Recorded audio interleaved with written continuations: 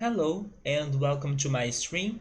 Tonight we play more of Digimon World, and last weekend we had two runs with Andromon, so hopefully this time we don't get another one.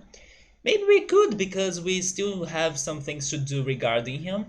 Sadly he could not learn the tech attacks, or maybe I should say the mech attacks, right? Yeah, he couldn't learn his mech attacks even after we trained him and we gave him a lot of brains.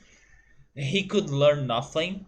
So hopefully next time he shows up, he can do something about that. But hopefully it's not today or tomorrow. I kind of want to take a break from him, right? Although I don't have a plan for today. I need to see how's everything. Like if the day is a good day for me to go for an insectoid. I'll need to check those things out. But probably what I started last time was another Punimon and Elecmon run because we're still missing two other Digivolutions for Elecmon, and maybe he's still my best pick for getting new champions. But I'll need to really come up with something for which strategy I'm going for tonight because I'm not sure what should be the or what would be the best way to go. But of course, as Alza right there is always saying, maybe Numemon hype because we also have things to do with the filth Digimon like Sukamon and Numemon. We actually got Sukamon last time too, but he went on the same ways of Andromon and did not learn anything new. So I need to see how that's going to be like. So Alza, Ultras, how are you guys doing? Welcome. Hopefully you guys had a great week. My week was okay, even though on Wednesday I had insomnia, so that sucked a little bit. But at the same time, it was important because after having that insomnia on Wednesday, I realized that I should be taking better care of my health because part of why I had insomnia was because I was feeling uncomfortable. It's part thanks to anxiety, but it was not only that, it was also the weather that's been very hot, but it's also because I'm not doing physical activity, and that's what I need to change the most right now. And I started doing that because my leg has been aching, and I think it's because of bad circulation and stuff or a bad blood flow going on in there. But yes, I will start taking better care of my legs at least. I have been doing some fake running exercises inside my house because I'm not leaving my home. So I will see how that goes and hopefully I can get rid of the uncomfortable feeling that I have on my leg that's actually happening on my foot. It's on my big toe and on the side of my foot. So I need to see if I can make it feel more comfortable by exercising a little bit more. But yes, I'll see how that goes. Hopefully it's nothing very serious, right? Also, hey Victor, how are you, man? Hopefully everything's alright. Let me start the game while we chatting here. Victor, you were saying that you have been working on a cover for many Wind Waker songs. I finally watched another movie of the Studio Ghibli this week, and it was called Porco Rosso. It was not an amazing movie, especially in comparison to the others, but it still has the same charm of the studio, right? I could still see beautiful scenes, and the characters were very charming as well. So it was good because of that, but it's not like a movie that outstands in comparison to the other Studio Ghibli movies. Although one thing that I liked a lot about that movie was that its plot and its story remind me a lot of Wind Waker. I believe that's something that maybe only I could see when I was watching it, but I really got feelings of Wind Waker by watching that movie, and that's what I liked about it the most because it's about hydroplanes pirates. I'm hoping I'm saying it right. Also, hey Joe Dancing, how are you? Do you agree with me, Joe Dancing? Yes, it's not like one of the best of their movies, but it's still good because it still has the same charm and the characters are captivating and there are those 3 second long takes that they are very pleasuring for you to look at them with your eyes because of the colors and the animation, and you kind of wish right away that, oh man, this would be a beautiful wallpaper for my computer or something. So it's still a good movie because of having those having that quality of the Studio Ghibli movies. But yeah, it's not like impressive as the other movies. It's not a movie that I would recommend, unless you are a big Studio Ghibli fan, but it's definitely not one that I would recommend. But I also don't feel bad about it because it was just a normal movie, but I could still have some good moments by watching it. But now I'm moving on to the next. I'm between watching one that's like about a hill. I'm not sure how it's called in English. Uh, I forgot the name of the hill. It has a I kind of want to say Kakariko, but it's not Kakariko because Kakariko is also in Zelda. It's Kakariko Village, but it's a word in English. It's a word in Japanese that sounds a lot like Kakariko. I can't remember which word it is though, but it's a movie about that, and I wanna watch it because it feels like it's going to be very close to Whispers of the Heart, which has been one of my all-time favorite movies of Studio Ghibli so far. So I'm hoping it's going to go on that way.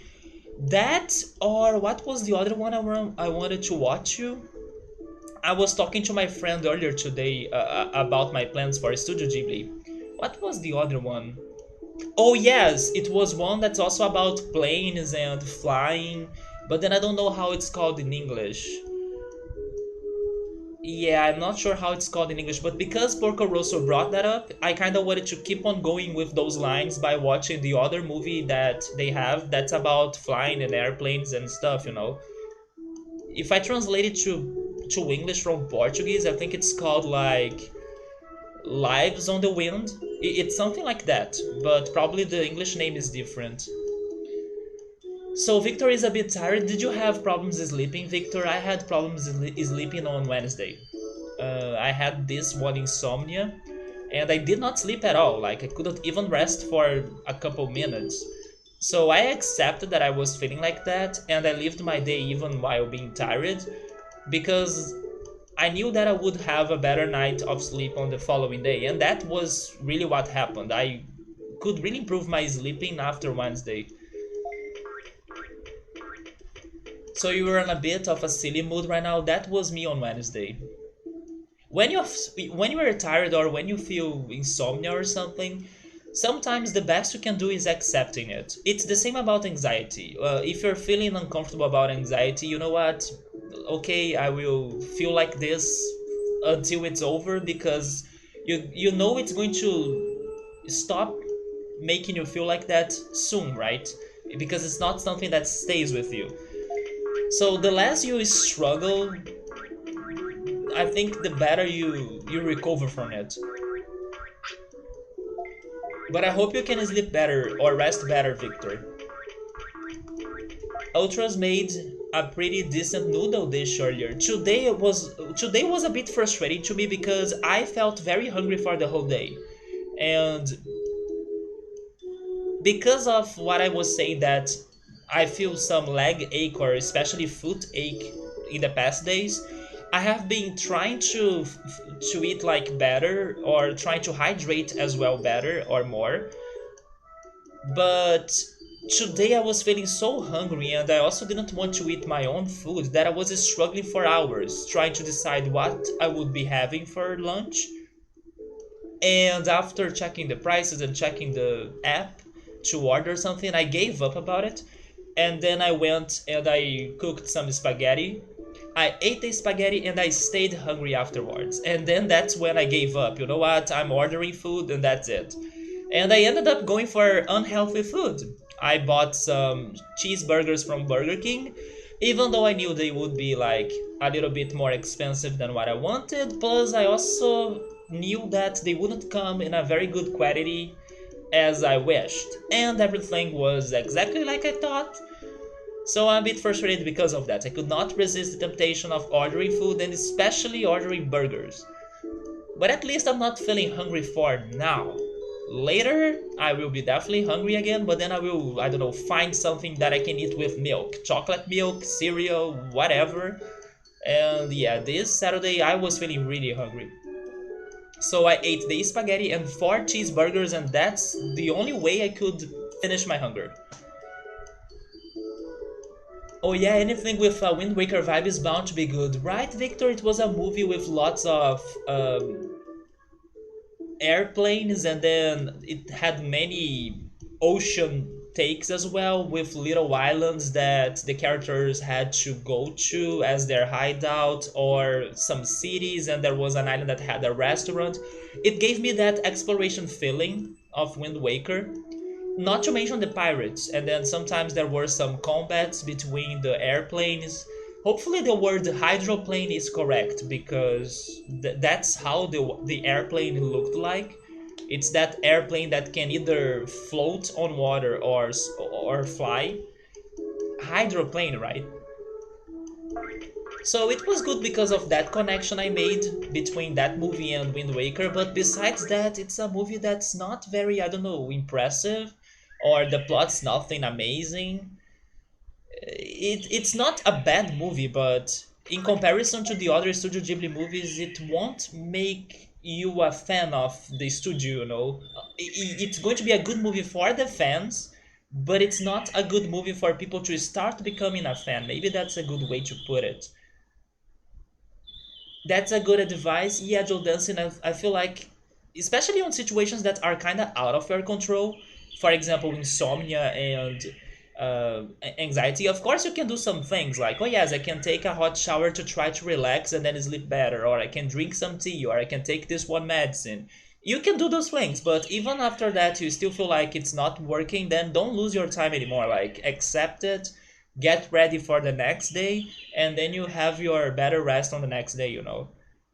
I could hardly fall asleep at all last night. Do you know why, man? Because to me it was because my body was feeling kind of hard, as like my muscles were not comfortable. Sometimes when I feel anxious, that happens to me. My neck feels heavy and my legs feel heavy as well. And then one leg pressure the other leg because I try to sleep with like crossed legs. And then when that leg, it feels heavy on this on the leg on the bottom, it's like not doing it to me for sleep comfortably.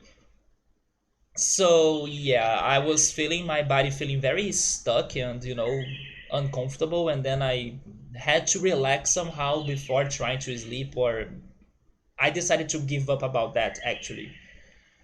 Once you did, the damn cat came to wake you up because she wanted attention at freaking 5 a.m. I see, so you had some animal problems in there. Same, Joe Dancing. You have been staying up the late, unfortunately. I was staying up late as well, or up too late. But then after I had the insomnia, I went to bed earlier on Thursday, right? I went like 2 or 3 hours earlier than normal on Thursday. But now I think I will go back to staying up late because thank goodness my insomnia days are very punctual, instead of like something that keeps on happening for many days, and hopefully that never happens to me anymore because it sucks when you can't really sleep. Joe Dancing has never seen Wind Waker. Joe Dancing, it's together with Majora's Mask, which is another Zelda game you gotta still play, right? Together with Majora's Mask, those two are my favorite Zelda games.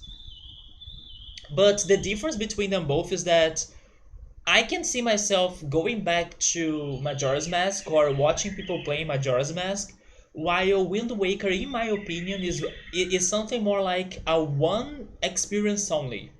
I know there are people that like to play it differently with randomizers and challenges and stuff, but I feel like Wind Waker is one of those games that you play it once and then it may be hard for you to go back to it. But that first run of it is fantastic, you know?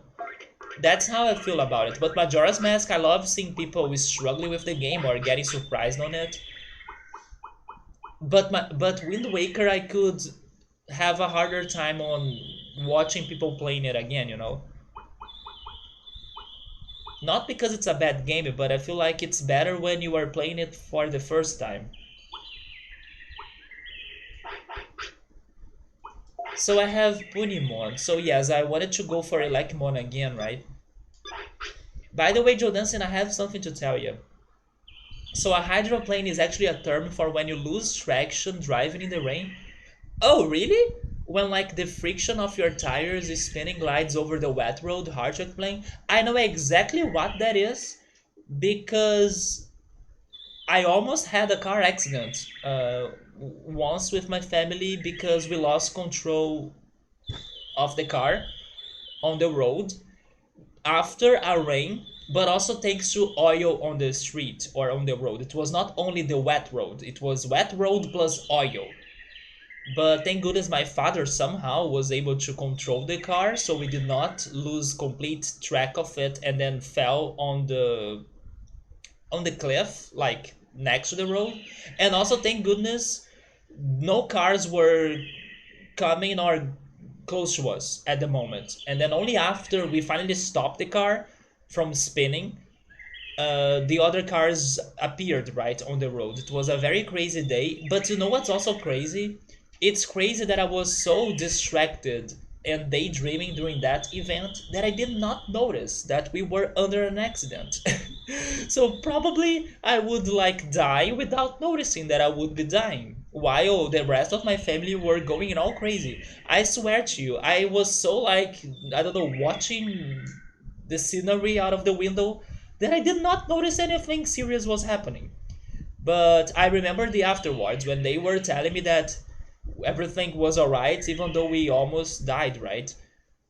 And my father was able to control the car because he was turning the wheel on the opposite direction that the car was spinning, but do not activate the brakes. So yeah, my father was very careful on that because if you activate the brakes, that's when you really lose control of your spinning car.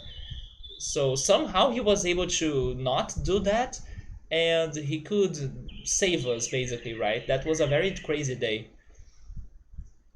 But then how do you call the airplanes that can also float on water and how are they called in English? The problem though is that you can't not get 8 hours of sleep. It's impossible for you to wake up at a decent time if you fell asleep so late. Probably because your body is used to waking up at a certain time, and then no matter how late you go to bed, you are waking up on that time, right? That happens to me too. For example, on Thursday after my my insomnia, I woke up early and then I put myself back to sleep. So thank goodness I could sleep again.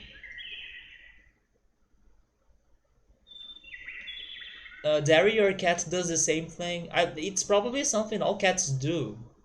Ultros always says that Oliver is kind of attention demanding as well, so I think Oliver does that to him as well. Victor has no idea. That's just how your brain works sometimes.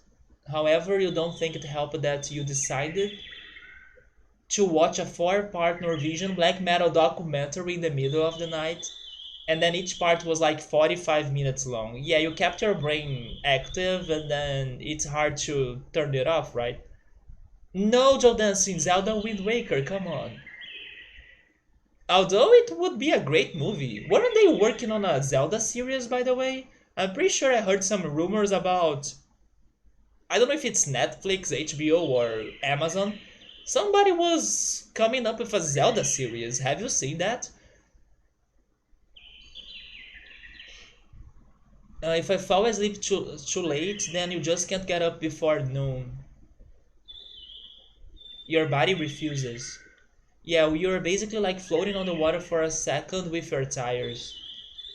It is very annoying. It feels like the whole day is gonna or it's gone when you finally do wake up. Jodansing has just ate breakfast at 2 p.m. Waffles and a fried egg, and it's bad especially during winter time. I can understand that because then it's going to get dark soon, right? And then you feel like, wait, but what about the day? What about the sun? It sucks because you like the quietness of the mornings and you want so badly to be a morning person, but you have always been a night owl. So I'm a night owl as well, although it's not my favorite moment of the day. My favorite moment of the day is definitely the sunset and the afternoon, like the end of the afternoon. That's my favorite moment of the day. And hey, Electro, what's up, man? So it's called seaplanes. Seaplanes. I will write that one down. Definitely, if you wake up at 1, you get like 3 hours of daylight during the winter. I understand how that sucks. Yes. It really feels like you did nothing on that day, right?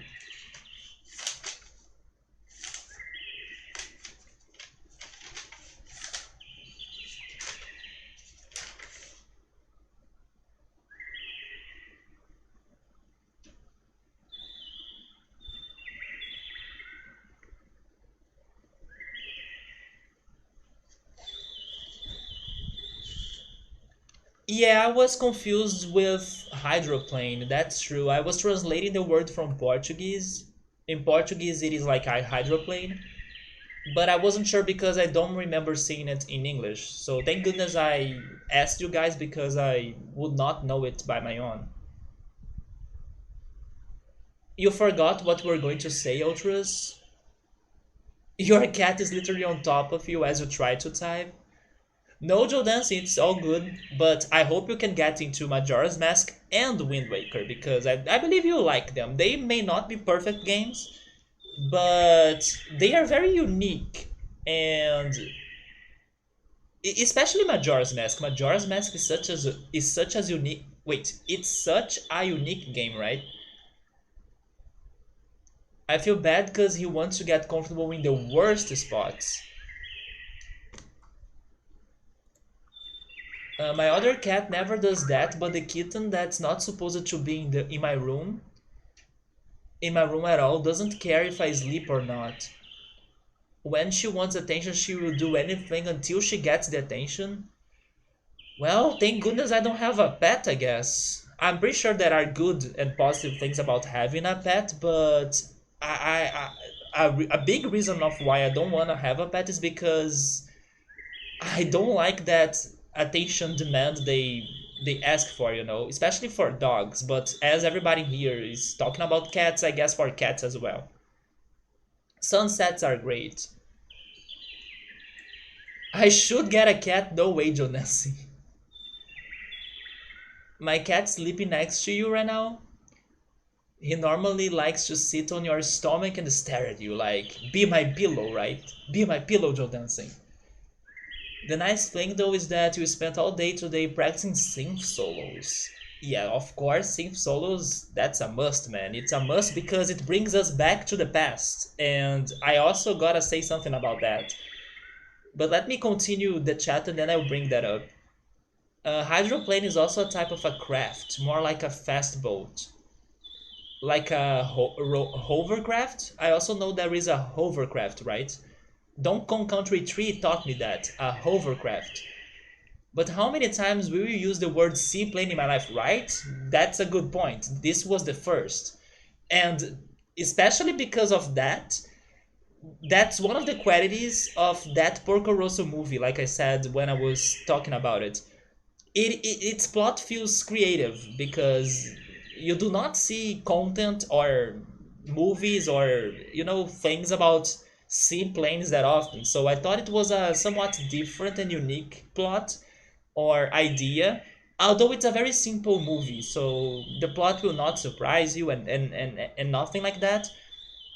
But the idea was great, of like having that universe and the ocean to explore and the islands and the seaplane pirates. That was a new thing to me, so I liked it because of that too. But it's a very simple movie.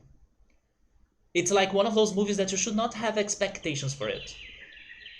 And the little airplanes with skis that land on water, that, or you think that people just call it a water plane, huh? My cat will walk up to you if you have a blanket over you and poke his nose at it until you lift it up, and hell crawl into it like a nest and then pass out between your legs. Man, cats are very demanding then, man. I think I wouldn't have that patience, guys. I'm so sorry, but I can't even interact with my family's dogs. But part of that is because of my childhood dog trauma. But yes, I'm not like an animal person.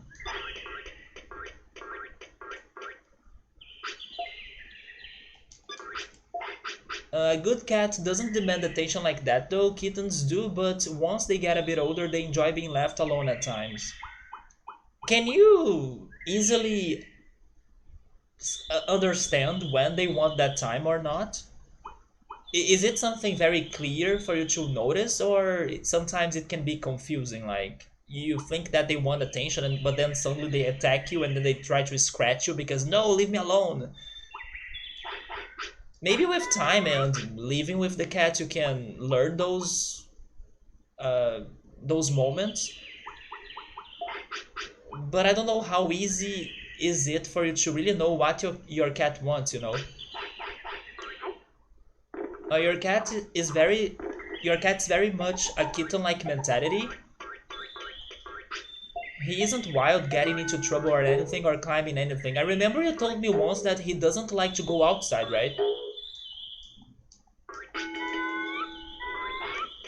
But he's in a constant state of needing to be near you. I wonder if that's a thing because if he doesn't go outside that much, I believe he doesn't interact with many living beings. So maybe the more inside your house your cat stays, the more dependent it is from you.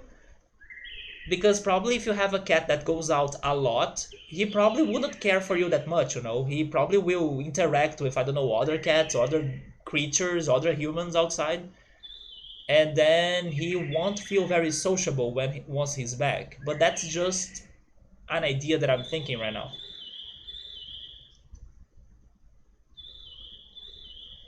He doesn't attack you, but you can bother him aggressively and whack him around, and he just thinks that you are playing with him, huh? So um, he's very calm, kind of, and he softly chews and kicks you around. Oh, he kicks you back, but you do know when cats attack, and he does not do that. I see. So he knows you know that he's not really attacking you for real. And then Daryl demands to go outside these days. Even when it's cold and rainy, it is what he lives for. Man, Daryl is behaving like a dog then, because dogs need to go outside.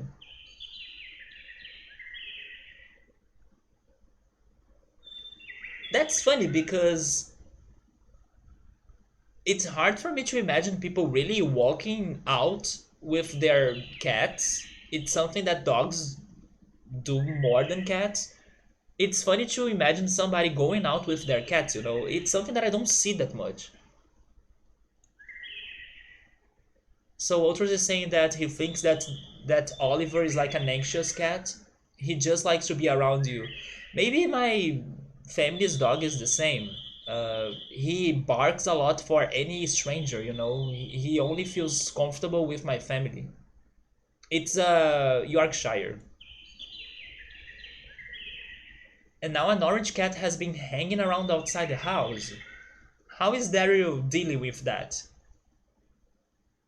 Is Daryl getting some jealously? My oldest cat's pretty easy to understand. The other older one of the bunch has been very hard to read lately. He can want attention and attack 5 seconds later because he's already got the attention he wanted and now wants to be left alone. Damn, that cat, man. That sounds like a very harsh cat. As soon as you are done downstairs for the day, you take your first step on the stairs and he runs up and races you to the bed and then flies past you up the stairs, and when you get into your room, he's on the bed staring at you. Electro, do you have a cat as well? Daryl gets very needy because he didn't have a mother. Wait, what? What happened about that? So he has attachment issues, but he can also be pretty exploratory and independent. That's actually a good question. Like, how old was your cat when you got him? Like, were they babies or were they already a somewhat teenager or adult? When did you get your cat? Like, because Joe Destiny is saying that Daryl didn't grow with his mother, so I'm assuming that she got him very soon. Like, Daryl was born and then come with me or something. He is being a dog. He is right, and then you have a leash for him. It's kind of funny. I think it would be funny if I actually don't remember seeing it happening. I don't remember seeing people walking their cats out. But it would be something good actually. I think I would feel it strange for the first time, but I think it should happen or be more common. When you were first putting it on him, he would just fall over and not move. And then the orange cat wants to live in there too? They aren't exactly enemies, but not super friendly either. I see, so that orange cat is trying to invade your house. What's your opinion about that? Do you feel like maybe adopting that cat, or are you still studying the situation? My cats run around outside on their own when they want to be outside, even the kittens, since they were originally wild cats hanging around the area. Their mother decided that my family should take care of them, and once she knew they could get food here, she just left them there. I see. Darren was a baby he could barely see, and then his mom abandoned him and his siblings at birth. Wait, seriously? And we had to bottle feed him for a bit? Jesus! Isn't that crazy though? Because you guys are talking about the mother cat, right? You guys are not talking about the family that had the cat that had or that gave birth the babies. No, you guys are saying that, yeah, their mother cat abandoned the kids, like the kittens. So I'm like, what?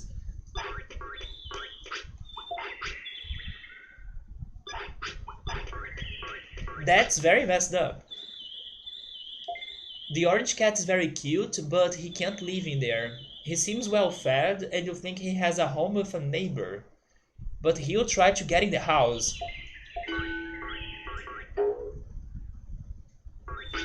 My mom had a cat like that when she was young. Those cats tend to be kinda unique and very attached to the human they see as a parental figure. I'm very surprised to know that, I don't know, mom cats can either leave their kids or, I don't know, after they see their kids are somewhat getting fed by somebody, they kind of give up about them.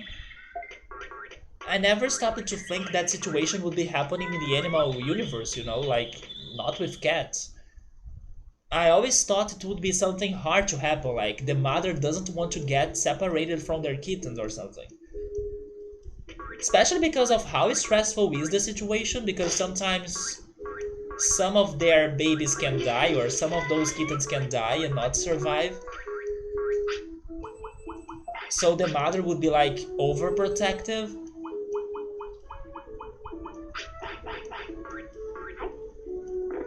But it's way more complicated than that.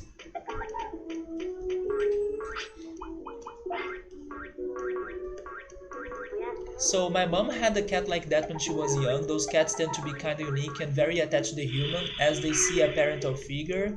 And Oliver is very like childlike. And then Daryl is basically Joe Dancy's son. He likes to be with Ultras all of the time. Even when going to the kitchen, he follows him and weaves his legs. When he goes to the bathroom as well.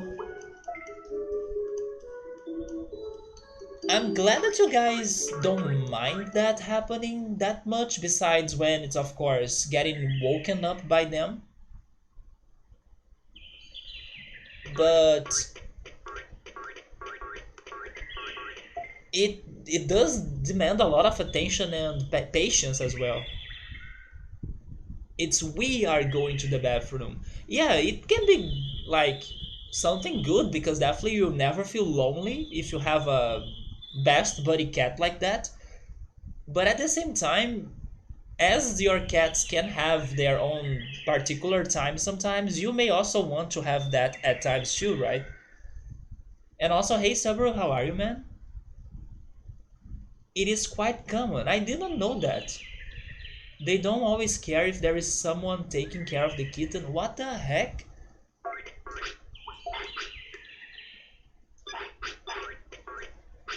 If a cat is sick at birth, the mother will usually just leave it to die. About that I have heard, but the living ones that are healthy, I'm surprised right now.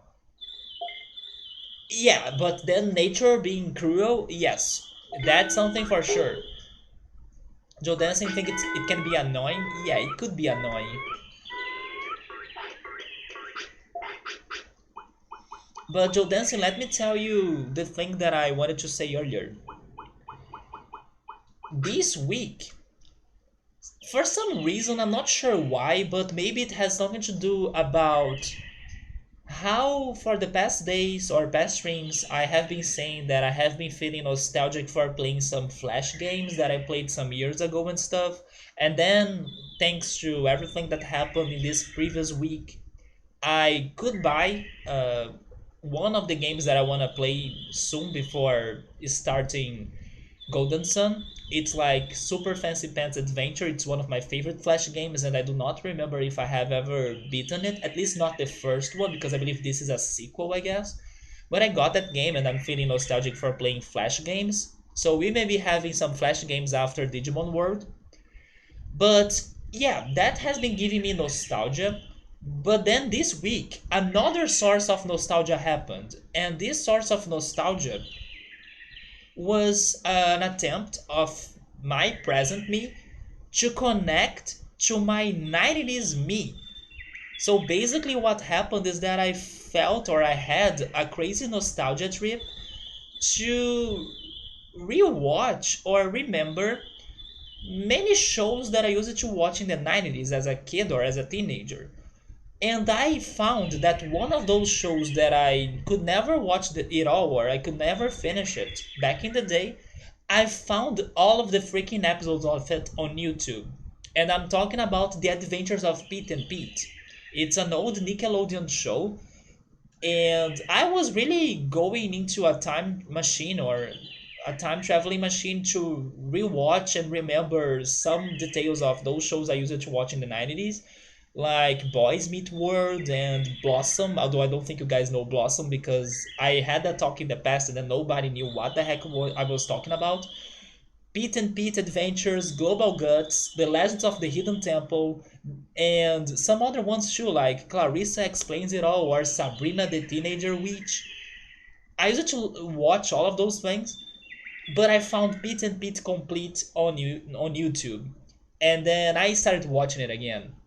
And then Joe Dancing, I had a plan after I started watching that. As Pete and Pete is a nostalgic and 90s show and stuff, I'm really hoping that once I'm done with it, I will be able to go back to Twin Peaks. Because I can keep it up, like old shows nostalgia, let's go, it's the same vibe of Twin Peaks. Even though it's a different show, of course, it's still 90s heavy uh, content. So I'm having that plan right now. I want to finish watching Pete and Pete and then finally watch how the story ends because I could never do that as a kid. And then I think I will go back to Twin Peaks. I think it's a good connection in there. And then Pete and Pete will open the door for me to go back to Twin Peaks, because of this old shows experience that I'm having right now. But I did find some Legends of the Hidden Temple episodes on YouTube as well. I don't think it is complete, but they have a couple episodes, and I will be definitely watching it again to remember my childhood days watching that. But I found Pete and Pete complete. I don't know if you guys know which show I'm talking about. It's funny to be rewatching it today because today I can notice how budget or how short budget that show really was. Like the camera quality is not good. And it has some problems that I never noticed in my life. I can only notice today as an adult. But on the other hand, Pete and Pete is such a outside of the box, unique and crazy show as well that I'm surprised that show worked out really well back in the day. Like I'm surprised they took that chance or they took the risk for such a crazy show. Like it's a kids show, but it's not normal. It's not like something very uh, how can I say it? It's not a very standard show. I mean, some things are, but it's not very. It has its particularities. It has its things, some very weird things. And I now that I'm rewatching it, I'm so happy it was that way because it's such a weird show that could not be successful or could not fit, I don't know, a TV channel, but it did fit, and I'm You know, it makes it feel like it's ahead of its time because of how they came up with those particularities and little details of the show that are like not normal or not common. It's like they accepted the weirdness of the show, and I appreciate their weirdness. Basically, I appreciate how strange the show is for what it tried to be, even with their budget limitations and stuff, you know. So I'm rewatching it. Hopefully, I can get to the end, and then I will move on to Twin Peaks because I think it's a very good opportunity for me to go back to it. The purple barracudas or the red jaguars and the green monkeys, right? There were the green monkeys. Who else were there? I know there was an orange team as well, but I forgot the animal. Oh, it's been so many years since I last heard anyone mention boy meet words or meet word. I was rewatching openings. I was rewatching the series or 90s series openings, so I went back to Boy Meets World as well. I gotta say that it was not my favorite, so I did not watch To Boy Meets World a lot, but definitely it's part of my childhood. But speaking about openings and also music, one big thing about these Adventures of Pete and Pete is definitely the soundtrack. Man, the soundtrack is like a instant nostalgia trip. I freaking love the soundtrack of it. I listen to the soundtrack of it even today. I have two of their songs on my, maybe three actually. Yes, I have three. I have Waiting for October, She's Staggering, and Hey Sandy, right, which is the opening theme. I have those three songs on my phone. But now that I'm rewatching the whole show, I think I will also listen to some other songs too. There is another one in there that I'm loving the instrumentals of it, and I don't know which song it is, so I need to look for that later. But yes, I really felt like connecting myself again to my 90s self.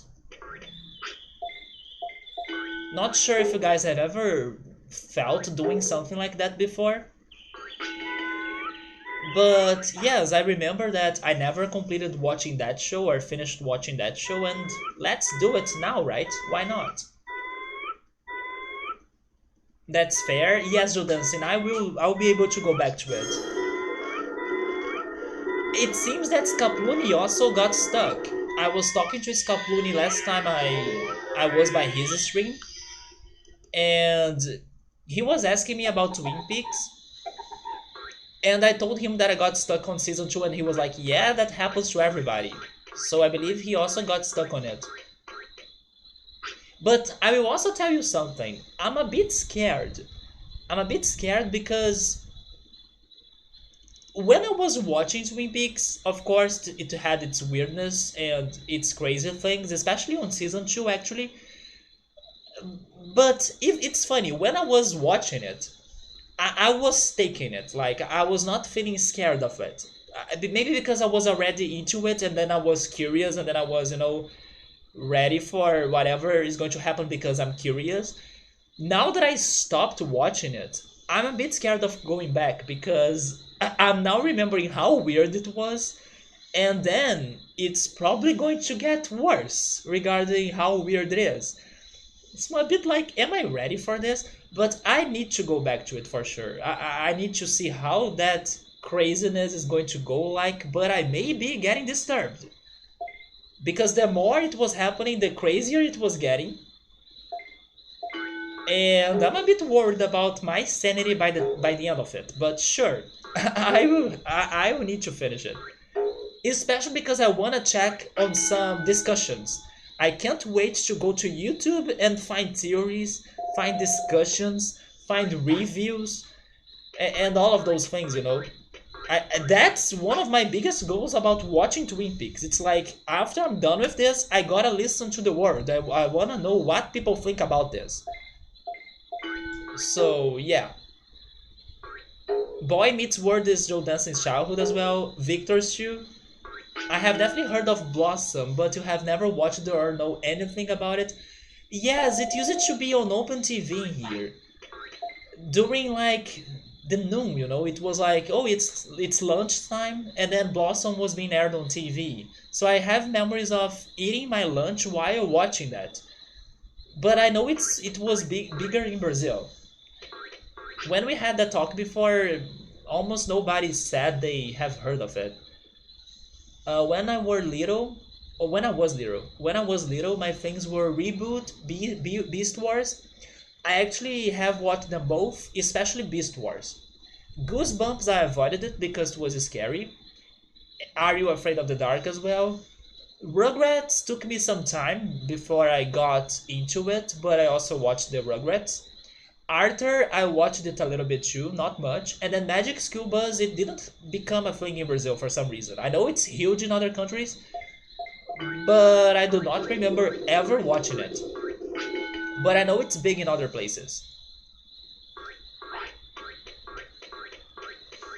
I'm telling you, season 2 has its moments. I mean, it had its moments already because up to the mid part of it, we got a lot of answers. Like I was saying, it got very messed up and disturbing, like the disturbingness was growing and growing and growing. But then it settled. But I know it's settled because it's getting ready for the next bomb. I just don't know what's going to be the bomb. And that's why we kind of stop it, right? We kind of get stuck at it. But I'm pretty sure it is getting ready for another bomb. And I don't know if I will be ready for it. That's the thing. Because it was getting very crazy and messed up. But at the same time, I think it was brilliant because it is such a show about this one crazy situation that you don't see any other show doing that. Like, even though it's an old show, and then for the present time there have been so many other shows, it still feels unique. Like, I don't remember facing this sort of story in a series before. Probably there are other shows out there, of course, but it still feels unique. Like, oh my god, this show is surprising me for what it's doing for its plot, even though it's from, I don't know, 20, 30 years from the past, maybe 40 years already, I can't say.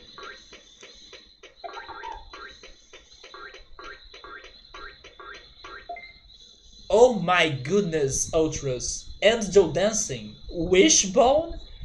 Oh my god, I used to watch Wishbone. I need to go back on YouTube and watch the opening of that. I gotta get to the final few episodes though. I will for sure. I need to remember when I. Not when, I need to remember where I stopped. I know I stopped right in the middle of the series, but I can't remember exactly on which episode. Then you can watch Fire Walk with me and you can send me the missing pieces. And then I can watch The Return. Wait, but isn't that like. Now you got me confused. Why are you saying that I need to watch those two before jumping into The Return? Because isn't The Return season 3? So why is Fire Walk with Me and Missing Pieces before season 3? Are they like special episodes? Are they like special movies or something?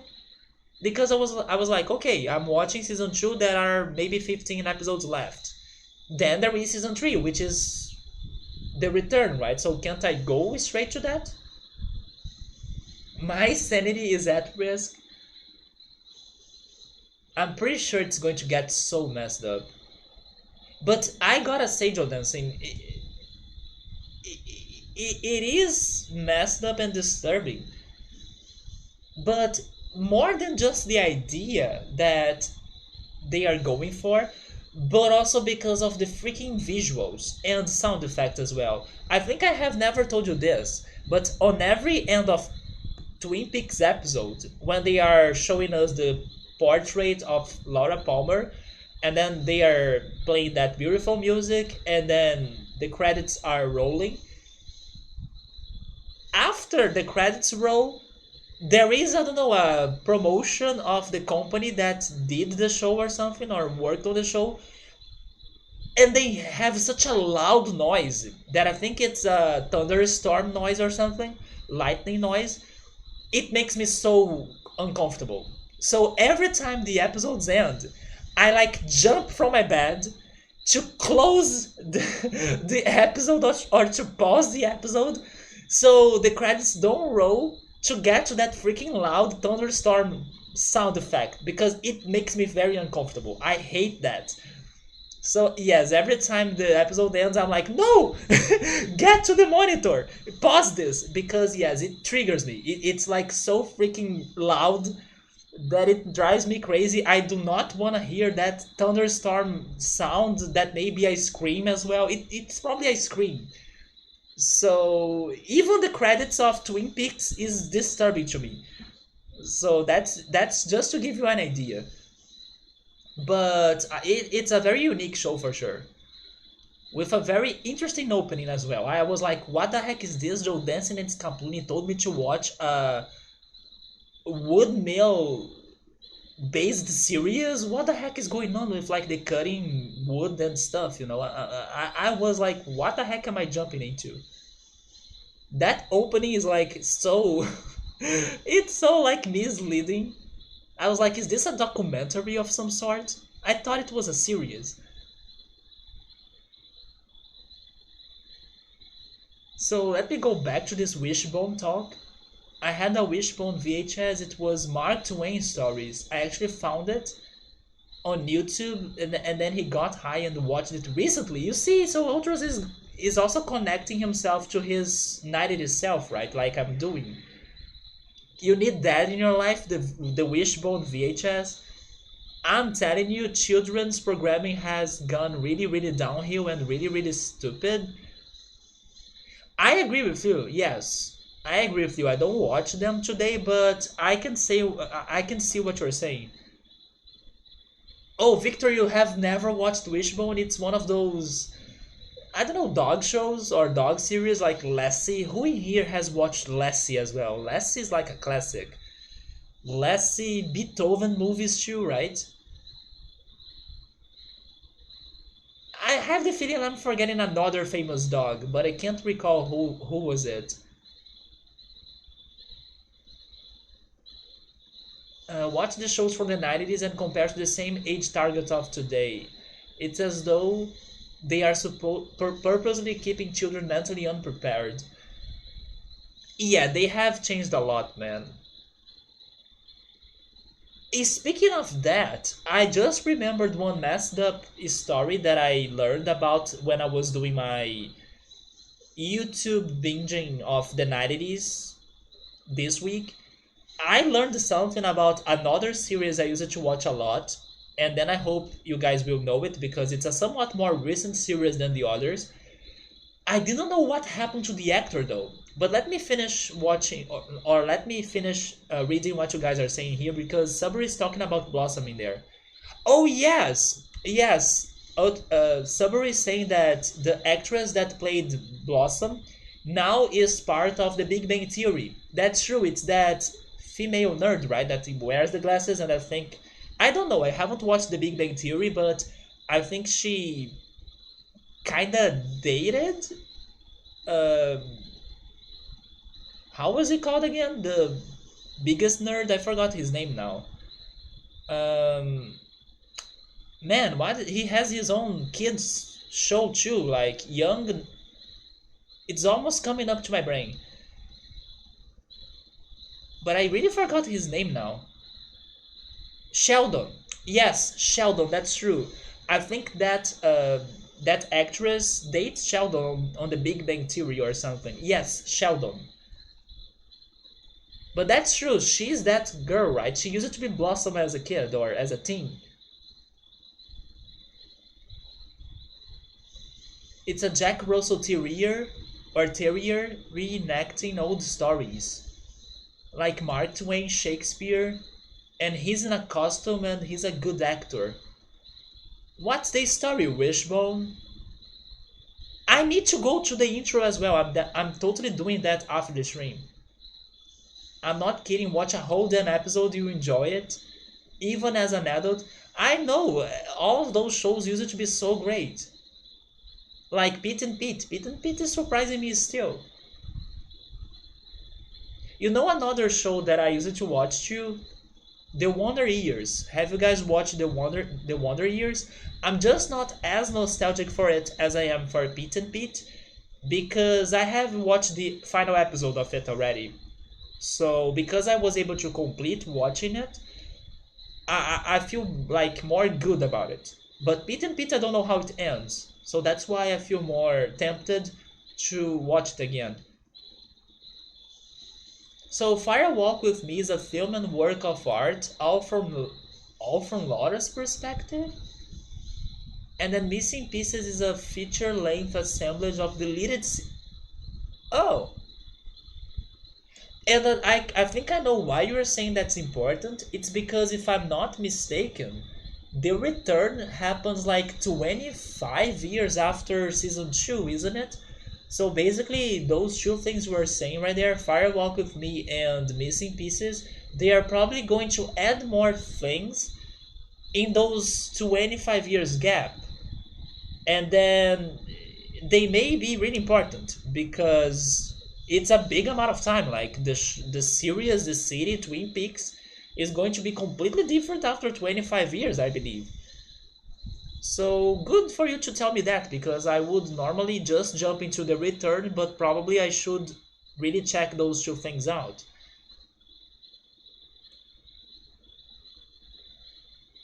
The dog they used for Wishbone was a great little dog actor, and then there was no CGI in there. That's also true. They used it to really go for, I don't know, some creative ways of filming, and it was definitely very challenging, or more challenging than using CGI, but at the same time, more worth as well. It has its own charm, you know. It came out after the first two seasons, and it would contain spoilers if you hadn't finished them. Okay, I will totally watch those two before jumping into the return then. Did anyone watch Creepy Stories? No. It was that maggot and beetle in the restaurant telling stories that were cartoons and always really messed up. Wait, what is that YouTube link, Jodanson? Is it the opening of Wishbone? I do not remember watching this at all, Ultras.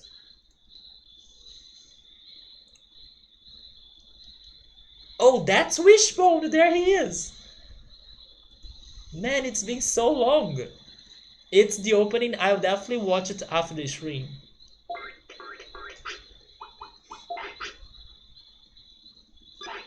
So, did you guys know the other show that I was talking about? The Wonder Years? It's also a very good show. But yes, I just remembered that I was mentioning it. I forgot to talk about it. Do you guys know the show called Malcolm in the Middle with Frank Muniz? Frank Muniz was huge in, I don't know, movies and series around the 2000s if I'm not mistaken. Right, Joe Dancing, and then I will also tell you, go rewatch the freaking opening of Malcolm in the Middle because it's so good. I forgot that song. I'm horrible with lyrics, but it's such a good song. Yes, no, maybe. I don't know. Can you repeat the question? You're not the one to be now. No, no, no, no, no, no, no. It's so good. It's such a good opening. I was like, play this again or repeat 10 times before I finally could move on into something else. That song was so good and I forgot about it. But I heard some shitty news about that show though. Did you know that Frank Muniz had strokes in his life, and because of those strokes, he forgot his life as Malcolm? I was like, what? So basically, today, thank goodness he's healthy and with a family and stuff, but he does not remember being Malcolm. And I'm like, wait, what? It's like it's his life. He had like tons of seasons, but he forgot he was Malcolm because strokes happened to him. Was it a car accident? Maybe it is. Maybe I'm wrong. It can be that. I'm not sure now. I'm never sure or 100% certain of my beliefs. But he did forget that he was he acted as Malcolm, right? So I was like, what? That's so freaking crazy. It's basically what uh, I don't know made him famous. It was his first big hit on TV and stuff. And probably it feels strange for like everybody to know him, and he is like, really, you know me because of that? I cannot remember. I don't know. It's such a crazy thing to happen. Can you repeat the question? You see, that song is so good. It's like my childhood. I used to watch that a lot, but then I used to watch that by the end of the afternoon. That's the time that used to be aired on Fox. You watched it not long ago, so everybody has been kind of reconnecting to their 90s self, right? It's something that I totally recommend. So Ultros has heard of the Wonder Years. It's a good show. Yeah, it's a very good show too. Breaking Bad is a prequel to what? No, no, no, no, no, no, no. No, that's a theory. Yes, what Ultros is saying, because I was watching this one video talking about what happened to the actors of Malcolm in the Middle after years. I heard about that story too, that they brought. It's because Malcolm's father is the Breaking Bad guy, right? Walter something. Yeah, and then on the last episode, or on one of the episodes, maybe it's not the last one, they have a Easter egg, and then they invited his wife and Malcolm in the Middle to be in a dream of Walter, right? That was freaking amazing, to be honest. That was a freaking great Easter egg, in my opinion. But it's just a theory still, right? But that was a freaking crazy thing they have done for sure for Breaking Bad. Probably a lot of the fans of Breaking Bad has never heard of, or they have never heard of Malcolm in the Middle.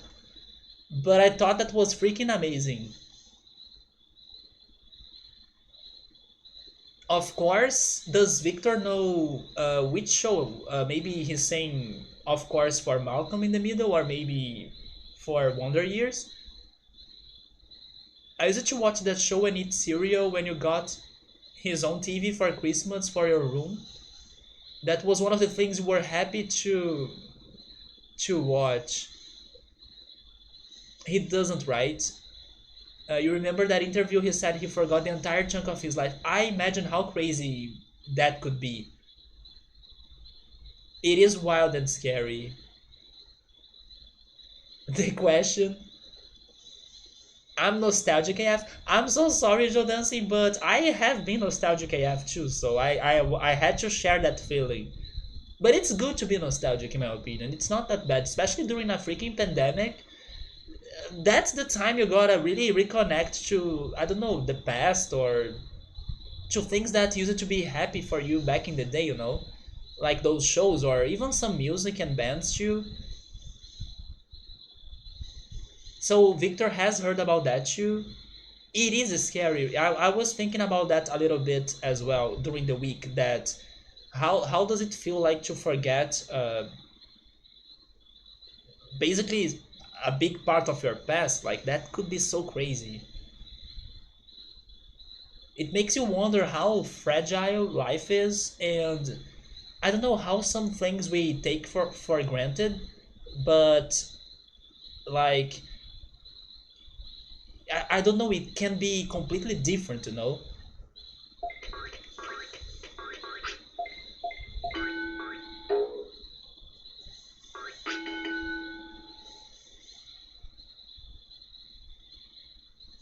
So he has concussions, mini strokes, and a car accident. Okay, so there was both, right? I remember the strokes. Yeah, we are all right. You were too nostalgic for your own good. I think it's a weird sense of security for or comfort. That's true, man. It is. The happy part of your life will always exist through these things. You love watching Hall and Malcolm in the Middle after watching Breaking Bad. That could be funny, right? To see him in the Breaking Bad and then return to Malcolm. That could be interesting to do. And Victor was talking about Malcolm. Speaking of music, you guys should have heard what a crazy mix of tunes I was getting into yesterday. Feel free to share that on Discord, man. Then everybody can check it out. Everybody here right now is on Discord.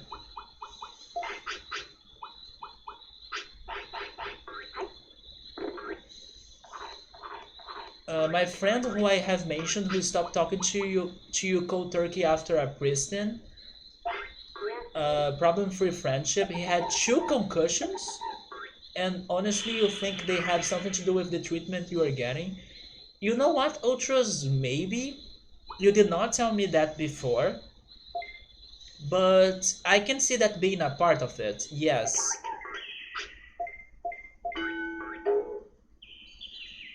but we also hang out after the concussion episodes, and it was like things we had. Wait, things never changed, right?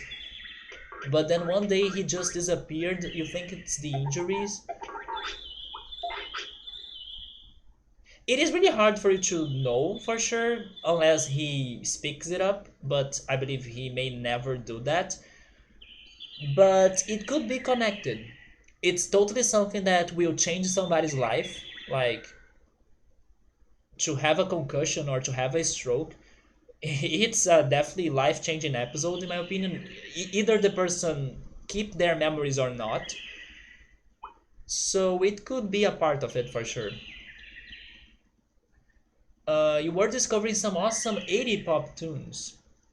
You were getting into the whole black metal thing and a bunch of Def Leppard and Dokken. I have heard of Def Leppard, but not Dokken. By the way, Joe Dancing, speaking of nostalgic tunes and great tunes and stuff, after I sent you that One Month in Quarantine Radio Hour playlist, I found other Spotify playlists by Jack Tatum, which is One Nothing singer, and I'm listening to them. So if you want, I can also send you the other ones that I found that, or you can check them yourself as well. You just need to go to his uh, Spotify page. But I'm listening to another one. It's like a pre-show playlist. He was saying on the description of that playlist that if you have ever been to a What Nothing concert, you probably have heard some of these tracks. So it's like music that he plays before he starts his concerts. So I have been listening to that playlist now and it's been good. I actually was surprised, and I love this about him so much, that he really likes Brazilian music. Not only Brazilian music, also French music, Japanese music. He has a lot of knowledge between like world music in general. But I love how he appreciates Brazilian music that I even don't know the Brazilian songs that he's listening to. So when I was checking this playlist of his, he had in there two Brazilian songs in a row that I was like, holy shit, I had to have a freaking foreigner to show me this beauty Brazilian song or beautiful Brazilian song.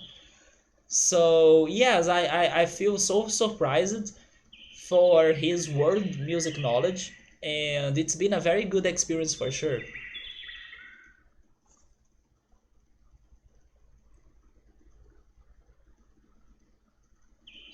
So also my friend from last week who thought he had the Rona, I remember that. Turned out that he didn't. I'm actually not very surprised. Because yeah, a small cold can happen. That passing a day and he thinks his mind just made him sick. Yes, I can see that happening. But he needs to be careful. Like for example, my insomnia this week, it was an alert. It was an alert for me to be more or to pay more attention to my own health because I'm not exercising or doing physical activities. So from now on, I will be exercising more for sure. and then I hope that my foot can feel better. I heard of other stories how that type of injury can really change people on the fly. I heard a little bit about that too. You knew he was unhappy about how he still was having head problems for so long, but you don't know why the silent treatment. But Ultras, on the opposite side of like bringing back good shows from the past and bringing back, I don't know, good music from the past, bringing back people from the past is not a good thing. So let's just leave him be and that's it. We'll never know the answer for that. So it's better to also not go crazy on the thoughts, right? So Dokken is 80s hair metal? What the heck is hair metal? Hair metal? I mean, I can imagine, but what? Is it like long-haired metal bands? Is that a thing? Like, yeah, if you're a metal band that has long hair, then you are hair metal. I'm like thinking it's so funny, hair metal. You love the playlist so far? It's so good, Joe Dancing. There are still some couple songs that I gotta listen. It's pretty much the final songs because I heard them when he had the stream going live, but I did not add those to my playlist. Yeah, who knows, right? But you do think one day it will be clear? If I were in your place, I would already have given up. But I have a question for you, Ultras. Do you dream with this friend? Because I do dream a lot with the past. I actually have been dreaming a lot. Last week I was saying that I was having a lot of nightmares, and this week I kind of had not nightmares but dreams with people that I haven't seen in a while. For example, I dreamed today that I was in São Paulo and I had an apartment in São Paulo and I was hanging out with the friends I have in São Paulo. So it was such a weird dream. But the weirdest thing about that dream is that the apartment that I had in Sao Paulo felt deja vu, or it felt familiar. Like maybe I have had another dream with that same apartment before that I do not remember. But I wonder if you have dreamed with that friend before. And who knows, maybe in one of those crazy dreams, he could give you a hypothetical answer for the whole situation you guys had, you know?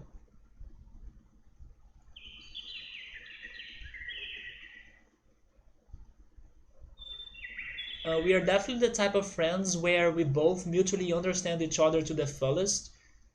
So we would have no problem saying like, "Hey, I gotta disappear for a while to get better," and I'll be like, "Can't wait to have you back."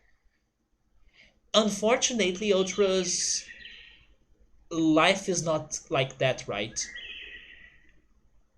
I kind of wish it were more like that. And even when I say goodbye to people, and if I may be a bit harsh, or if it sucks for being a bit direct to some people, I think that having that answer is kind of better than not having the answer, you know? Maybe it depends in the end, like there are cases and cases and relationships, but unfortunately, the situation you're describing there is something that happens only some very few times. People will probably not give you any reply and then bye, you know. But I do hope that someday it gets answered, even though I kind of do not have that hope for, or like I do not think it will happen. But if you still believe on it, then I hope it turns out to be true. Just don't really raise expectations because it's not worth. Joe Dancing got a Doco vinyl record. Oh yeah, Joe Dancing got a record player, right? And then I was saying that, oh, Joe Dancing, that's true. You told me to go listen to the Beach Boys. I listened to the Beach Boys this week. And then Ultras, I'm sorry that I still haven't gotten to Ghost, but I feel that I need to be under a certain mood to go into metal. But I will. I have not forgotten that I need to listen to Ghost and to Scapuni's playlist as well. I still haven't started that. But I heard to the Beach Boys. Although Joe Dancing, I will also be honest, I did not like it that much. It's not that it's bad, but unfortunately, I had the feeling that maybe it's because I was listening to the songs one after the other. They were feeling very sameish, and I don't know. I felt a bit tired of the songs. Of course, some of them I already knew them or I like them already, but yes, I did not have a very fantastic time when I was listening to the Beach Boys songs because I felt they were very close to each other. It was like, okay, I'm listening to this song now, and then the next song was a lot like the previous. So I don't know, that was bugging me a little bit, but maybe I should give that another shot. Or maybe you should give me like a straight album, like listen to this album and ignore the rest. But that's the impression I got from it. I was kind of getting tired of the same, I don't know, characteristic of their music. Some were good, some I did add them to my playlist, and some of them I also have heard before. But the new ones that I was listening to, they were feeling repetitive to me for some reason.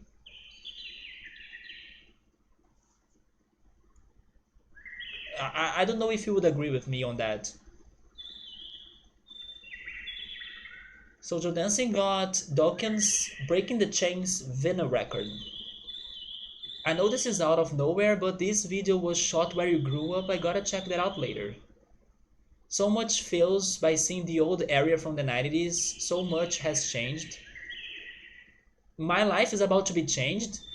Wait, why is that?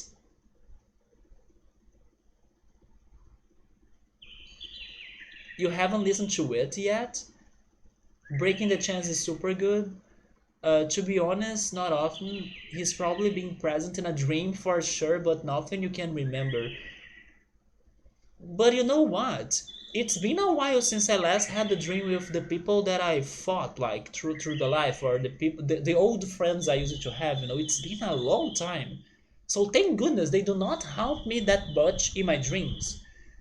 Normally I dream with people that I haven't seen in a while or in a long time, but people that I'm still friends with or that I just maybe lost contact with.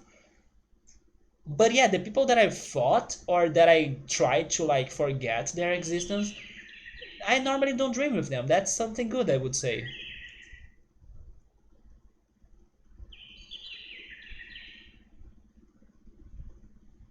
To be honest, not often. He's probably been present in a dream for sure, but nothing that others can remember. The title track is so good, I haven't listened to it in forever though.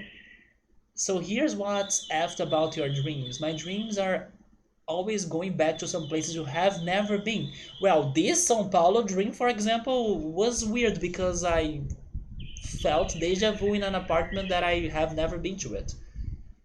It's made up in a dream, but as you are dreaming, you feel like you have been there before. Yes, I had that feeling today. I had that dream today, and it feels like you're going back. And there are many places, right? This is not the only place that I remember having in my dreams and returning to it. And then you wake up, you think about the place, and you know it doesn't exist. But you feel in your mind that it does now because it feels like you have been there since you have been there in a dream. I know for sure the people you see in a dream are people that you have seen their faces in real life because your brain cannot come up with new faces. But for places, I believe it's less concrete like that. I believe the places we can come up with them by our own, right? But not faces. Faces is something that you gotta have had seen them before in your life. Either you remember them or not. You have memories of being somewhere that doesn't exist. Jodassin also got Supertramp, Berlin, Asia, and Scorpions. A family member got rid of a bunch of vinyls and gave them to her recently, and it's been fun. Which album or songs? Oh, I won't remember I was listening to This Is Beach Boys, right? I was not listening to the albums. I noticed that they have a lot of songs with names, like female names.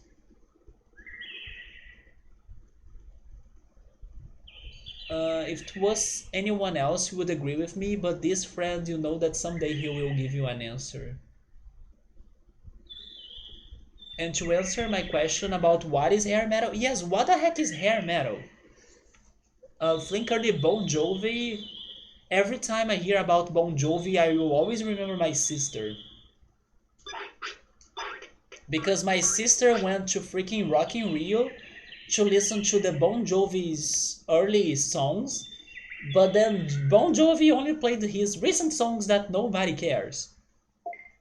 And then my sister was so pissed, like, I can't believe this is the second time that I come to Bon Jovi's concert and then he doesn't play the songs that I know and I like. Thankfully, my sister was kind enough to bring me to that Rock in Rio day as well, because Tears for Fears was also playing on that day, and then I had a blast. But she was freaking salty after Bon Jovi's concert. So Bon Jovi is on the poppier side of that style, but bands like Dokken and Rat are very good. I would never say Bon Jovi is metal. I would say he's rock maybe, but I would never guess his music is metal. Oh, Pet Sounds is the album that I need to listen to. I will give it a shot then. I will go back to it and I will listen to the Pet Sounds. But the Angel Dancing, I gotta say that I already have kind of low expectations because I was not liking how the songs was feeling like a lot the same. But I will listen to the Pet Sounds. Pet Sounds, Wild Honey, 2020, Surf's Up, Sunflower, and in that order, that's how to listen to them. That was in reference to the hair bands. You should listen to specific albums. Yeah, I believe that could work better. Yes, maybe the songs won't feel very repetitive if I listen to them in the same albums because it's probably going to bring up more variety than just like which songs are the most popular ones, right? I will start with Pet Sounds for sure. Unless you really want to listen to the surfer rock, maybe the surfer rock was what was making me tired. But yes, I was expecting something more, I don't know, different. The same happened to me when I was listening to Kate Bush. Although it bugged me more now with the Beach Boys than when I was listening to Kate Bush.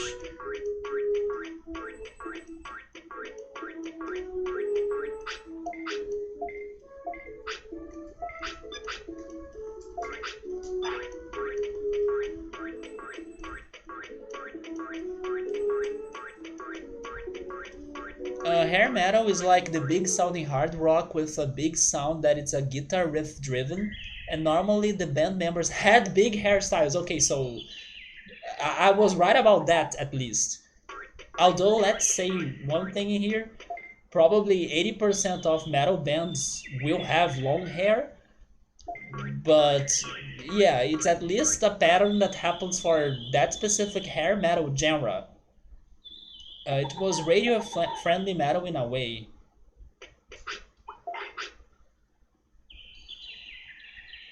By the way, I have been playing this game right now, but don't ask me what I'm doing because I have no freaking idea. Maybe I won't get Elecmon, but if I don't get Elecmon with this crazy training that I'm giving to this Tsunomon, it's fine, I will come up with something else. But I was really not paying too much attention to what I was doing. I know that I'm working on his defense. That's probably not good for Elecmon. But that's okay though. Even if I don't get Elecmon, I change my strategy and do something else in here. Also, Meowser, hey man, thank you so much for the resub. How are you? Well, early Bon Jovi is kinda trying to be metal, but it's really all pop. So why do you need to call him metal? Come on. To make me even more confused? Especially the hits, so it's kind of far from metal in that sense. but they are often lumped in with the hair metal bands because they were really taking that craze to the next level. What the heck? So, wait, those are other hair metal bands too? Van Halen even? I have heard of Whitesnake, and then Def Leppard, Guns N' Roses as well? Oh, it's not about long hair, it's about big hair, huh? I'm doing well, how are you? I'm doing okay too. I had insomnia on Wednesday, but everything is better after that. Yeah, I'm doing alright too. I'm a bit more concerned about my health, like I was also saying earlier, because I believe I need to be doing more physical activity, but I will work on that on this next week for sure.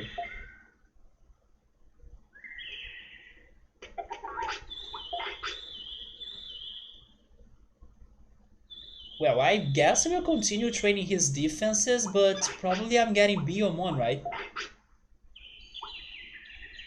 Wait.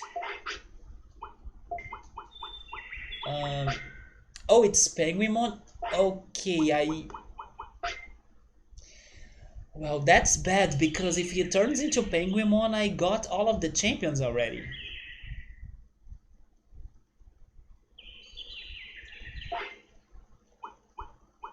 I mean, I can try getting to a new ultimate, but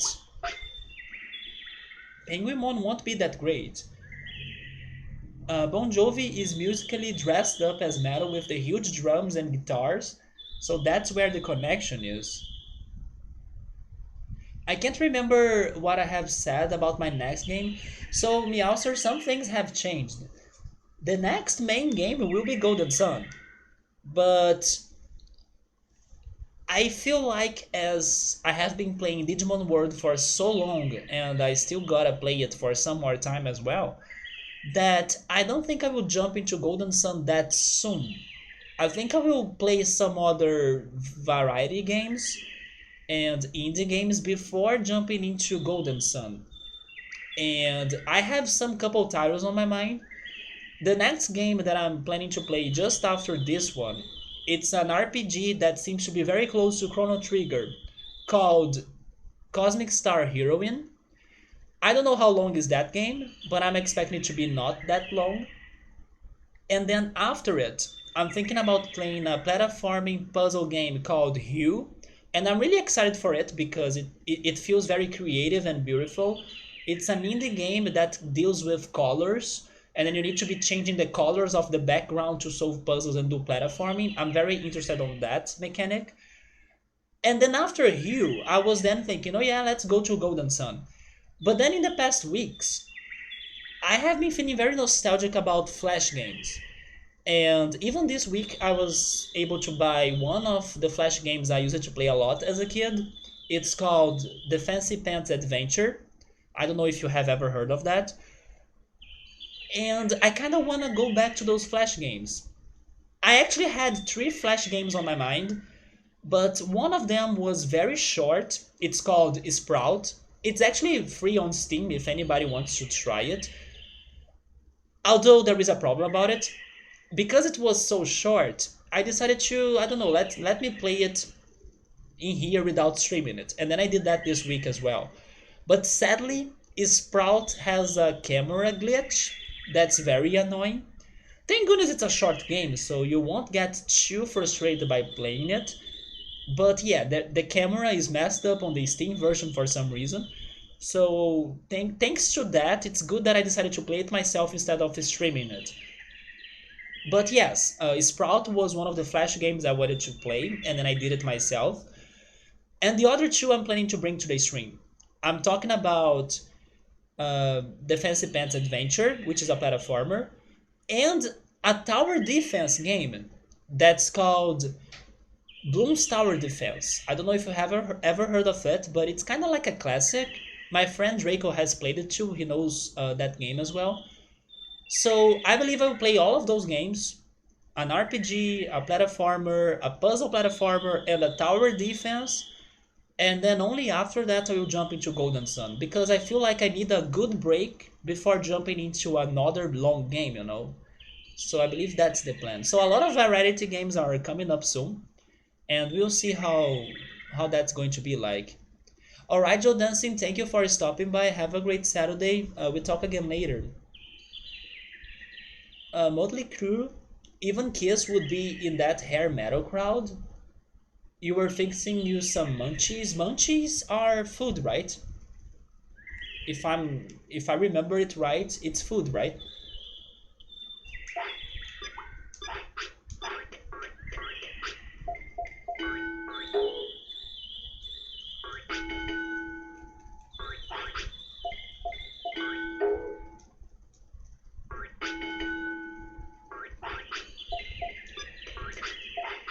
But yeah, basically, if I jump into Golden Sun that soon, I don't know if I want to get stuck on a long game again right away, you know?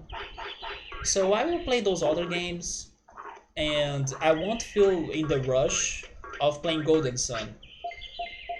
Especially because I need to see what am I going to do with Golden Sun's sequel. I don't know if I will play it right away or if I should give it even more time.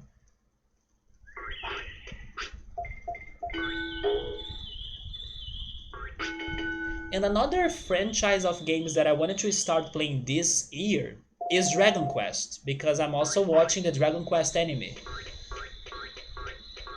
So at some point, I also want to play my first Dragon Quest game. I will try doing that this year. Not to mention that after Golden Sun, I also want to go back to Roller Coaster Tycoon, because I was not that far from finishing it. So those are the games that I'm thinking about bringing up in the future, hopefully this year. But then I still gotta complete this one. Yes, I will give it some more mix. I also think about this one thing sometimes, and I believe I brought that up once, but I decided to keep on the way it was going. Sometimes I think about, should I split the games into the 2 days that I have? Like, should I play something on Saturdays and then something else on Sundays? Sometimes I stop and think about that because, like, I could be playing Digimon only on Sundays, you know, just an example, and then starting something new on Saturdays. I know that if I did that, probably I would be able to get like people that haven't been around in a while again back to the channel, because I believe they have kind of stopped coming up because I have been playing these games for a long time, and I can totally understand that. But then I don't know if I should really do that, because even though it's been forever, I can't really complain about how the Digimon streams have been going on.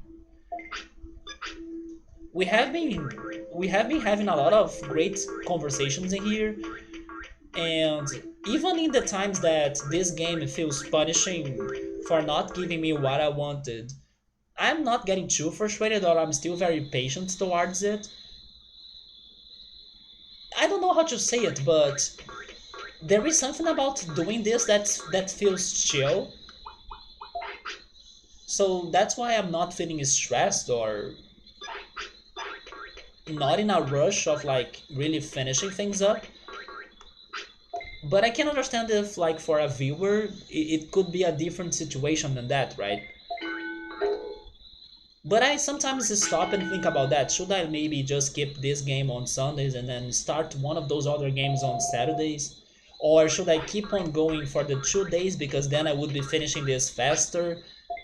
Sometimes I wonder. Munchies for when you have the munchies.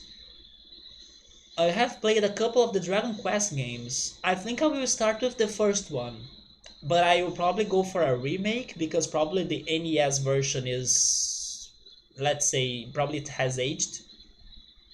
Oh, you can't remember which ones you have played? Yes, I can totally understand that, man.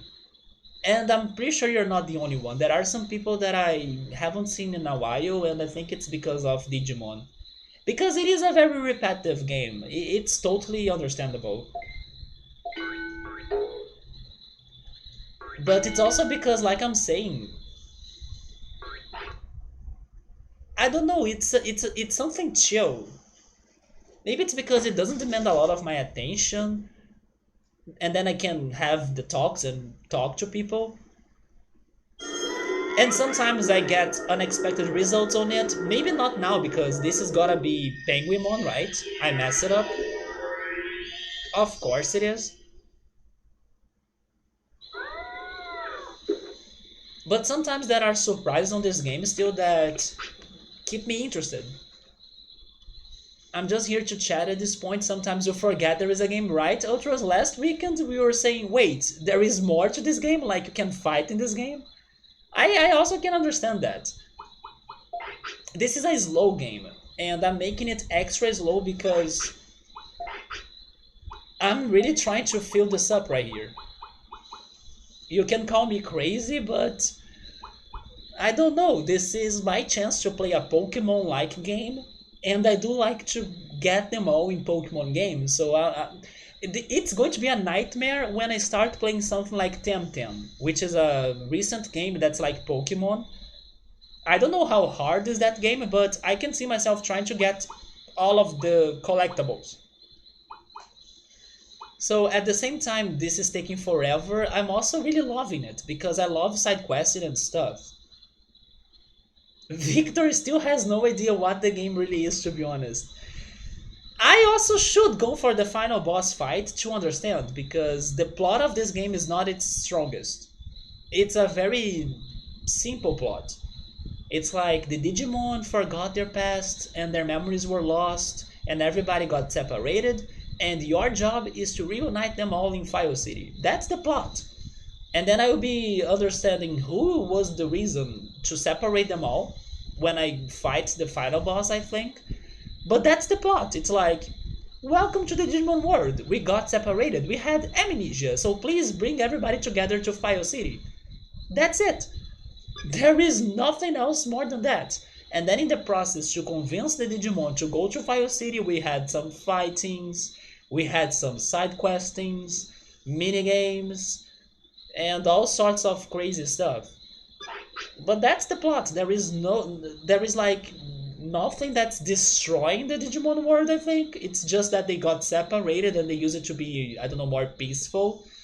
But there is like no big villain that is destroying and killing them all. At least I do not remember seeing anything like that so far. Well, if it means anything, every time I look at the game, it looks like the exact same place. Yeah, it's because I have been here training, as training is the only way I can get the other Digimon. Like, these empty slots right here. It's by training. The exact sound FFX as well. It's because now I'm kind of giving the game some more objectives, which is like, if I wanted, I could have already beaten this. It's just that I'm trying to turn this chart as an objective for me, right? For myself. Where is the Digimon? Wait. Where is the word in Digimon World? Now it's not more, or you can't see the word anymore because I exported it all, and I don't need to travel around the world anymore in order to get or to do what I need to do.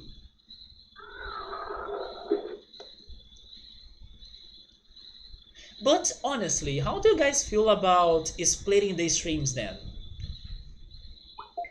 Do you think it's a good idea? Because I mean, some people are not coming up, I understand that. I probably would do the same if I were like watching another streamer. But I don't know. To me, this is still alright, you know? It's just that maybe if it's, I don't know, if people really want for me to change things up a little bit, I could go for Like, oh yeah, let's stop Digimon on Saturdays, let's start Cosmic Star Heroine already. But it's because to me it's been okay. Like I'm still having a good time with this game and also with the chatting and stuff. I just posted a YouTube playlist of the musical journey you went on yesterday on Discord if anyone wants to check it out. I will give it a check later, man. There is a lot of 80s pop, rock, and metal, and some other seemingly non-connected stuff too. You should check Scapuni's playlist. Frames?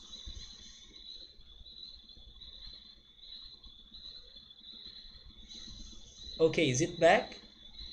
Because I saw that I lost some frames in here, but I believe I did not disconnect. Scapuni has a playlist of some of his. It's not like his favorite music, but it's like somewhat not too aggressive, not too soft metal songs that he sent me for me to check it out. You should check it out too. He has like a command on his channel for you to check that playlist. It's called Moss. Maybe if you go on Spotify and put in there Scapluni, you can see his playlist and then you can find this one. No difference for ultras. I think I will keep it up on this game until I beat it at least. But in order for me to do that, I also should get a new webcam, right? And then maybe when I'm doing the post-game stuff, I can split the days.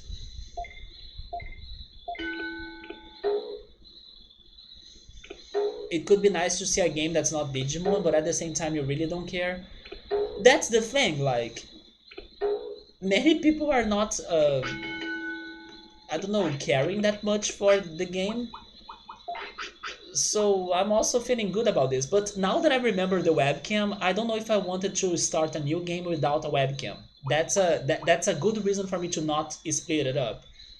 I could go for Roller Coaster Tycoon though, because I have already started playing Roller Coaster Tycoon, and I don't know if I really need a camera for that. Maybe I would like to have the camera for like when I play the last level of it, which is called the Mega Park. I always dreamed on seeing it with my own eyes because I could never unlock it before. But Roller Coaster Tycoon, what do you guys think about it? I think that it wouldn't be a problem for me to play it without the camera, and it would bring more variety. Oh, I'm losing frames again. I really hope that I don't get disconnected. And I could also try to finally beat it because it's another long game, even longer than Digimon World, and it's still not finished. Maybe I could go for those too. If it's not a game you know, then your interest is the same. Oh, you saved that playlist? There we go. There were some fun stuff on it, if you can remember it right. You were up at 3 a.m. like you couldn't sleep well when Scap was on. I think Scap had an extra stream, right, this week? I think it was either yesterday or on Thursday.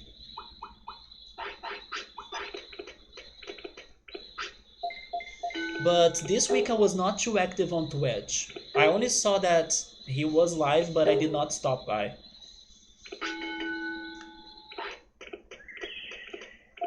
So they released the original Myst game remastered in VR recently. I think somebody mentioned that to me. Somebody told me about it. Speaking of which, there was a sale going on. Was it on GOG? I think it was on GOG. They were selling all of the Myst games with like 70% discount. I considered getting it, but then I don't know when I'm really jumping into another Myst game. But it's great to hear that they are still bringing up new ways of experiencing Myst and stuff. Because I know it's a big classic. It's definitely one of those games that um, was so remarkable to the kids that play them back in the day. So it's one of those games that are crazy nostalgic for some people. Sadly to me, I could only play it like years ago.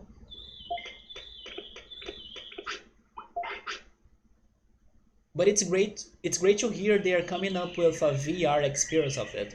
But I wonder how it feels like because it has always been a first person view game, right?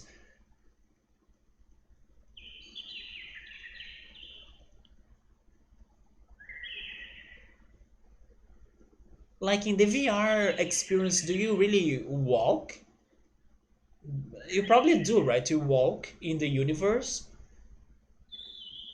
It's kind of crazy to imagine that because I'm now used to see the to see the screens zooming in as you decide which direction you want to go, and there is like no big transition, you know.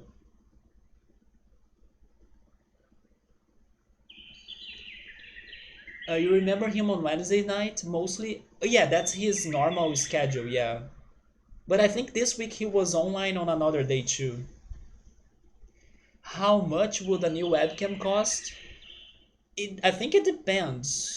Not much, for sure. I could already have bought it. It's just that as I'm still focusing on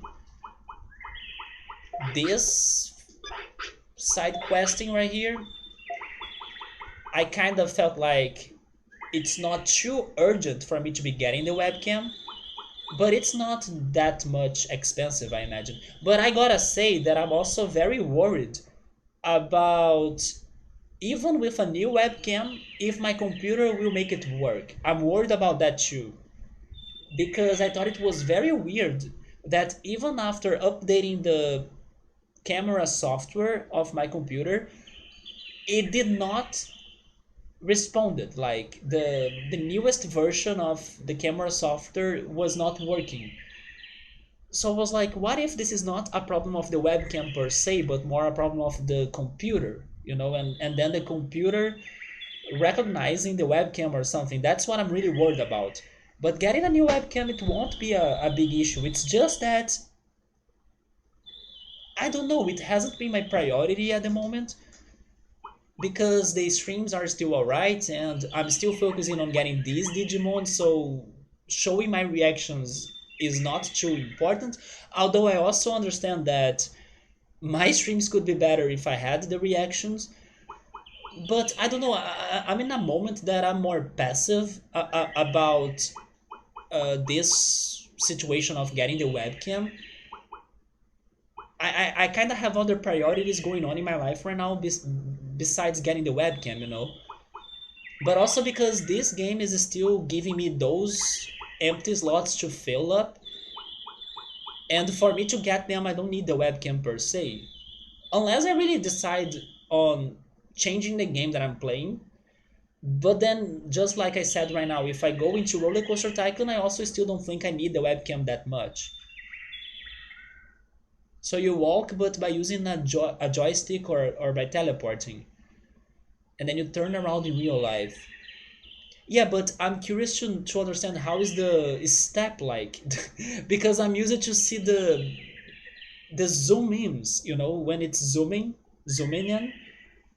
Is that as well in the VR? Or there is no zoom in? If there is no zooming, then it's kind of crazy to imagine. If you have a big enough space, you can walk around. If I have multiple USB ports, I do. But the thing is that, no, no, no. Here's the thing about my computer, Meowser. I have something that's called an all-in-one computer. Do you know what is that? Basically, it's a big piece that has everything attached to it, and it's even a TV. Yeah, my computer is even a TV. It has a remote controller that I can swap it between a computer or a TV. Exactly, it is an all in the monitor. So the webcam is in the monitor, like there is no USB port for it. But then if I get a new webcam, I will need to connect it to a USB for sure. I hope that that's going to work. But the webcam that I have always used throughout these days, It is in the monitor. Yeah, the microphone as well. I have no idea where is the microphone. It's somewhere in this monitor. So all of the pieces and parts of it are a single piece. Like the monitor is connected to everything. To the base of it is where is the storage disk. When I bought it, it was a very good buying because it saved the space of like, oh yes, I now don't need a new TV because this computer is both. So it saved up space, it was a very good thing that helped me. But then I was not planning to start streaming. And thankfully, with time, I was able to get the most use of it under its capacities, of course, or capabilities. But yeah, maybe now it's bad because it's not like a gaming PC or something.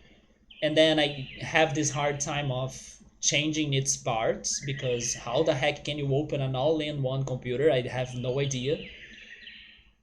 But hopefully when I get this webcam, it won't be a big deal thanks to the USB connections. Sabri is saying, how are we going to see the reactions of of a ride that's going to kill all of the visitors? Yeah, you have a point in there, right? Okay, so man, but I have other plans for the week though. But I will try researching about the prices for the webcam. I also need to check how many miles, like flying miles, does one webcam cost? Because I could also use my family's miles. I was talking to my mother with them like, you have no plans of traveling this year because of the pandemic, so let's do something about the miles, right? But the only thing I checked was the price for an air fryer because I also wanted to get an air fryer. And the air fryer is freaking expensive for the miles. So it's better for me to pay the price for it in reais, the money, the currency, than using the miles for that. So I'm expecting the webcam to be expensive if I use the miles for it as well, but I will see because maybe if it's not too many miles, uh, I could go for that. But even if it's not, I don't think it's going to be very expensive in my currency either. So, but I will check the prices this week then. Even though I had other priorities, I will do that. So I can have an idea, right? But if I had to guess, I would guess like 200 reais. That's the price that I'm expecting to see it. Probably there are lower prices than that, but then for different brands and quality. But I would say as an average, I'm expecting it to be 200 reais.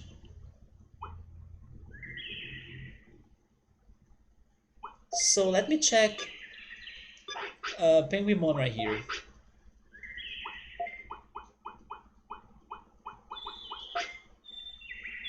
Yeah, I know that you have all of your champions completed, but what about them? Wamon has a new Digivolution, so does Shellmon. Oh, Koelamon has only one. But Koelamon is not a possibility, okay? So it's Garurumon. Garurumon is complete. And then Frigimon, that has an option. And Mojamon, that also has an option. Well, I could use an item. I have Mojamon's item, and I have Leomon's item, right? Maybe we could go for Mojamon, actually. Let me know, I would like to help. If you have Venmo or PayPal or something, don't worry about that, man. It's okay. I would actually have, or I would actually get better help about brands. I actually don't understand a lot of tech, so I don't know if there is like a very good webcam that I should look for it. I mean, I also don't think I should get or I need to get a crazy powerful webcam, but Uh, what I'm trying to say is that the issue here is not the money. Like I'm not expecting it to be expensive. I will totally have the money to buy that.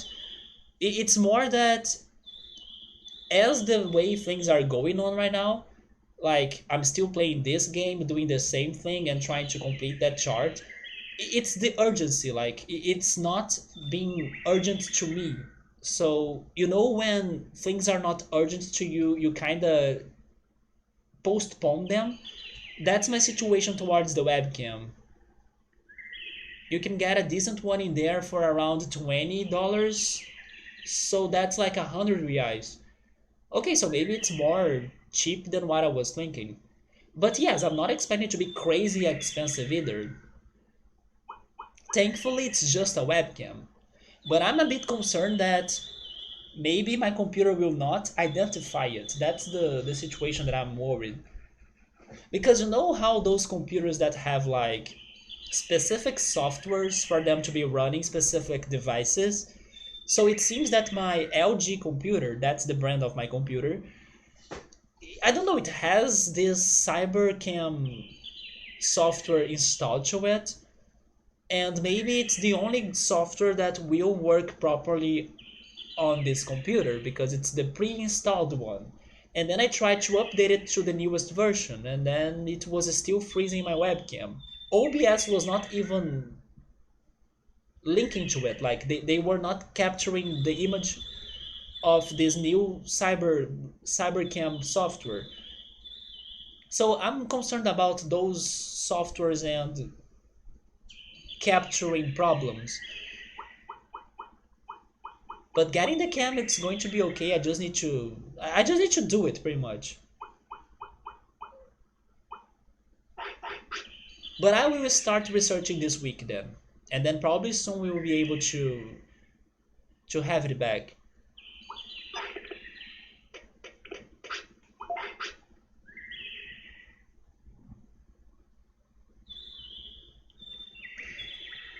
So what do you think about digivolving Penguinmon right away? I'm kind of feeling like turning Penguinmon into Mojamon, and then we can try getting the second Digivolution. Because if I leave it up to Destiny, there is a chance that Penguinmon will turn into Garurumon, for example, and then I don't need Garurumon.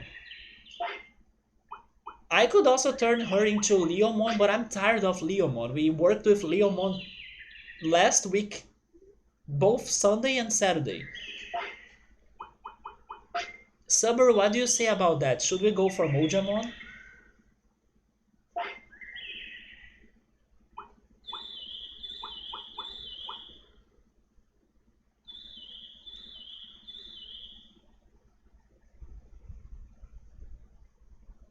By the way, let me ask you, how much do you like grape juice? Because remember last week, I decide I will go for Mojamon then. I think we'll be taking less risks if we go for Mojamon. But yes, last week I was probably mentioning that I bought some grape juice. Actually, my mom bought it to me. If I only have them two as option, Leomon and yes. Actually, no, right? You're right. No, I have more options. I also have um Airdramon. Oh, this is a better pick. Good call. I have an item for Airdramon, right? I also have an item for Shellmon. Let's go Airdramon.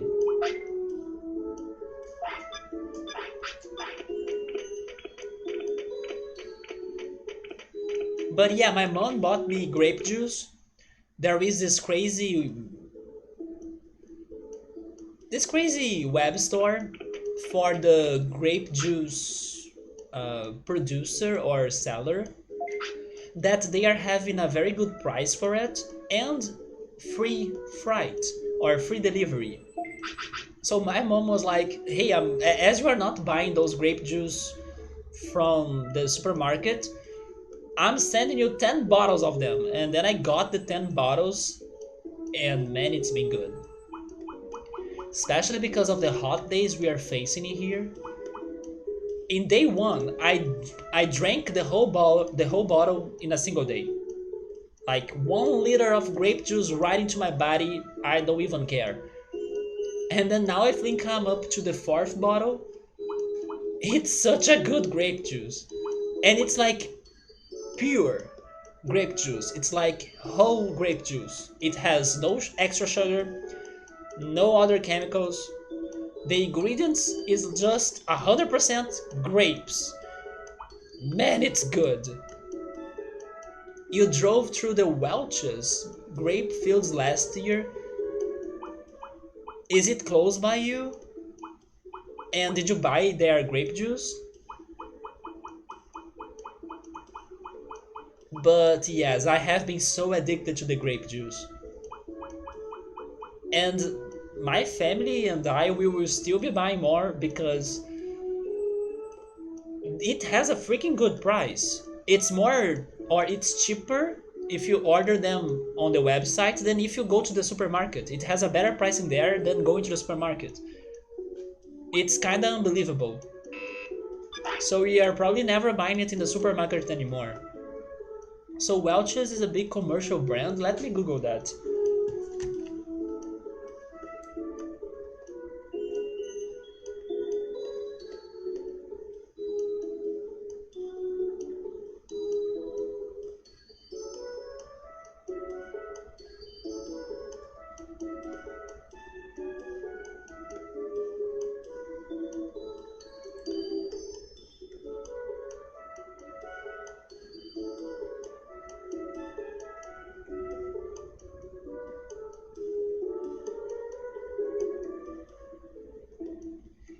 Oh, I found it.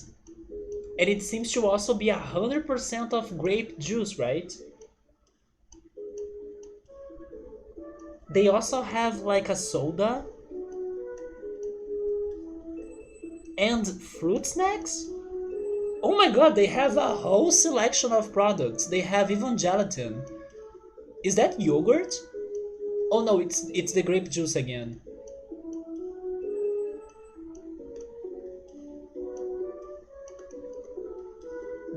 Wait, what is this? It's a jelly. They have a grape jelly as well.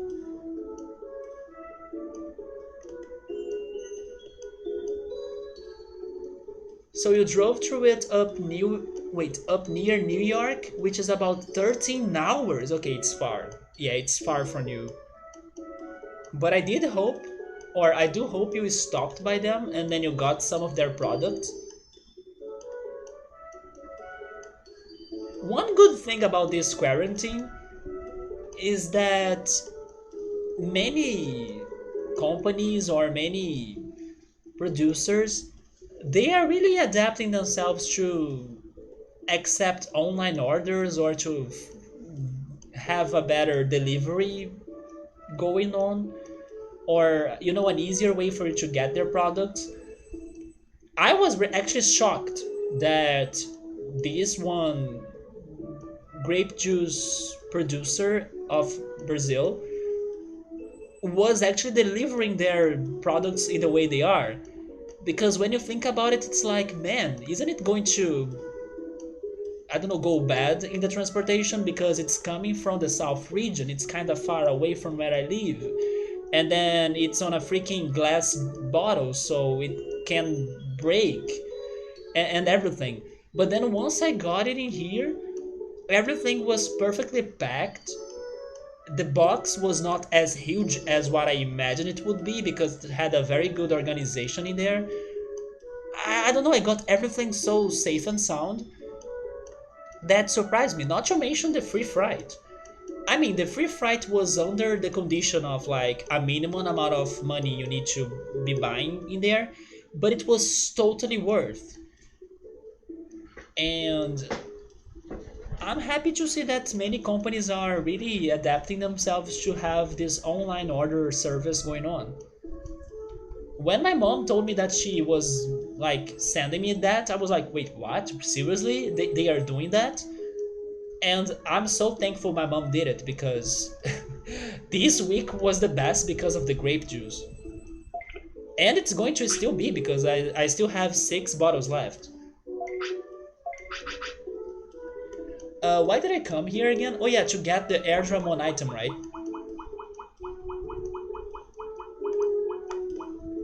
I kinda wish I was doing more with the grape juice, like maybe making a grape juice ice cream.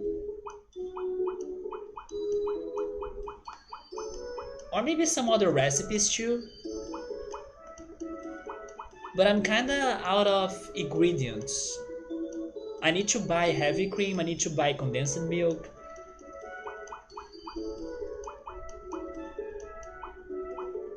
I'm planning to buy more cereal this week as well. Yeah, it's this one. Okay, let's go for Airdramon.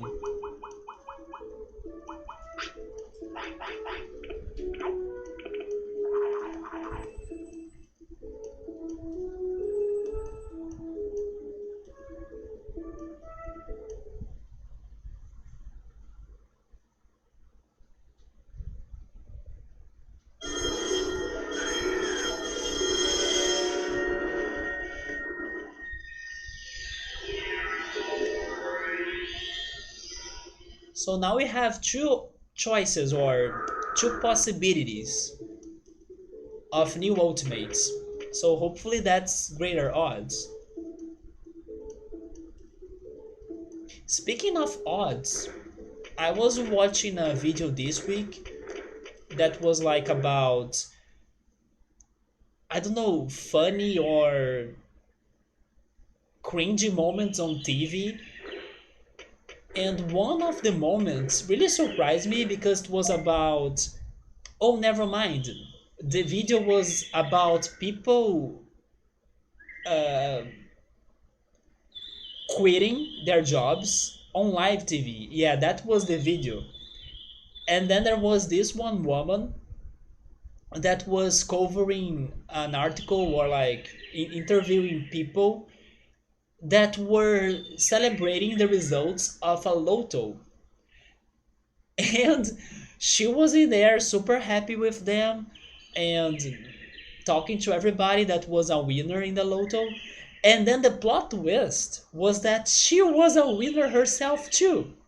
And then she decided to say on live TV that she got the ticket and then her numbers were right and everything, and then she was quitting. And then the other news people, they were completely like, wait, what? What's going on? Really?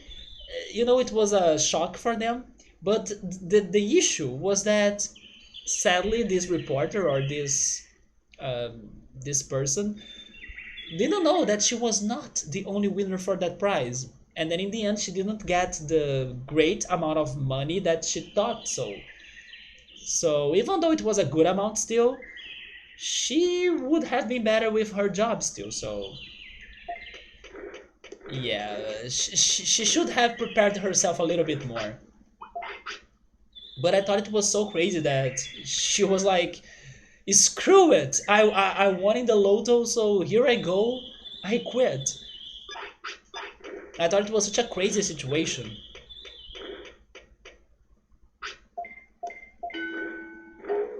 But by the way, if I could give you an advice, don't go for lotto because I don't believe in that shit. Like, your odds are very low. There are better things you could do with your money. So as I started training his defenses, I will complete that. And then I will move on to something else.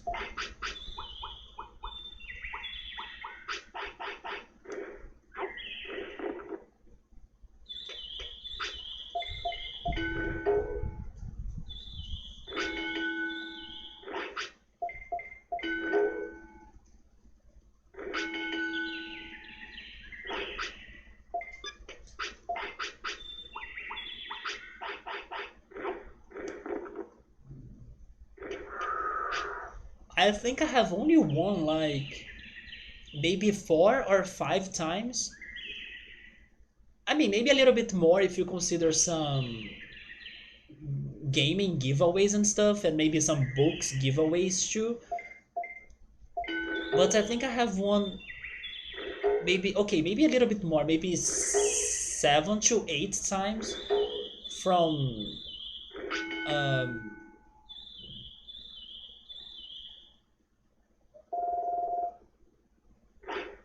what is the word from maybe giveaways, but not only giveaways, from contests, like luck contests. So I don't consider myself very lucky, but at the same time I also feel like some people are more unlucky than me as well, or unluckier than me. But I kind of still remember the first time I won something like that, thanks to luck. It was like a school bingo for an Easter egg. And I remember that because I had to go to the teacher's house to get my Easter egg.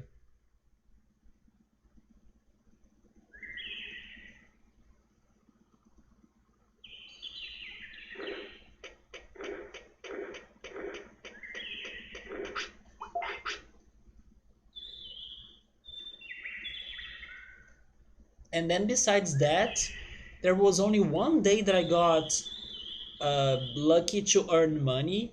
It was on a crazy contest. The bank that my family and we have our credit card that they were doing. I was actually unaware of it. It was my mom that told me that I won a certain contest in there. I was the lucky one, and then I won a certain money amount. It was not much, but as it came out of nowhere, then sure. But besides those two, I believe the rest were either book giveaways or gaming giveaways. The one that I remember as well was when I was visiting a museum, and then because I was like the 100 or the person visitor number 100 or something, I was chosen to earn one of the museum's books. It was kind of crazy.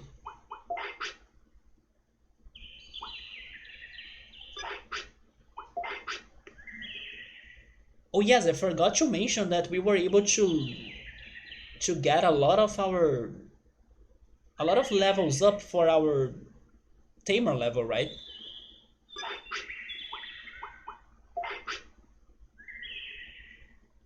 I think I'll get the defenses to 500. So let's continue training it. By the way, Saburo, I have something to ask you.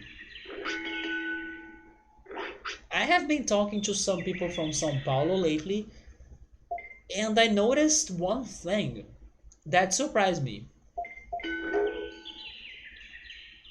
So I want to ask you, are you scared of Rio? Like very scared of Rio? Because I got to realize that a lot of people from São Paulo are very scared of Rio. And that was funny to me because, yeah, are you scared of Rio de Janeiro? That's my question to you.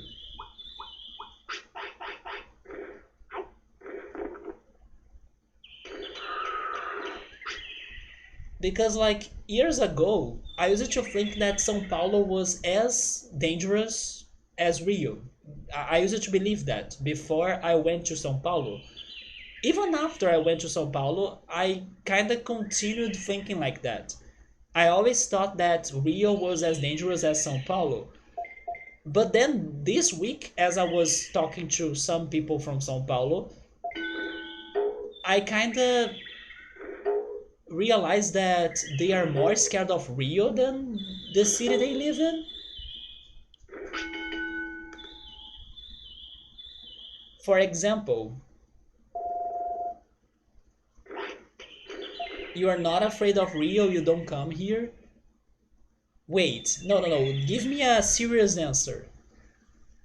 Also, hello, Croxum, or Carlos as well. Welcome.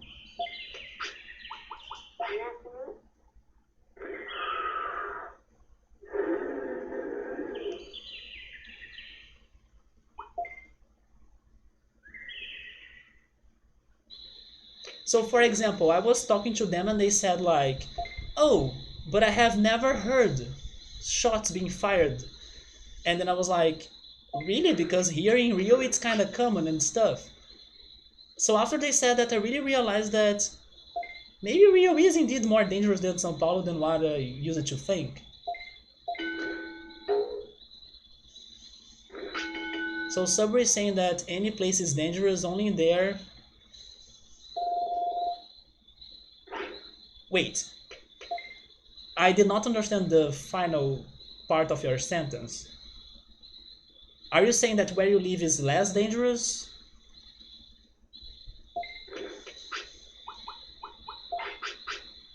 But yes, they gave me the impression that everybody was scared of Rio, and I can understand Rio is dangerous, but at the same time, I don't think it is that bad. Like, they were even saying that they would not come to Rio because the news make it sound so horrible and stuff. Also, Marmo, welcome. How are you, man? Marmo, I will actually ask you this as you are also Brazilian. Are you scared of Rio de Janeiro? Because I'm realizing that people from São Paulo are scared of Rio de Janeiro, it seems. You are not? So maybe, there we go. Marmo feels that it's okay, even though, of course, you gotta be careful when you are here, but it's not as bad. Like, there are things that can happen, like, for example, I sometimes hear shots being fired outside. It just surprised me a lot that Sao Paulo is somewhat not that dangerous as I used to think. Yeah, it's more about not being at the wrong place, I agree. Everybody's more safe or comfortable inside their own territory. I see, so that's what you were saying. Yeah, you just need to be careful. But the way those people from São Paulo that I was talking to, were, the way they were talking about Rio, they were really scared. They were like making all sorts of jokes about getting robbed if they came here. And, they were joking and playing with me, but I knew they were also feeling scared from what they were saying. Which is funny because I felt scared when I went to Sao Paulo for the first time. But then now I know, or it feels like, maybe Sao Paulo is not that bad. But if I could mention one place in Brazil that I'm scared to go to, that place is Manaus in the North region. After I watched the documentary, I think it's called in English Killer Ratings. Yeah, it's Killer Ratings in English. It's a documentary on Netflix about a very messed up situation that happened in Manaus. After I watched that, I was like, holy shit, I have chills on my body. Like, I do not want to visit that city at all. Which is kind of crazy too, because Rio is more dangerous than there, but that story was so messed up. It was about the crime scene in Manaus, and I was like horrified by it. Which program do I use when I'm streaming? I use OBS. It's the most common one, right? So Sabri is saying that he hears shots. That's good to know because the other people from São Paulo I talked to, they said that they do not listen to shots. They have never heard shots. But then you are saying that when you hear it, it's because something is going on. While here in Rio, the impression you have is that it's like a common day. Well, you for sure have heard shots with me here, right? Because we can listen to them when they happen, and it happened more than once during my streams. So Subaru for sure has heard them with me, but at the same time, it's not every time. Like it happens sometimes.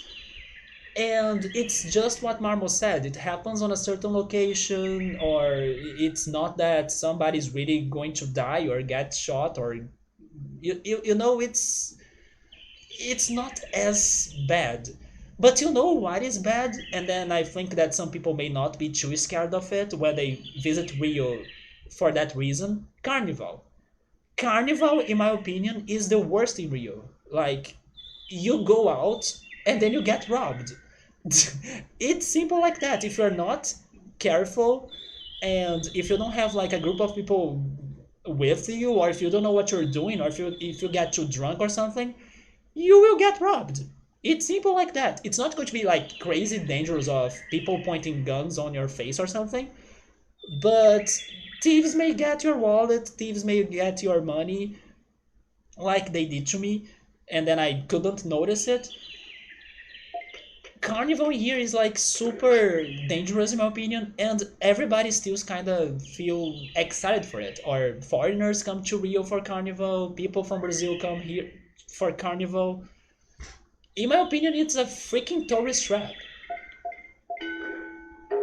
Especially now that they want to celebrate Carnival twice a year. That's one of my least favorite news of 2021 so far. And they want to do that because in February, that's when we normally celebrate Carnival, and because of the pandemic, it's not going to happen. So people in here wanted to postpone Carnival celebrations to July. And then after that celebration in July, in case the pandemic is better, with I don't really know if it is will be better, they will make it official. Like every year we will have Carnival in July and in February. And then I'm like, are you freaking kidding me? So yeah, I hated those news. Maybe it's also a thing that you are more scared of places you don't know well, you don't know too well, and less scared of places you know well.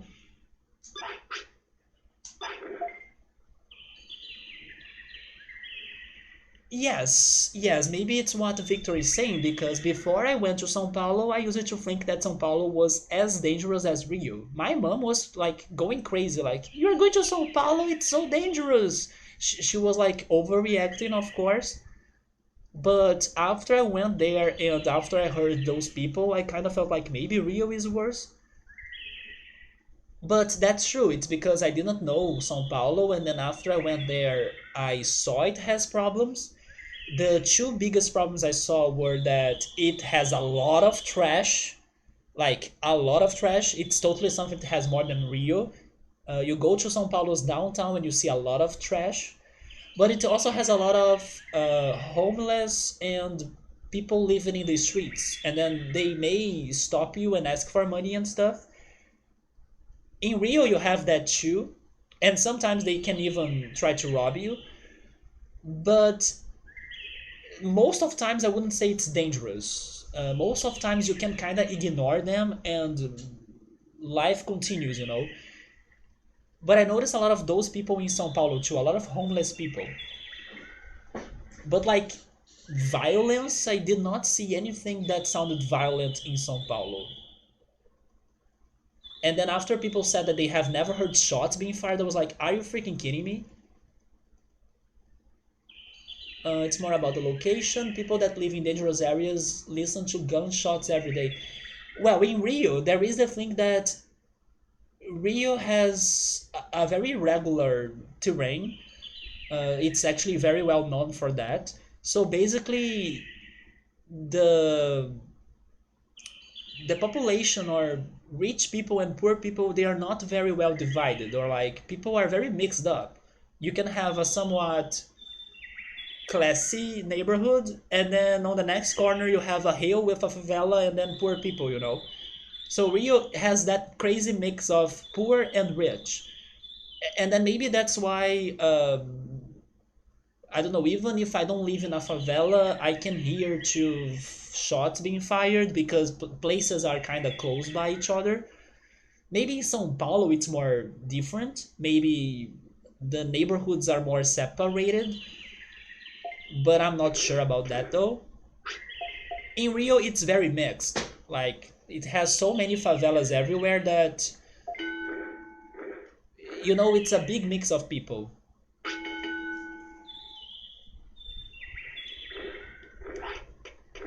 Have you ever heard the gunshots, Marmo? You're from Minas, right?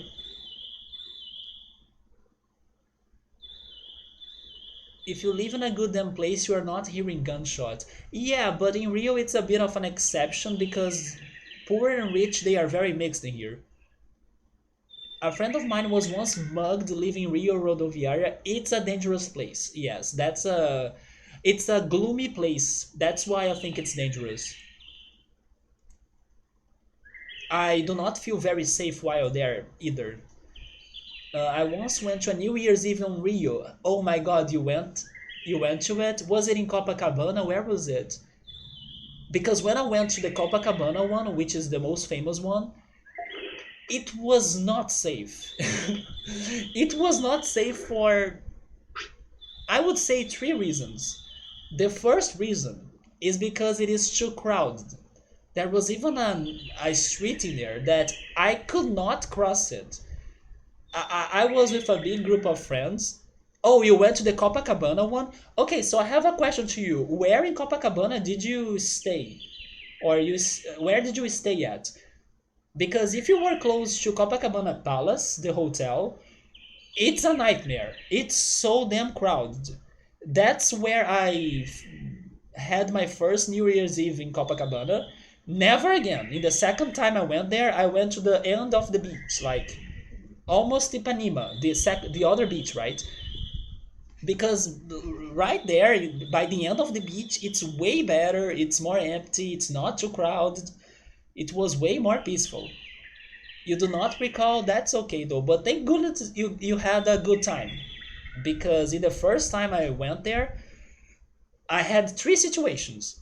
The first was that I could not cross a street because of how crowded it was. People could not, I don't know, give me space for me to cross the street. What was happening was the opposite. I was actually stuck in the flow of people. So basically, where people wanted to go, I was going with them because I could not choose my destination. So it was like being in a dangerous water. You know, when the flow of water kind of throws you on whatever direction it's going or flowing. That's how I felt, but with people. But thank goodness the rest of the group that I was with, somehow they returned to grab me basically and bring me to the other side of the street because I could not cross it myself, as a lot of people were kind of carrying me with them. It was horrible. The second bad experience I had was that, thanks to its crowdness, this is going to sound a bit shameful, but here it goes. Somebody uh, harassed me. Somebody harassed me because they kind of touched my butt, basically. I do not know who it was, but I felt somebody doing that to me in the middle of the crowdness. So that's the second reason why it was not a good experience. And the third reason was because somebody was starting a fight near us, and the police had to throw some pepper gas. I don't know how is it called in English. Maybe it's laughing gas, right? I think it's called laughing gas in English. They had to throw that. So yeah, it was a nightmare. It is beautiful, like the fireworks. It's fantastic. You can see fireworks on your whole site. It even feels like an HD. I don't know how to explain it, but because it's on your whole site, it feels like you are seeing something in real life in HD. If that makes any sense to you. So it was freaking beautiful, of course, but it can be stressful, dangerous, uncomfortable.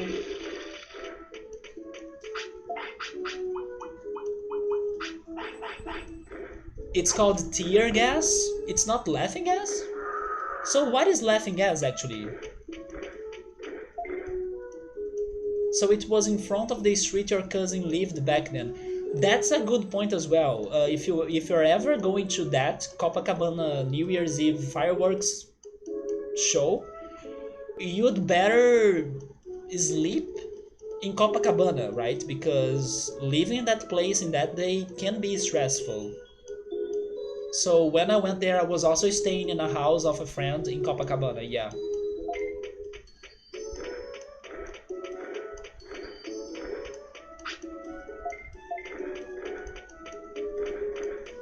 Let me go back to check what Victor was saying. Actually, everybody was saying.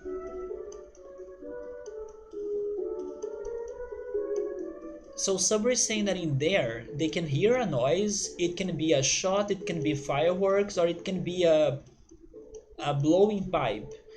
Well, sometimes I wonder if it is fireworks in here too. They shoot them a lot too. But there are other times, thanks to the speed of the sound, that you can know it's not fireworks.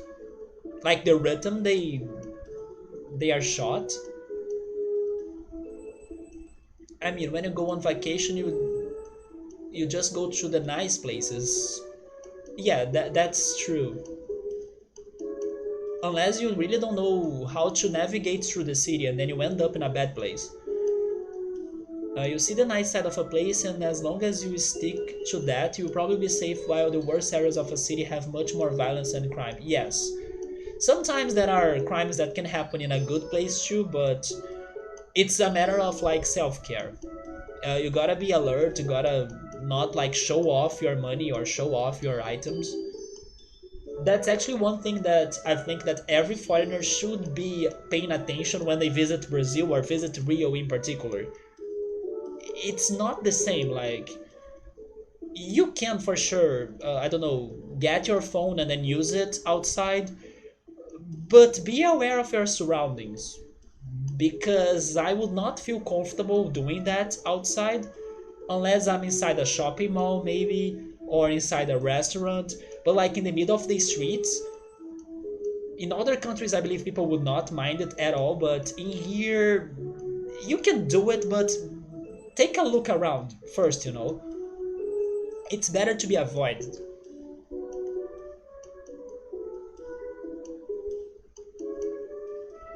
That is a dangerous combination. People think that crime is highest in poor areas, but it's really the highest in areas with both rich and poor people in the same place. That's true, because then you can see it's like temperature or heat transfer, right? You have the cold matter and the hot matter. As they are both nearby, the temperature flows from the hot to the cold. So yeah, if you have the poor and rich together, the place is set. So it happens. What a doctor might give you for a small surgery like a tooth pull. Okay, so I will actually write that down because I always thought that laughing gas was the tear gas.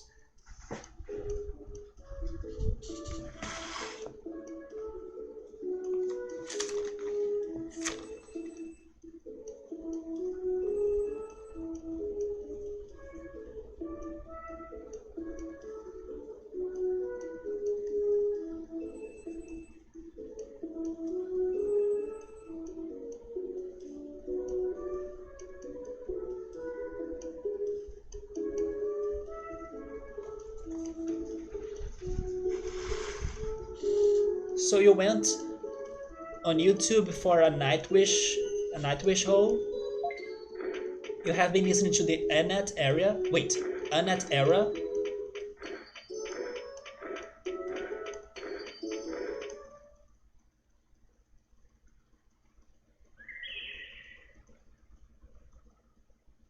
I don't remember if you guys answered me, but have you ever been to a Nightwish concert? You probably have, right?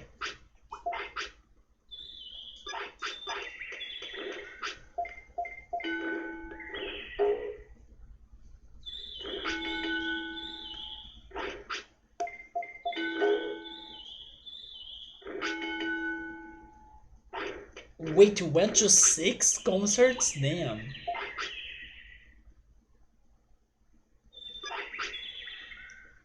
That's not bad.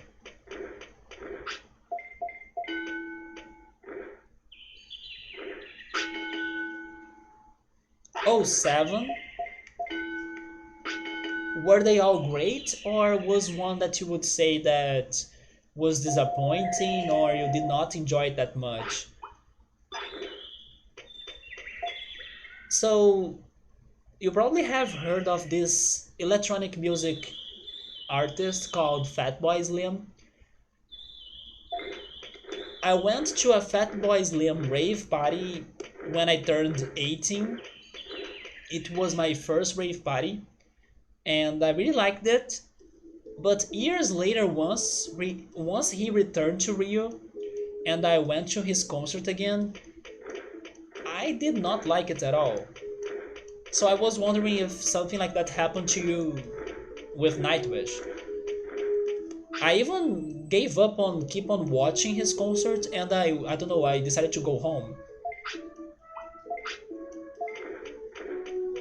It's because the music he was playing was very different from what I was expecting. They all were amazing, that's awesome. But Victor has never been to one. But it's because he has never been a huge fan of Nightwish. But he has seen Tarja performing with a symphony orchestra. That counts. They always perform greatly. You saw them in 2012, 2014, 2016, three times? 2016, three times? Are you serious? What the heck? They were living in Canada. And then in 2018, two times. And then you have seen Sonata Arctica almost as much, you think. Probably Fatboy Slim was the only one I saw more than once. Yes, I don't think I have been to many repeated concerts. By the way, I forgot to cool my water bottle, so I think now it's probably cold, and I'm going to grab it on my kitchen. So I'll be right back because I want to drink some water.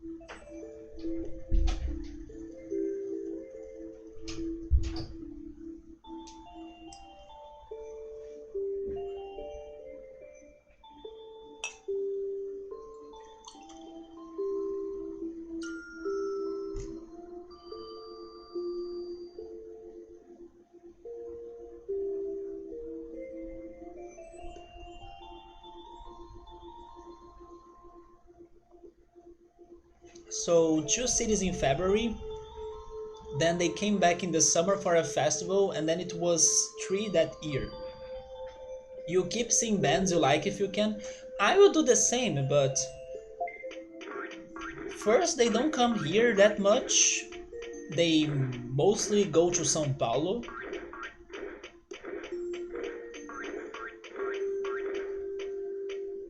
But I would love to watch them again, or to go to their concerts again.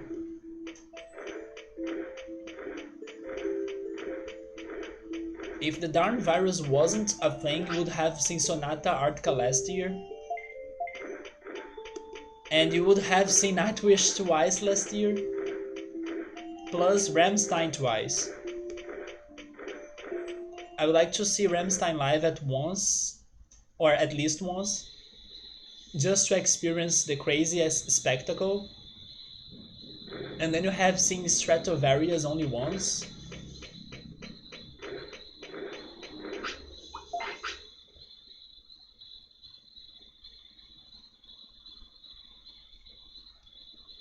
I don't know what else to train, But I guess I will continue with those brains right there.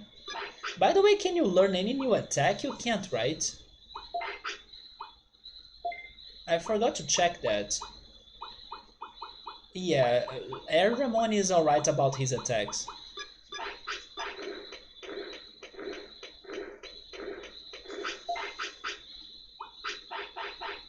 I would love to see Stratovarius live just to see Jens Johansson shred some crazy synth solos.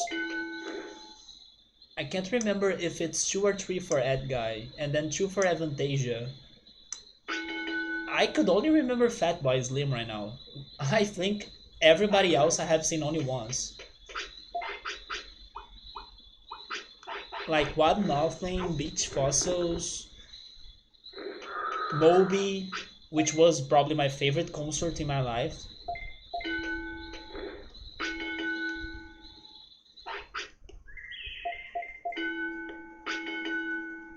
Tears for Fears. I have also seen Edguy 3 times, 2 times at a club, and then once at a festival. Great on every time. Then Avantasia 2 times, maybe 3.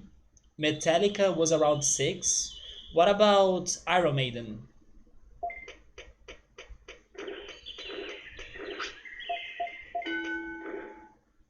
3 times for Ghost. Victor doesn't think that he's going to see Metallica live. Iron Maiden 3 times.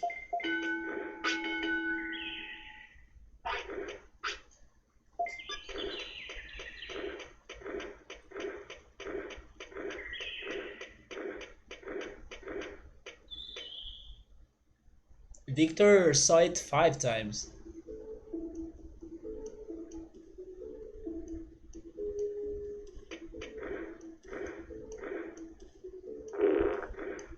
Is there a band that you really like but you think that you'll never see their concert? It can be either because maybe they don't do concerts that much anymore, or maybe because they do never come to your country or something. Well, in my case, it's totally Daft Punk, right? I think I will never be able to see Daft Punk live. But yeah, that's okay. This guy Matthew No follows them on tour every show. What? He has seen them like 100 plus times? Are you sure he's not part of the staff? What the heck? 2008, 2011, 2013, 16, and 18.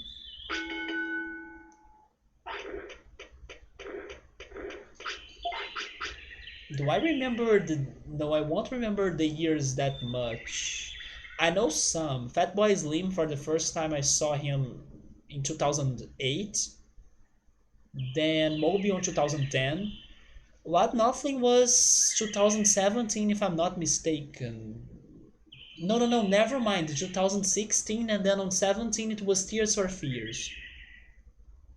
But then Beach Fossils, I do not remember. Maybe 2014, I would guess.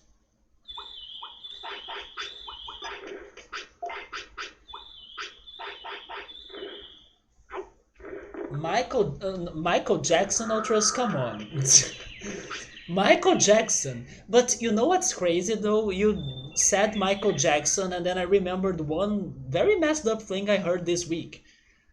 Did you know that Microsoft is trying to buy a patent? Hopefully that's the word in English. Not sure. But they are kind of trying to get the copyrights or the rights for for an idea. Yeah, Microsoft is trying to get the rights for this following idea: to create artificial intelligences that will simulate the dead. Microsoft seems to be interested on doing that. And then the news that I was checking, they were even kind of saying it like Microsoft is trying to bring the dead back to life or something. But yes, Microsoft seems to be studying on like creating artificial intelligences, for example, Alexa or Cortana and others that could be impersonating famous dead people. So basically, you could like ask for Elvis Presley to play a song for you, like you can do with Alexa or something. And at first, it felt very weird. It felt very like Black Mirror as well. There is even a Black Mirror episode that's about that.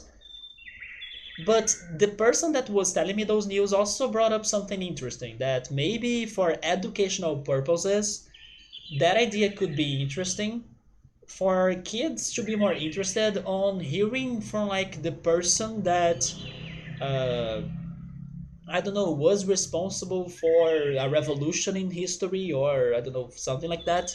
Listening from the person, it's not himself because the person is dead and it's not communicating.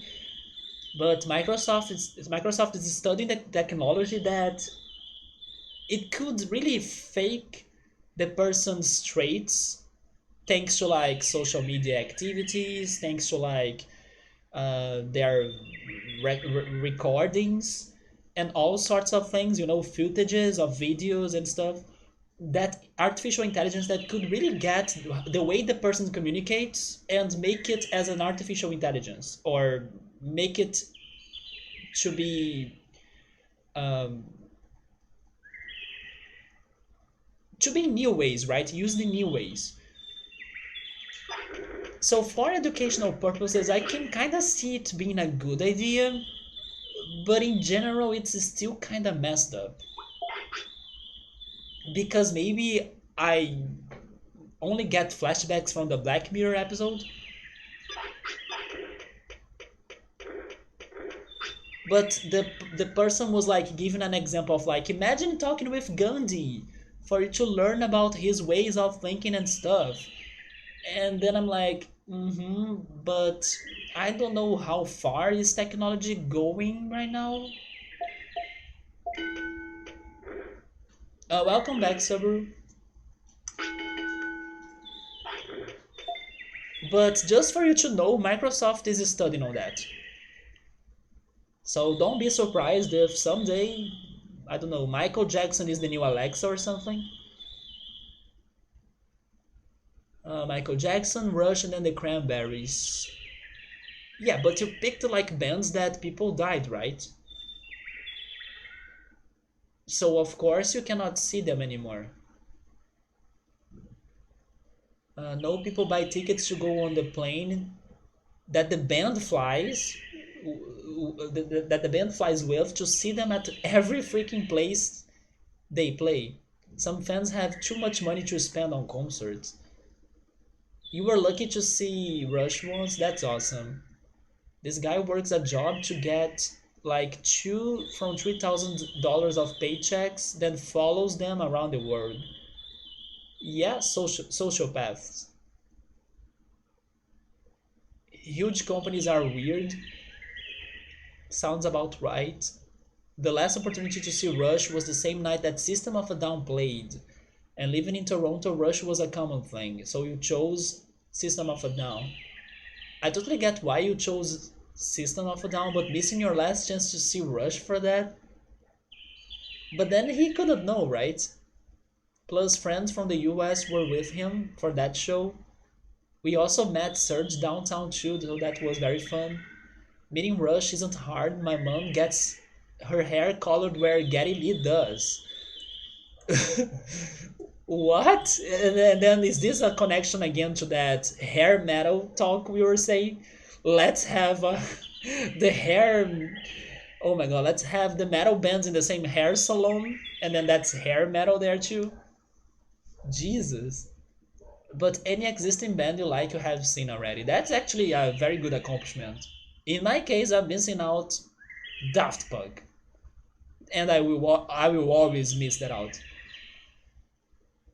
But I would also love to go to an electronic concert of this other band too, called Classics. I really like their music.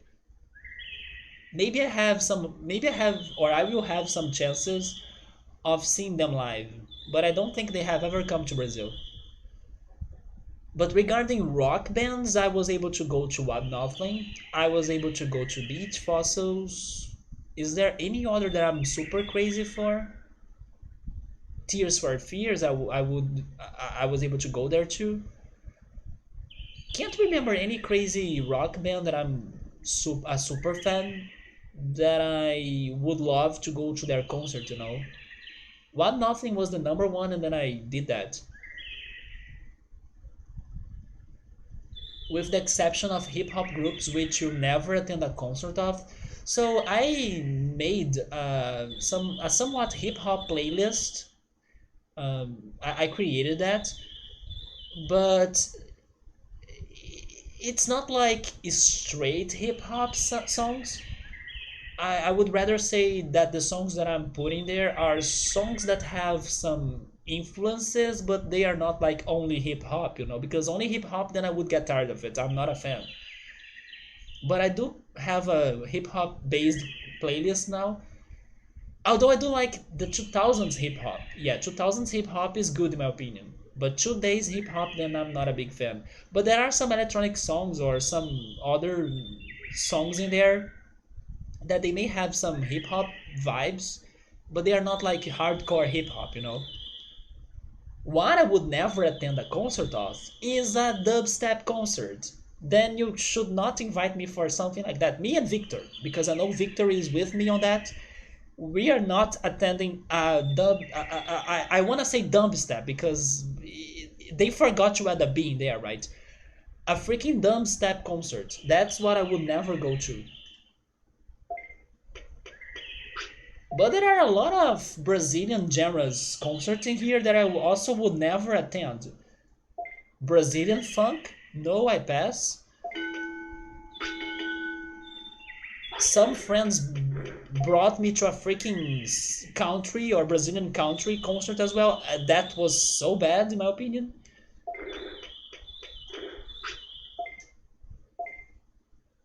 When Rush played at Sweden Rock, they had to reschedule stuff because of their massive stage production. No other band could play on the big stage that day because of all of the equipment that they had to set up. Like, is it beyond the guitars and bass guitars and stuff? Is it also because of the light show and stuff? Geddy Lee has librarian hair? Wait, what do you mean by librarian? Oh, librarian, like a person that. Oh, okay. That's so specific though. He's still cooler than all of the hair metal dudes. I even got some Eurodance people to perform like Joey and MJ. No, I don't know those two. You like Eminem, but not much else when it comes to hip hop. I like some 2000s hip hop, like I said. Maybe Ashanti, Ja Rule. Those are the names I remember. Shaggy. But it's like one or another song. It's not something that I go crazy for, but it makes me nostalgic. Because I use it to listen to those songs thanks to my sister. She used it to play them every time. Or, I don't know, going to school barbecues and they use it to play that as well. So today I feel nostalgia. That's why I like them today, even though I did not like them back in the day. With the exception of Shaggy. Shaggy, It Wasn't Me, I always liked that song. A subber is asking me if I trained Penguinmon just a little bit, not much. I did evolve him into Airdramon very early. You were supposed to see Aqua Hadaway and then Venga Boys. And also AFL 65 this past summer. Man, Hadaway, that sounds such a. I don't know, I never considered that possibility, but it actually sounds fun. Right, Victor? It's the washing machine's prob. Wait, washing machines? They have washing machines in their concert? And it was because of the screens? So basically the visual effects. They didn't have any washing machines or stuff like that on stage at that show. What the heck? They play with washing machines? You know a song from each of those groups? Trust me. Oh yes, Aqua, Barbie Girl, Hathaway. What is love? Don't hurt me, don't hurt me no more. AFL 65. I'm blue, bada di bada da do bada bi bada da bada di. And then Venga Boys. I know their songs too, but I always have a hard time remembering. I will try this one, but I'm not sure if it is by them for sure. But there is a song that's coming to my mind that's like, my heart goes sha la la la la, sha la la in the morning. Is that Venga Boys? I would guess it's Venga Boys. Sha la la la la, sha la la in the evening. Oh, that Boom Boom song, I never remember that one. I know it's famous, but I can never remember how it sounds. So we were singing it right now, but I do not remember the melody.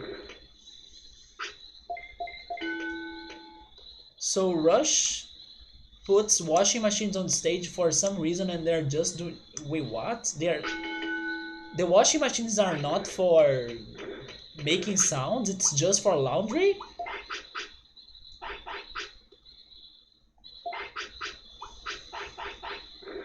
They probably had some stuff like that, but nothing huge from what you remember. They did have a small string section, joining them on stage for the garden.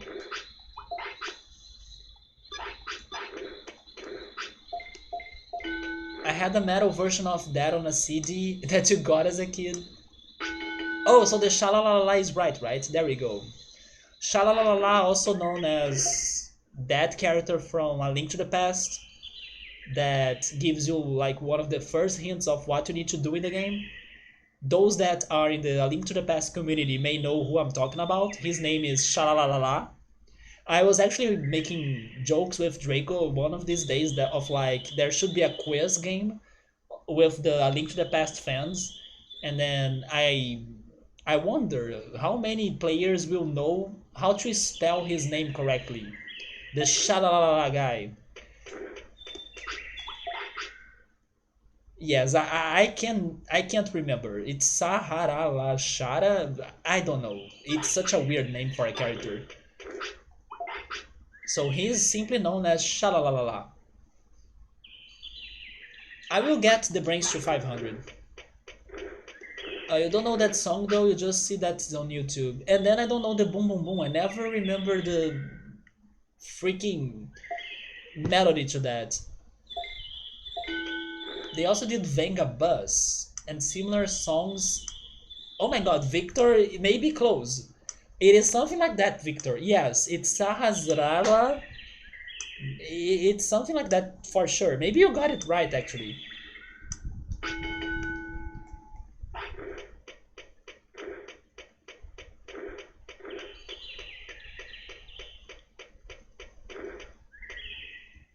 But out of those names you said, the one that surprised me the most was definitely Hathaway. I never imagined a Hathaway concert. I'm now curious to like Google Hathaway live to see how is his concert like. Wasn't also a Miss You a song by him? Man, that song is good. I should add that to my playlist. I miss you. I wanna na again. Man, that song is so good. I forgot it existed.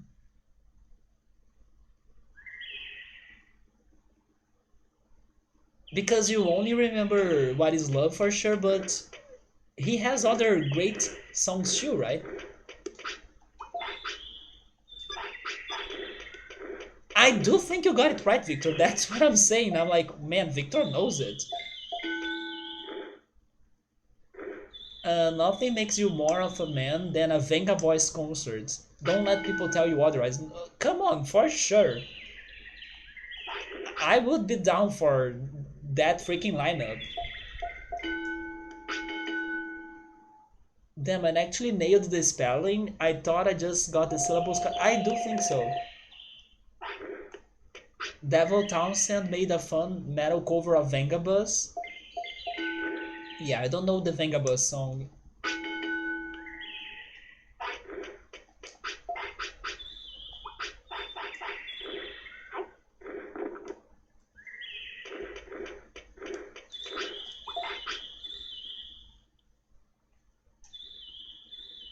Okay, I got the defenses and brains that I wanted. I think now I'll go for maybe speed? I will try speed.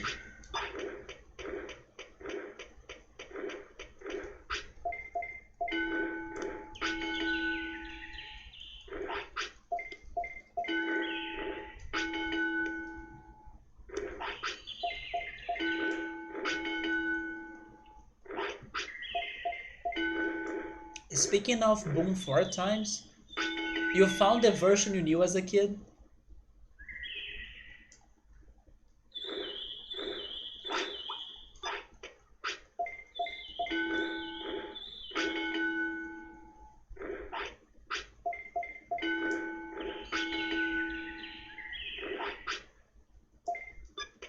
You know what?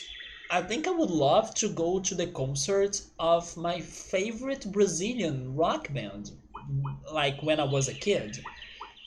I actually have never been to their concert and I don't think they are still making concerts. But that's a good call. That's a concert that I missed and I think I would like it. Especially because occasionally when I'm listening to my old songs, a song from them starts playing out of nowhere and I still remember the lyrics, so now I kind of feel bad for never going or attempting one of their concerts. Today they're definitely not my favorite band anymore, but I totally have memories from them as a kid. Oh, you know a rock band that I would love to see their concert as well, and then I could not remember them? Blink 182. I used to listen to them a lot too. I imagine that their concert would be amazing as well.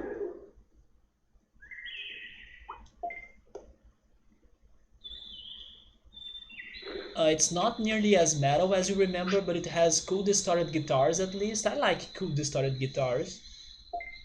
And a heavy bridge. I don't know about the heavy bridge part of it, but distorted guitars sound interesting.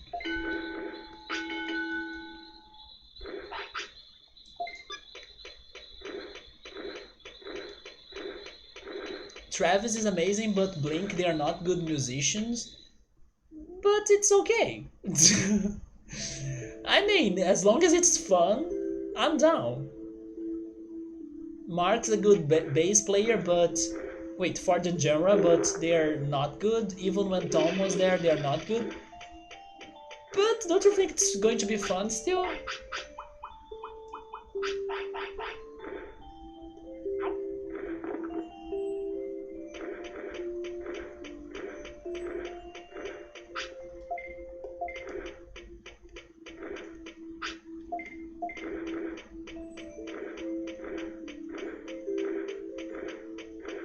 I mean, I don't remember checking their live concerts on YouTube, but I'm expecting them to not suck. Maybe they do suck. It's just that I remember their existence and I used to really like them. Not a lot, like not like, oh my god, I'm a big Blink 182 fan, but I used to listen to them a lot. Sadly, a band that I used to really listen to a lot and they were a favorite of mine had a tragic ending, The Lost Prophet. And then I can't say that I would like to go to their concert because they can't have a concert as the band is over and the guy is on jail. So yeah, as I can't have that option going on, Blink 182 does it, I guess.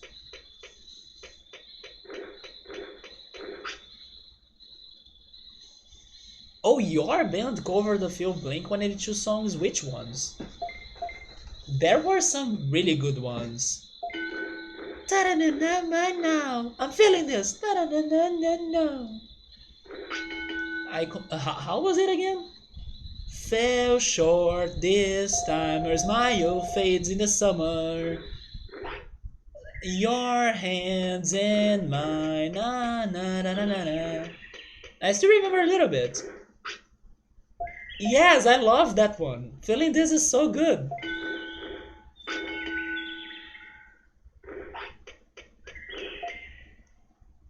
You guys covered Blink 182. You know what's funny? I can totally picture Ultras in a band playing those songs. I can picture that right 100% clear on my brain. Because Ultras has that style of like, I don't know, a punk rocker or something. I can see that. Weezer, some 41, man, I forgot their songs. Green Day, Offspring, NoFX, AFI, I don't know AFI. Beat It Talent, I also haven't heard of that. Some new one that you didn't like? What is my age again? That's so old.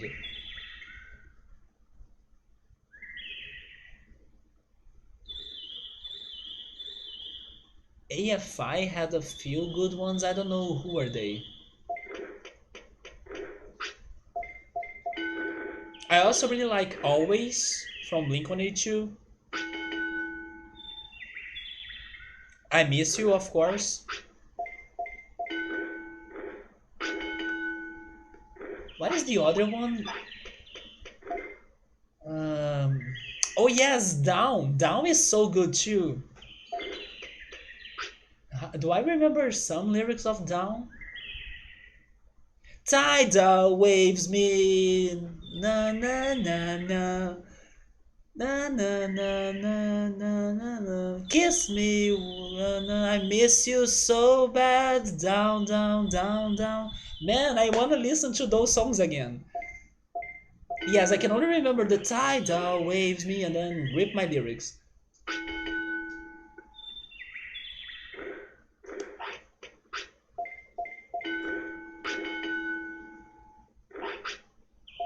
Miss Murder? No, I don't remember that. You think so? I don't remember it. You did a Gob song. Okay, I also don't know that one.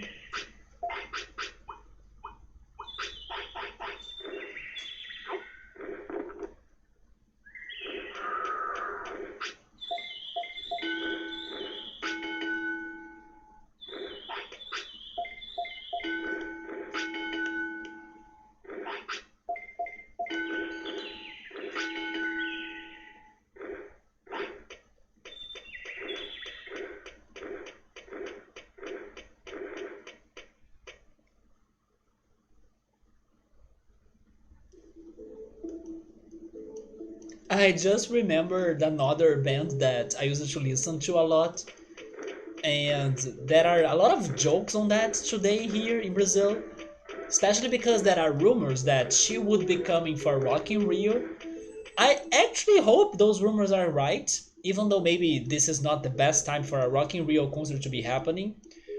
But I just remembered her, and I would love to go to her concert someday. Avril Lavigne, I used to listen to her a lot too. And I do have some friends that are crazy for her, so we are always saying, "Oh my god, did you see the rumors?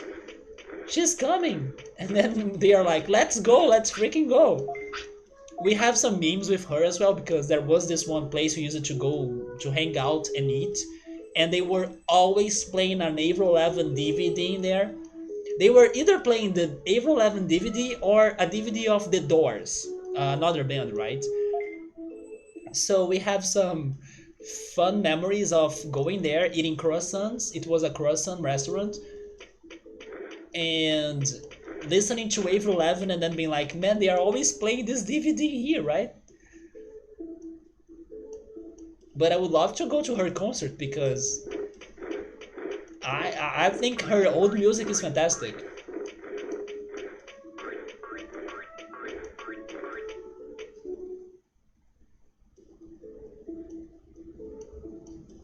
Isn't she Canadian? She is Canadian. Maybe she was even more famous in Canada, right, Ultras?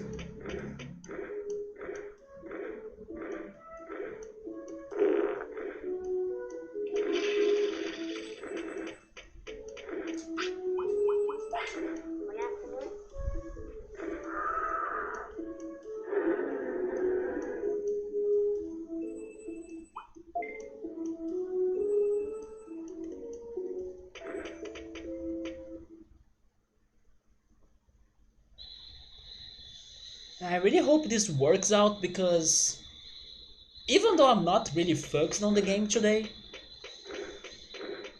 after last weekend, I feel like we deserve achieving something better than the results from last time, right? We only got new levels or new rank ups for the Tamer level. I want a new Digimon.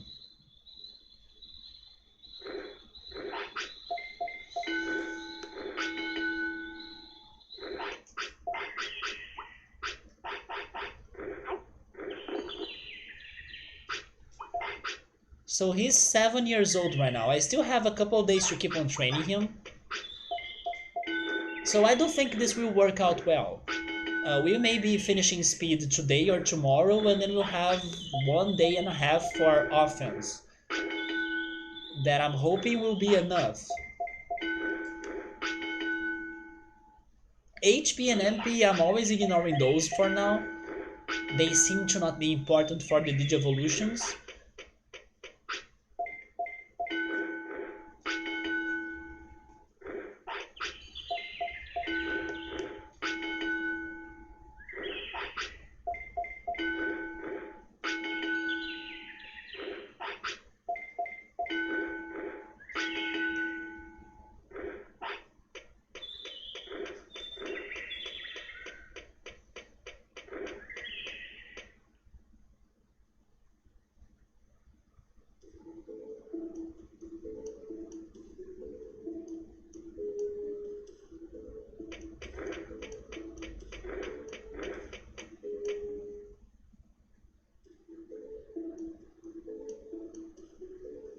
Airdramon, if I need to guess, I would say Airdramon could become Phoenixmon and maybe Megadramon? Maybe Megadramon is a possibility. Those would be my guesses.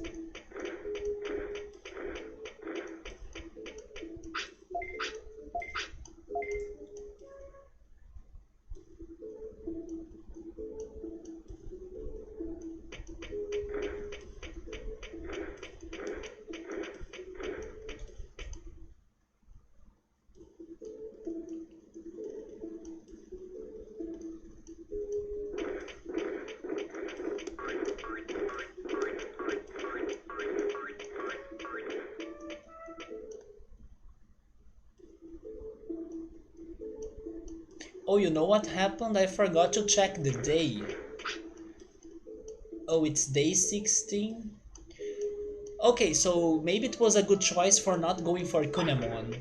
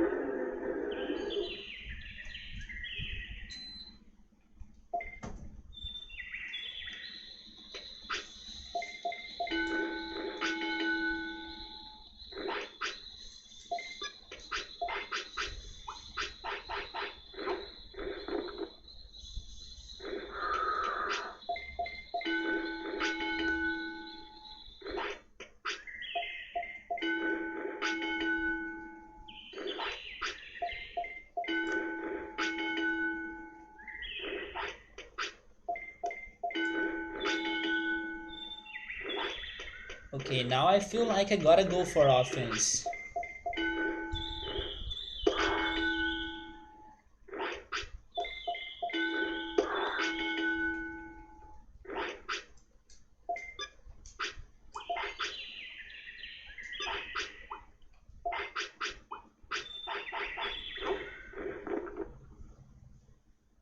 Oh, we did it. There we go. So is it Phoenixmon or Airdramon? Whoever it is, it's new.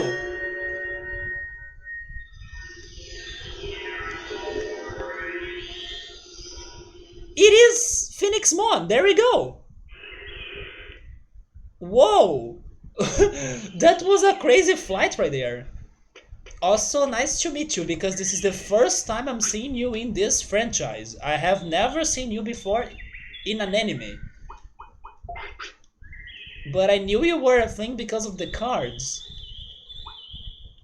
A crimson flare.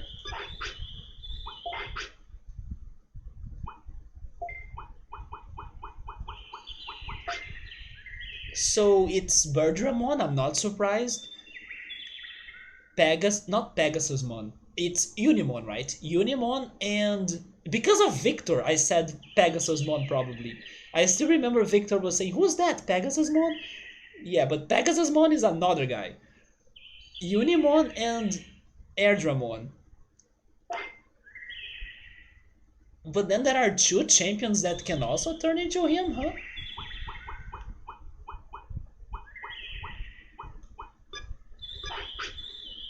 Okay, so this is perfect. We finally got a new Digimon, especially a new Ultimate that's kinda harder for us to get. But with my new strats of like ignore MP and HP and focus on the rest, it's been working out really great actually. So maybe I'm right on that. And let's go. Let's now finish training you so we can try going for the tournaments. Because we were able to win a rank A tournament before, but we still gotta learn what happens if we win a rank S tournament. Yeah, his offense is under 100 because it was the last thing I was focusing on. But I think that what did it was his wave. Because I was noticing that for some reason Airdramon was getting thicker. No, not thicker, it's the opposite, thinner. And then I was like, no, you gotta get a little thicker, right? And then after I gave him a sirloin, he digivolved. But I was planning to raise up that offense. But it seems that it's not important for this guy. Maybe for the other Digivolution, I should do the opposite. I give him offense, and then I choose one of the other three to not focus on. But yeah, for this one, I ignore the offense. Anyway, what can you use? Only fire and electric, so we cannot learn anything new. But that could be great for the tournament.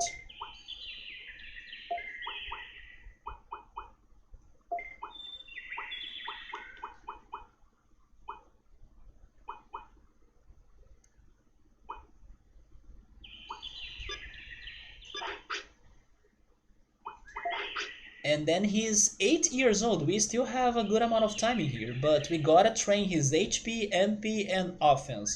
If I'm not mistaken, by going for the HP training, I'm also raising his offense, right? So I will do that right now. Yes, so let's do this for a bit.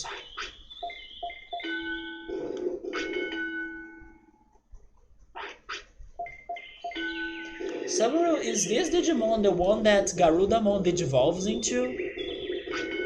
Because if it is that, then maybe I have seen him before in Digimon Try. It is, so I do not remember. I really forgot most of Digimon Try when I was watching that. I do not remember seeing this before. But it makes sense that this is Garudamon's Digivolution. Yeah, it's technically a Mega.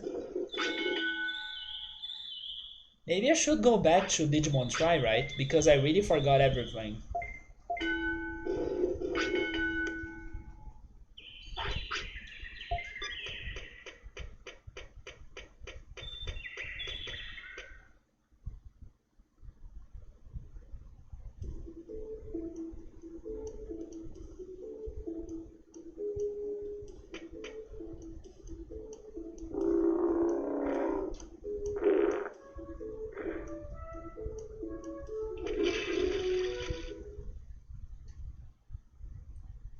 But isn't it crazy that we have been struggling more to get new champions than new ultimates now? At least I'm having that feeling.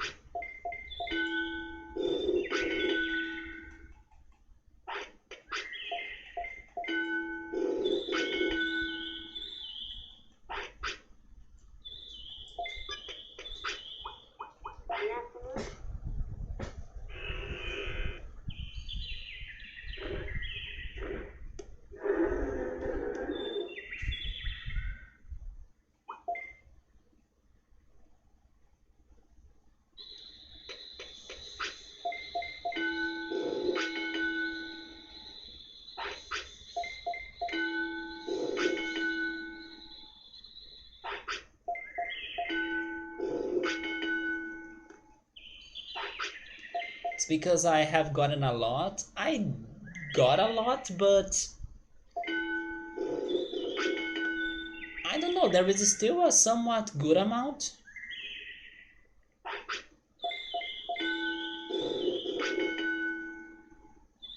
It's because for most part of this game, it always felt like getting an ultimate it's like a hard work. I don't know, now it's not giving me an ultimate anymore every time I get one, even if it is a repeated one. So it's feeling more easy.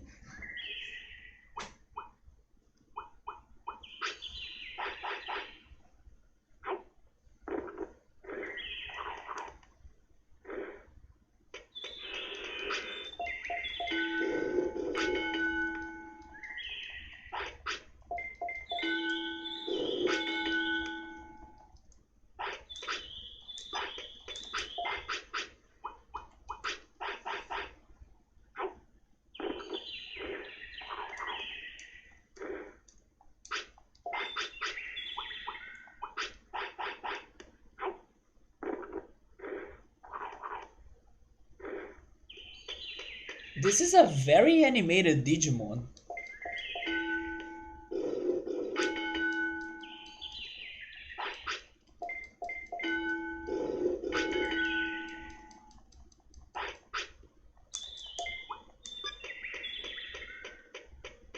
So I also need to check the schedule, but I'm definitely not ready for any tournaments right now. I mean, there is something else I could do, but I doubt it.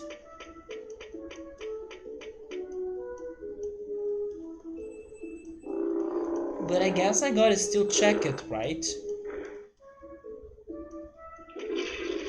I'm talking about Gardromon in Factorial City. I could see if Phoenixmon is the Digimon that I need to bring there, because according to all of the help I have gotten throughout this playthrough, it seems to be an ultimate, the Digimon for that. But then Phoenixmon? I guess I don't have a choice. I need to go there. I need to go there, test it out.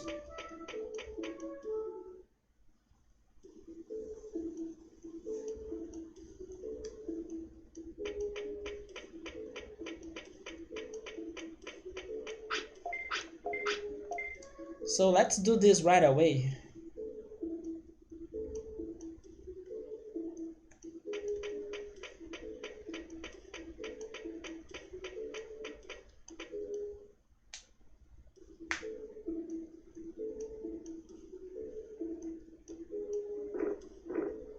Alright, man, I hope you can get some better rest.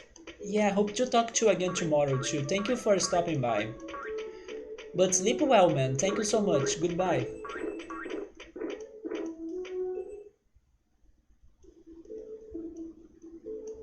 It was because of Victor's cat, right? It was Victor's cat that woke him up.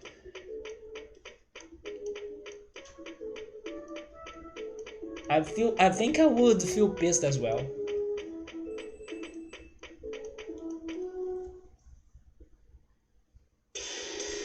Oh wait, this is not Factorial City. Where am I going?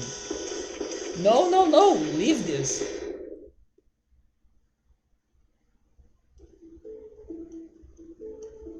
I guess my instinct is telling me that go beat the game.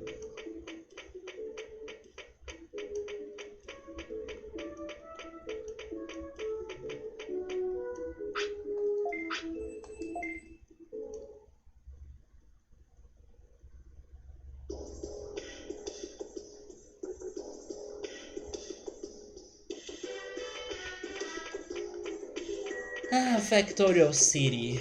Why am I not surprised that you are the one place left in this game that I still have things to do? This is just like the grunty industries of Banjo Tooie, that we will always have something to do in there.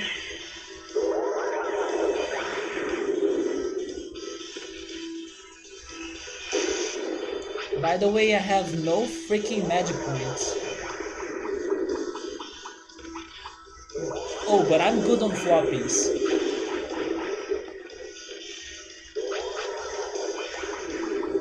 I need to...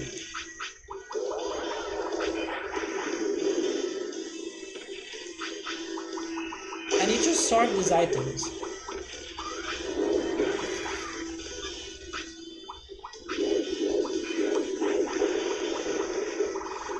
There we go.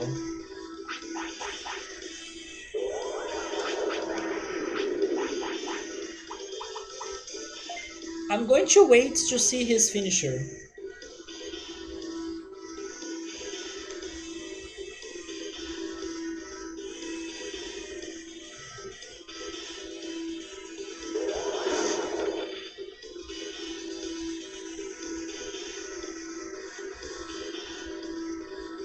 I don't know if I really liked his model.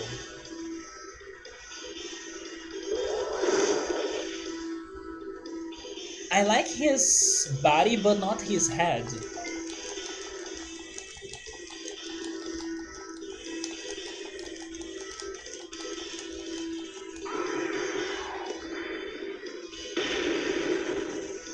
Okay, it's just fire.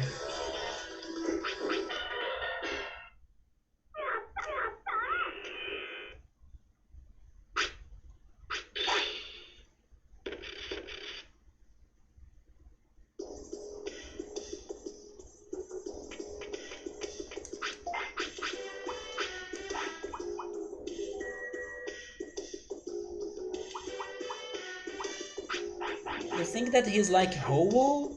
Ho-Oh is better looking in my opinion.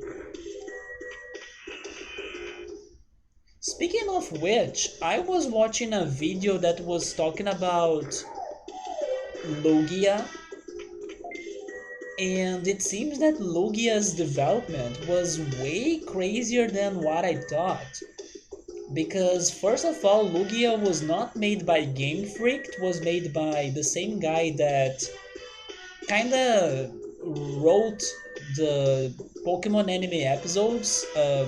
Satoshi, what was his name again? I forgot his last name, but the writer of the anime. And it seems that for him to get inspired on everything he was doing, he used it to drug himself. He used it to take some pills and drink. And for Pokemon Gold and Silver development, for like the first years of development, they had kind of another legendary to be pairing up with Ho-Oh. But thanks to how the game got delayed, this Satoshi guy had the time to finish his work with Lugia, and Game Freak accepted his project because he was kind of creating Lugia for the movie Pokemon 2000. But then they also accepted his idea to put him in the games. And do you know the demon slash persona called Shisa, which is like he's like a lion or a Chinese lion looking creature. It seems that the other legendary that would be pairing up with Ho-Oh, you know Shisa, right? Would be based on Shisa. So that was a very crazy fun fact I learned about Lugia. That's also true. Probably he was taking those drugs to. He was also saying that he was not like getting overdoses or going too far with the drugs. He was only drugging himself to get some artistic inspiration or something. Uh, he would never cross the limits of his body or something. But even when he was writing and coming up with the stories of Pokemon, and it's something that he actually said himself, like in interviews. So it's something that he confirmed. But I never knew he was the creator of Lugia and how Lugia was never the first option for the Gold and Silver games. So it was a very interesting video because actually Lugia is my favorite legendary Pokemon. I normally don't like the legendaries, but Lugia is like my favorite out of them. And now I kinda like him even more because he's somewhat special, as he was created in a different way than the rest, you know? But it was also great to see that the original uh, legendary for those games was based on Shisa, which is a creature that I know from the Persona games. While Ho-Oh is based on another Chinese mythical creature, it's the same creature that inspired Phoenix, but I don't know how to pronounce his name in Chinese anymore. But I know it starts with F. It's like Fang something. I don't remember the end of the word. It's Fang something. Maybe you also know the persona and the demon that I'm talking about. It's Fang something. That's the one that inspired Phoenix and Ho-Oh. So Ash is a trainer or a bad trainer, and he is always 10 years old because he was high. I mean, maybe? Although today he's not the one that's responsible to write the stories anymore, right? And by the way, the freaking Pokemon anime. Just before starting the stream today, I was watching the last episode, the one of Friday, which was the episode of Suicune. Are you freaking kidding me? This anime has been so damn good.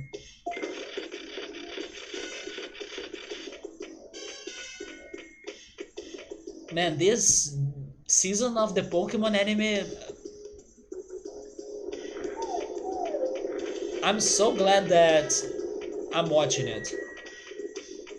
I was actually sad that I could not watch it yesterday because I was so excited to see it yesterday. But the app that I follow those episodes, they delayed it. So they only released it on this afternoon. Fang Huang, it's probably something like that, yes. By the way, this can be a bad fight because we are facing three of them. But I will not run away.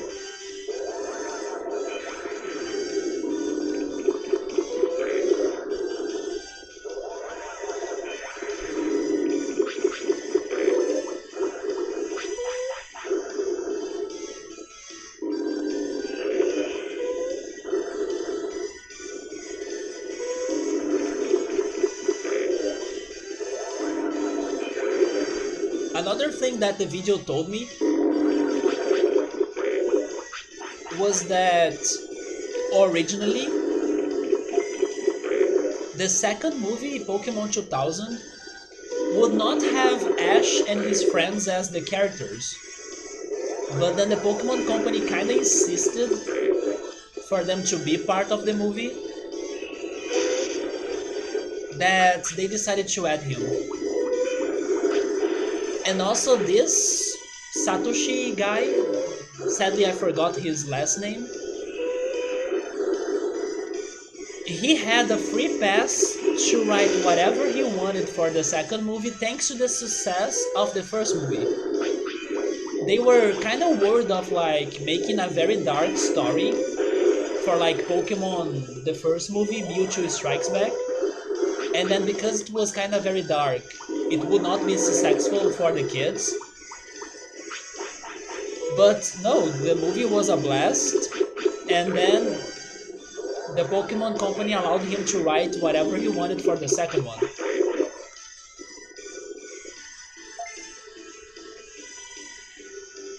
There are four sacred animals or guardians: the bird, the tiger, the turtle, and the dragon. Yeah, you were talking about those demons or personas that if you combine them all, you get that mythical dragon, right? I forgot his name, but he's a very good persona. And the turtle you were talking about, he has a snake. It's like a turtle snake.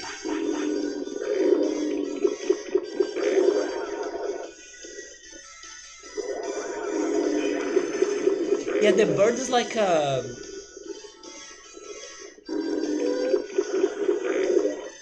it's like a red peacock, and then the tiger is like a white tiger. Koryu! I remember the persona name. It's Koryu. That's the final fusion of all of those four in there. Yeah, Koryu is a freaking amazing persona in my opinion, or demon.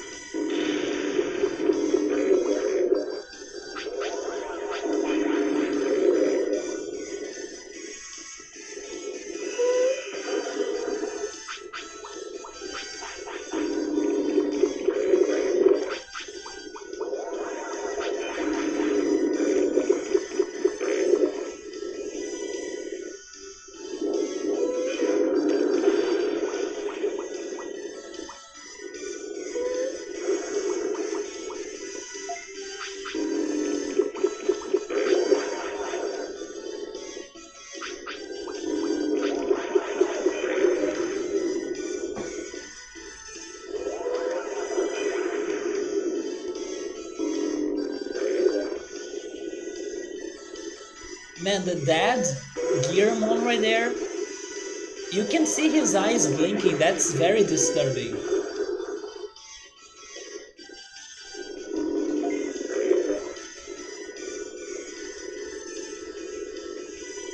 Oh, it stopped now. But oh no, never mind. It's still blinking. The one on the bottom.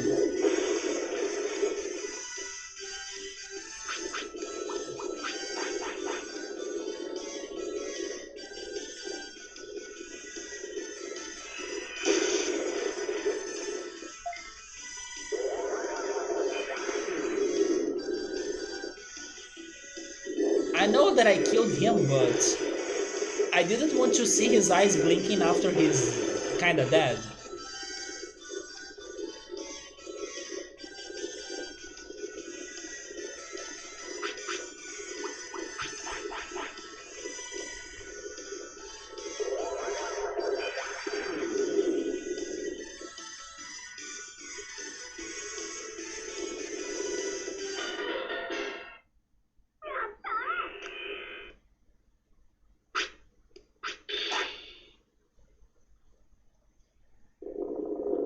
Well, let's enter the factory.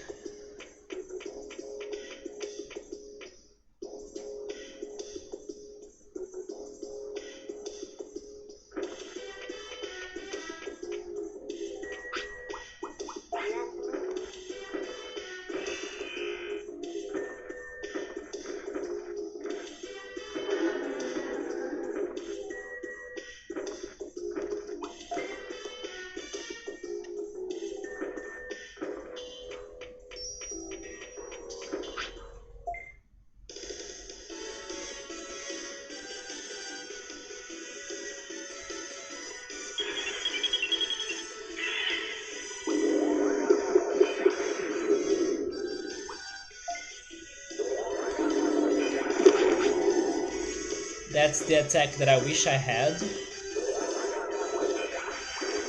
Maybe someday.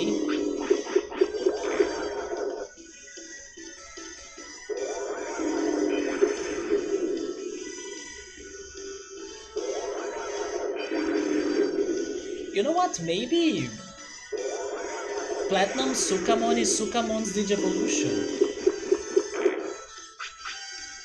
Maybe it's not the king of Sukamon, right? Maybe it's this guy.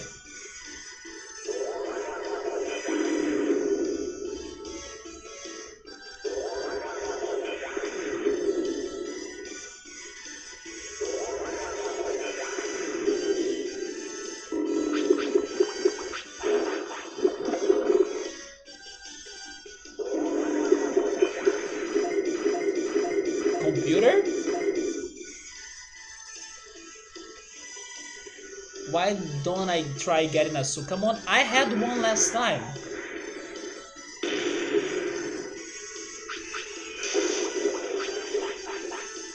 Although he didn't survive much. But I need to have a Sukamon or a Numemon. I gotta learn more filth attacks.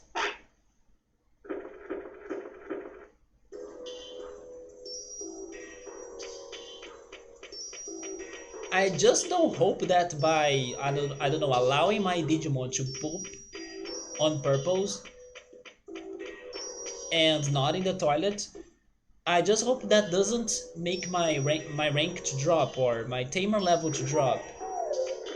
Because I know this game can punish me for some decisions I make.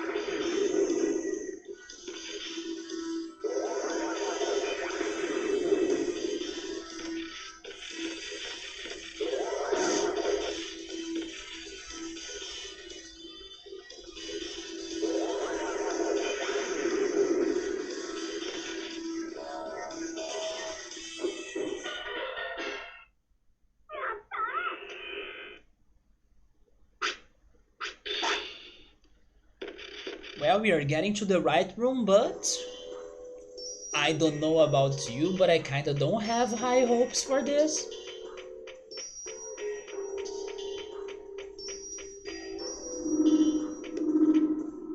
But I had to come. I had to try it.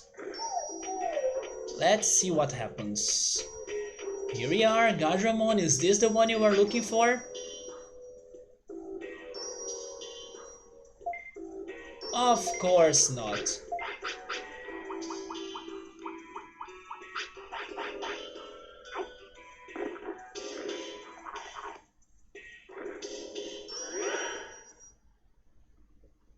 Well, that was our time outside File City, now we're here forever again.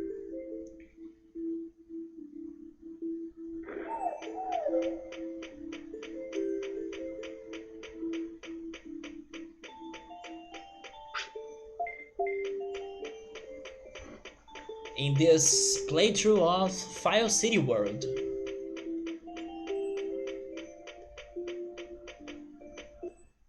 Let's put it differently, we are just respecting quarantine, right?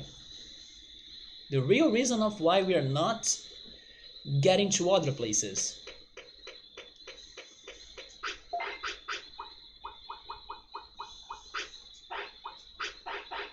So let's train Phoenixmon a little bit more. And then head to the gym. Not the gym, the arena. I will give you more HP still. How old are you? 10 years old. Okay, maybe that's starting to get critical. But you are not ready for the battles in there. And now that I know that nobody really sells the important items such as the chips, I should not use them on you. I actually should save those for the Insectoid Champion, right? Or the Insectoid Ultimate if I can make to that. But you have no ways of winning the rank as tournament like that.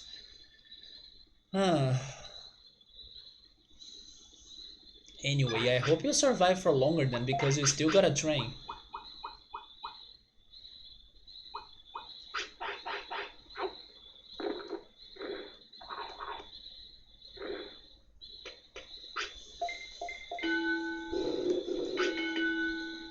Saburo, do you think I should be investing on the other minigames? Like the curling, for example?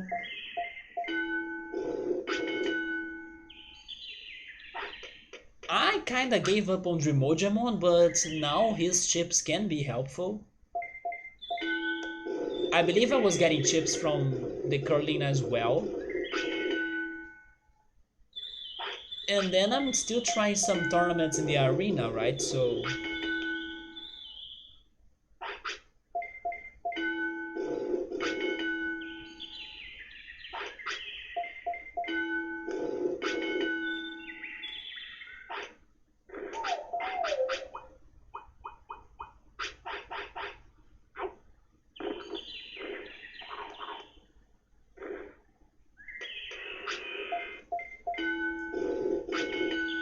oh, is she going to... She is.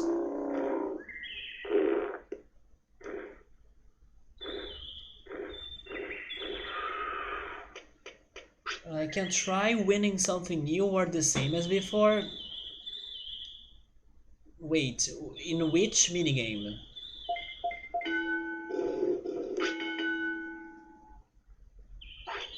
Well, the arena seems to always give me the same prize, and it changes depending on the rank I go for. If I go for rank A, they give me a Leomon's Digi-Evolutionary item, which is the Flamey main. So the price for the arena seems to be fixed. Any of them? I mean, the arena only if I go for another rank tournament, like a different rank tournament. Dreamojamon, I mean, he gives me different things, but it's always either a restore or a chip. But sure, Dreamojamon, go for another hunt. High, small hopes on this, but sure.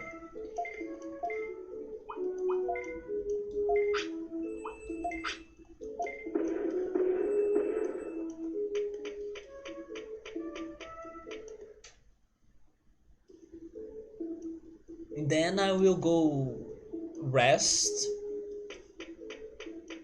and then I will try the curling. I hope I have some fish. Wait, why am I... There we go.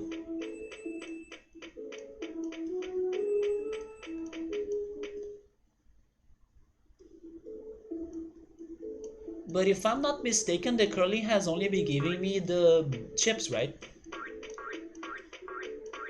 Maybe a restore? It's kinda like the same as Remojamon. But maybe depends if I have Metal Mamemon or Penguinmon in there.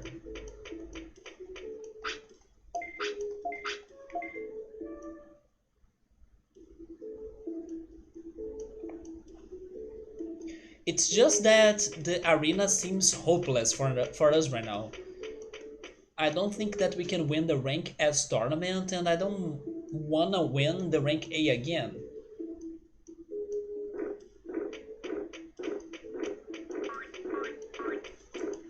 Do I have regular meat? I have, so I will go fish.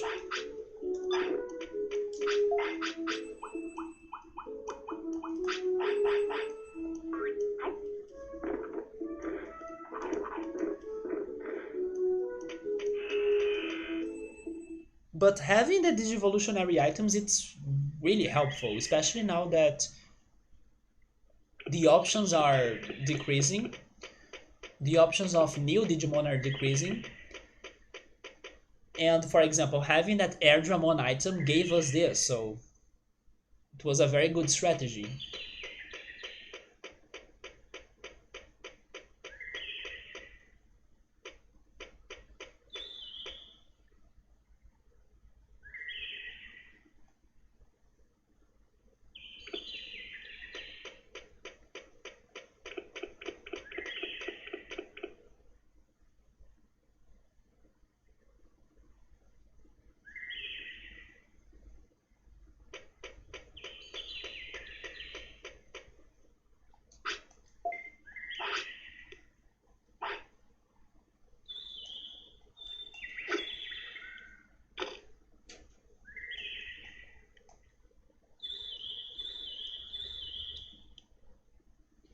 I have a question, but I don't know if you know the answer.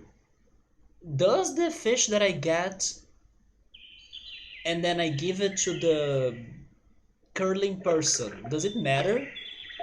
Like if it is a small fry or a big fish? I think it doesn't matter, right? Because imagine if it matters and then I can get better rewards because I gave them a black bass, for example. So far I have been giving them small fish, but I actually never tried using a black trout for for the curling.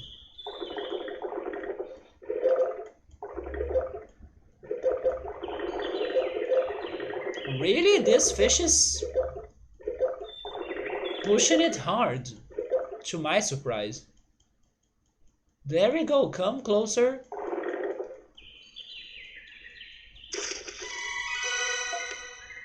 Yeah, as long as you know, or as far as you know, it makes no difference. Yeah, to me neither, but who knows, right? Maybe that's why I'm not getting anything crazy.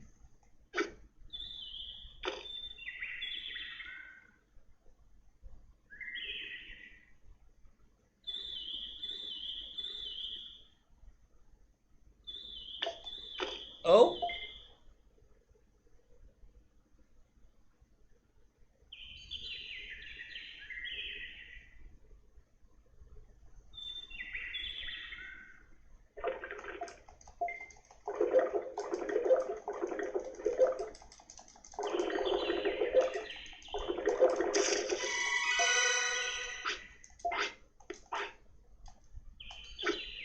let's do this like that. Or let's do it like this. There we go. We'll have 5 attempts. 5 attempts of curling. And then we can see how are the prizes for that.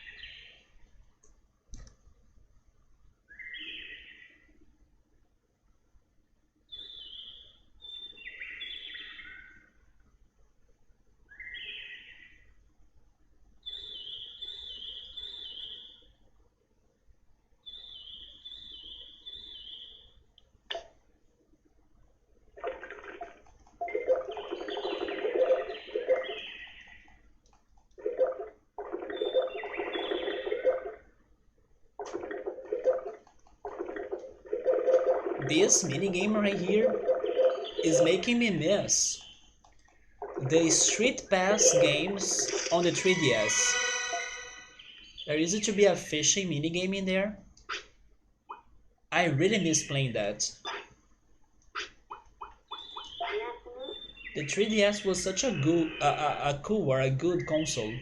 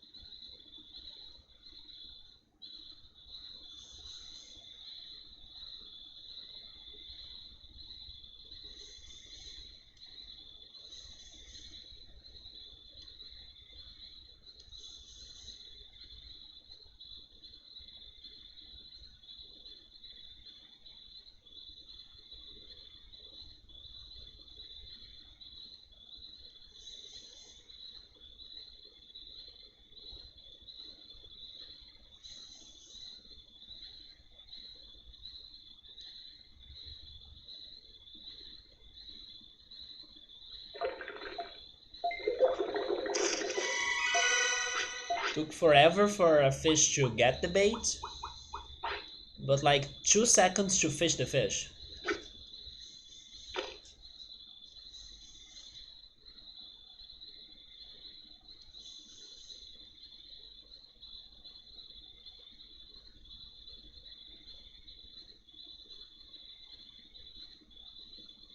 It still amazes me those that fish in real life though.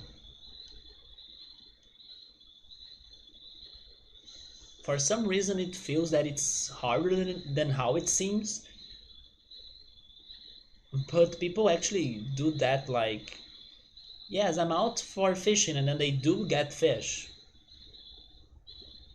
I would imagine that if I ever try doing that, I would need like a whole week for me to get a fish.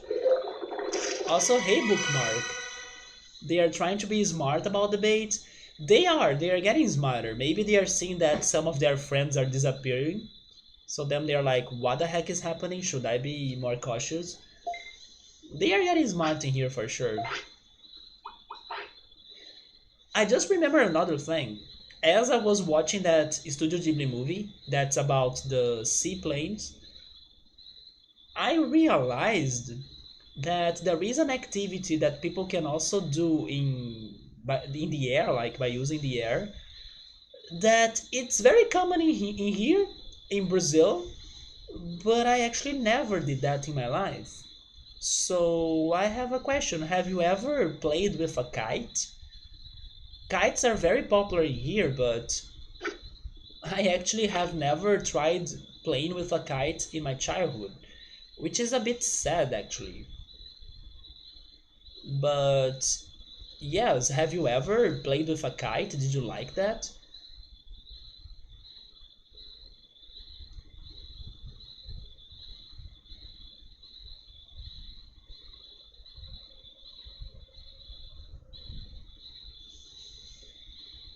That's another thing that's probably easy to do, but to me it feels that it's kind of hard to like put the kite on the sky, but maybe it's easier than how it sounds. You have fun at least three in your life, bookmark, you see? I know that I'm probably the only one that has never tried that. It is fun to do when the opportunity comes. Now I imagine, I wonder why I have never tried it back in the day. But then today, when I was remembering it was a thing, I felt a little bit bad that I never really gave it a chance, you know? Oh, I used all of my bait. Let's go play curling then. But I think it's also because I imagine it's going to be hard for you to like have wind and then do it right. But maybe it's not that bad. It's just that it looks hard, but it's not that bad. But it looks hard or intimidating enough for me to never try it.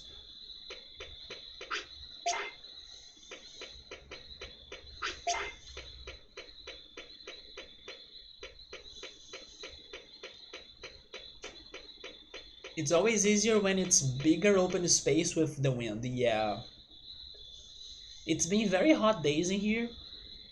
I also heard the news from the forecast that this week we would be getting the records for the summertime of like higher temperatures. But there was one afternoon that it was windy, and I loved that afternoon. I was sunbathing on my balcony, and I was loving that wind so much. The wind plus the heat, wind and heat is a good combination. It only sucks when it's only hot, but there is no freshness out of wind. So, yes, that was such a good day. You sorta gotta keep it in the air as well. Do you remember the models for your kites? Did they have any sort of drawings? Normally they have drawings, right? I wonder if you had a special one.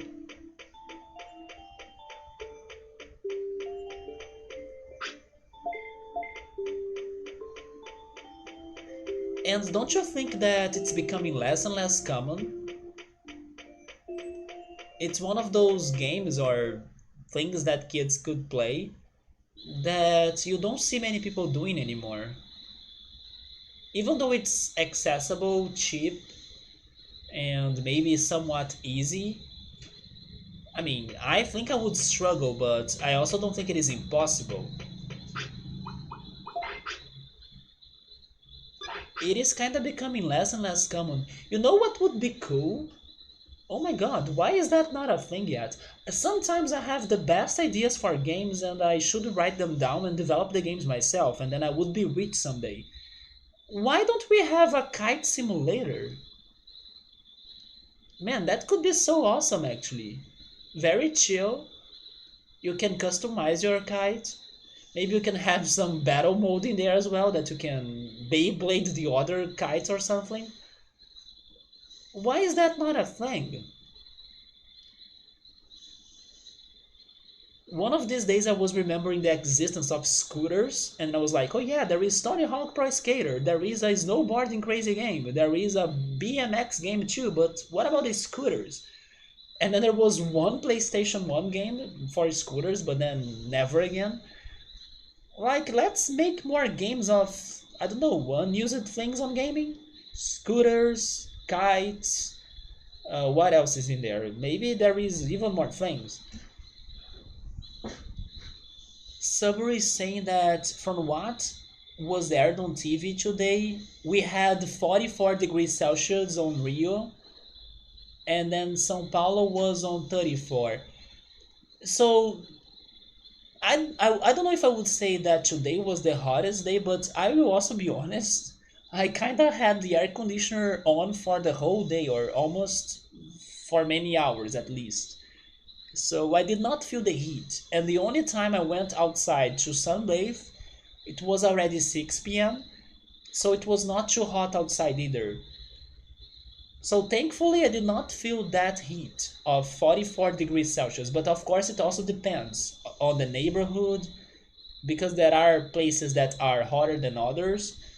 Thankfully, where I am, even though the sun gets straight on the window of my apartment and then during the afternoon it gets freaking hot, I still don't think it's the worst in Rio. There are places that there is no wind, it's not close to the ocean, and then it gets no humidity.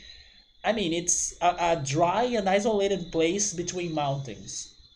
So, yeah, those neighborhoods in there, they suffer a lot because it becomes a furnace. But thankfully, I did not feel that 44 degrees Celsius. So, Bookmark's first kite was a box one with a couple colors on it.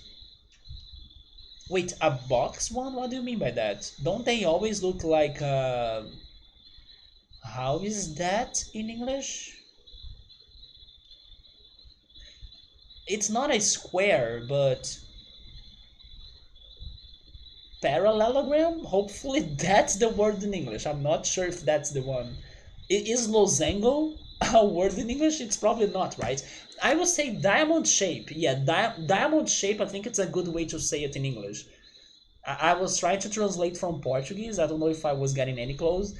Yeah, normally kites are diamond shaped, right? But another one had like superheroes with a normal diamond design. Yeah, that's the common design. That you did for your first nephew, you did for him? You think people would buy a kite simulator? Me too! Even though it's not a thing that's popular today, sadly, right? But yes, there should be a kite simulator. I can see it being a very chill game. At least a kite minigame. I swear to you, I don't think I have ever seen kite mechanics in a game. Besides, of course, I don't know, Last of Zelda, that you need to paraglide. I mean, that works a little bit like a kite, but it's more like a glider. But there should be something about it. I have never seen that in a game before. And I love when I see new things in gaming. That's why I'm saying that I have some millionaire, right? Millionaire ideas in here. But as I'm not a game developer, I can't really put them into work. By the way, why am I here if I need to go to the curling? You see, curling, for example, curling is not something common. And I really love how it is in this game.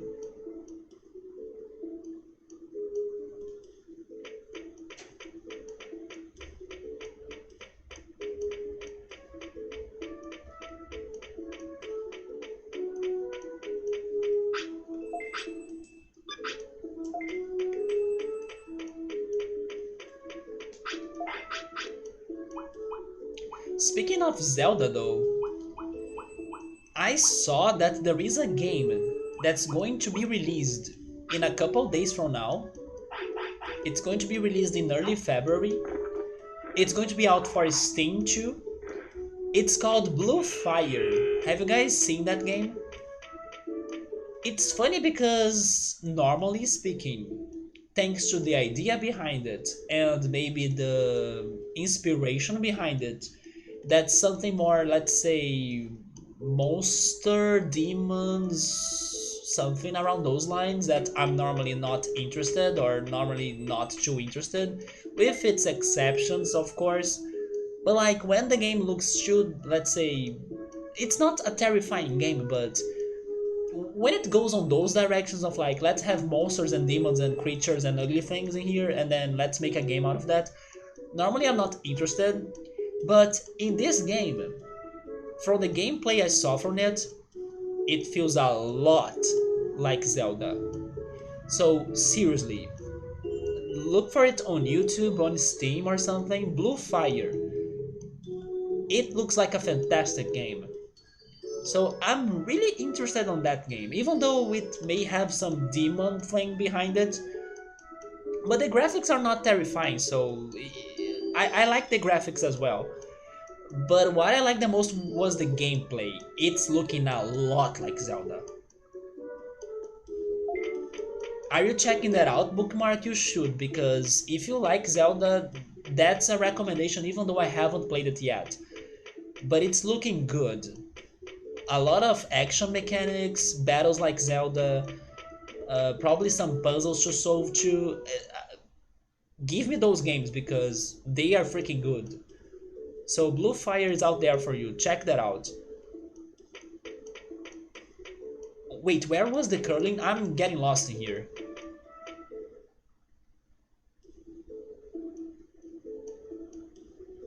But another game that I was talking about some days ago that I was really curious about, and funny enough, there is this Brazilian YouTuber that he makes all sorts of discussion videos about stuff, random stuff, He made a whole video of like an hour plus just to talk about the story of this one game called.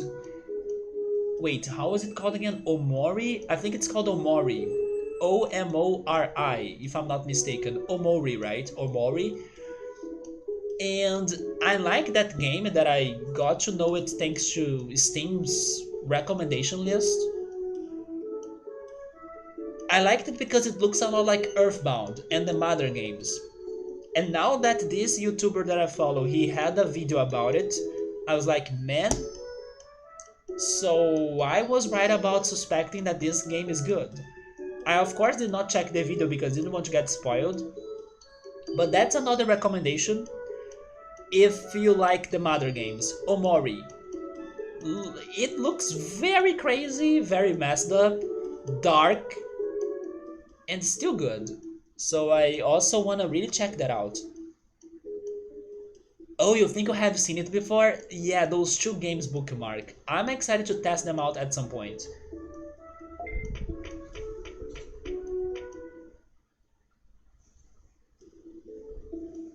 Yeah, this Blue Fire recommendation came out of nowhere and I was like, holy shit, this looks like Zelda.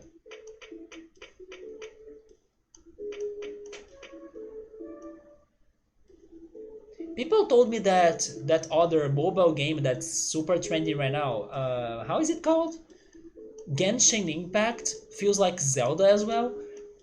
I can get that a little bit thanks to the open world exploration maybe, but when I saw the fights, I kinda did not see the Zelda in them. And then I lost my hype for that game. But this Blue Fire one, I saw the Zelda on it.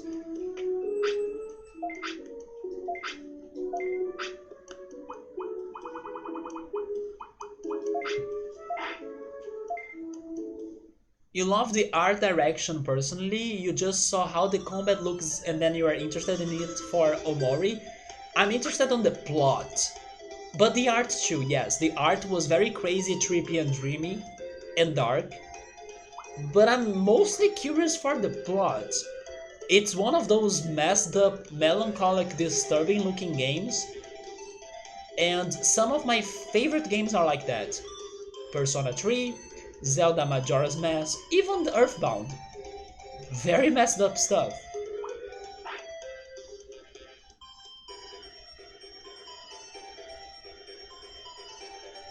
You see that for Genshin Impact, right? But I lost my hype, I was expecting a closer connection to Zelda. By the way, I probably will be bad on this, as it's been a while. But we will try, right? It's really been a while. Actually, let's go for that one right there.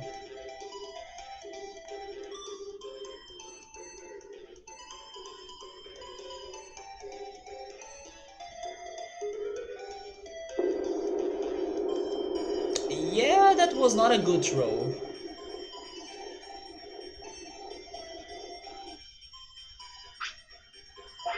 No, are you being ironic, Penguinmon? Wait, what are you doing?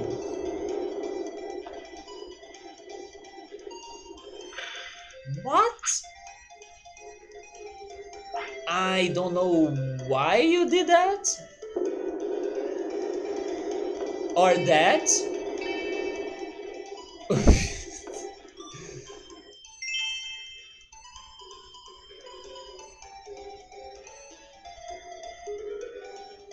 Sure? I wonder if I could skip my throws if I would still win, you know? Penguinmon ruins herself, and then I don't need to do anything. It's just like in Mario Party games, Luigi wins by doing nothing. I don't know if you guys have ever watched the compilation of that. I'm feeling like that right now. But sure, Penguinmon, who knows what you are scheming, but keep on going. I will cheer for you. If that's your plan, go for it.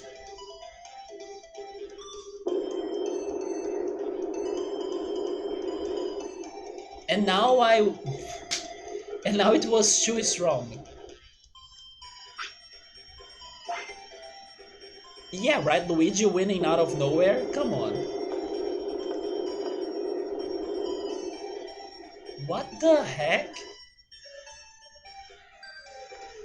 Is this reverse rules that those that have points lose? What? But I would try that too, like...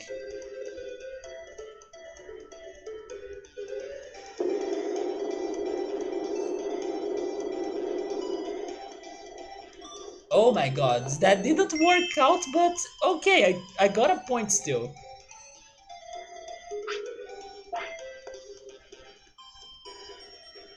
Oh, this is not good. Oh, never mind!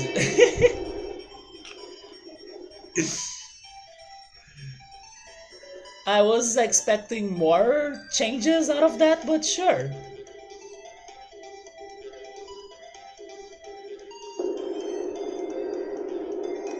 This was a good throw, there we go. Now we're talking.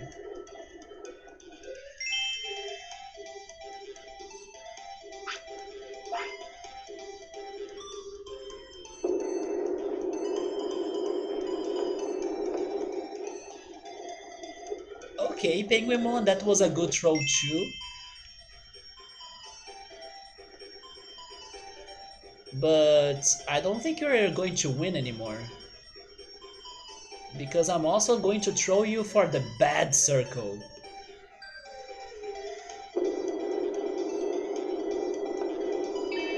Or maybe not, but that does it.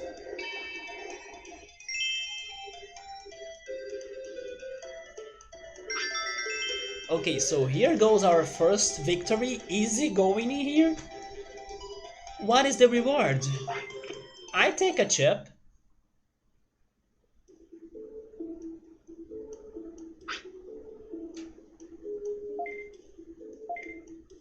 A nominee disc? No, I would rather have chips, not discs. But okay, that was the reward for... You know what? Give us Metal Mumemon. Give us Metal Mumemon.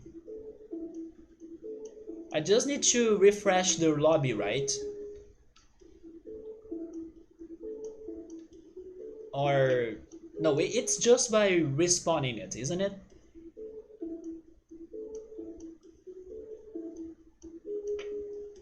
By the way, how can Phoenixmon enter this room? Because Phoenixmon is bigger than the door. At least you can't enter it by flying. Look at that.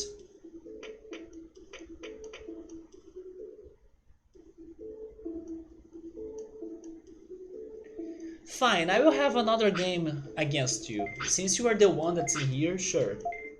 But maybe Mamemon will have a better prize.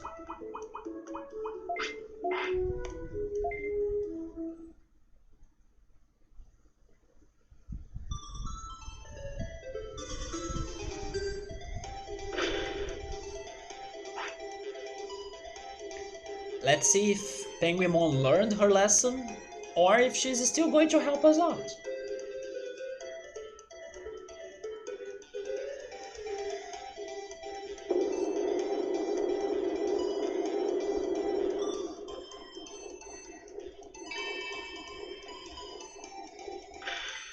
Man, that was so bad.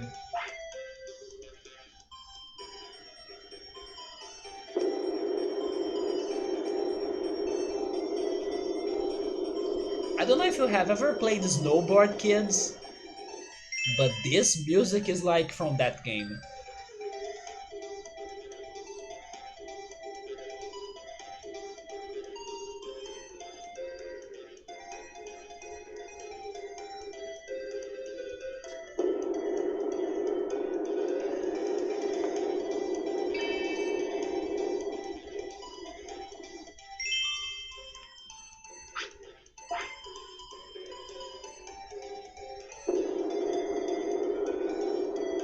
Okay, Penguinmon is playing for real now.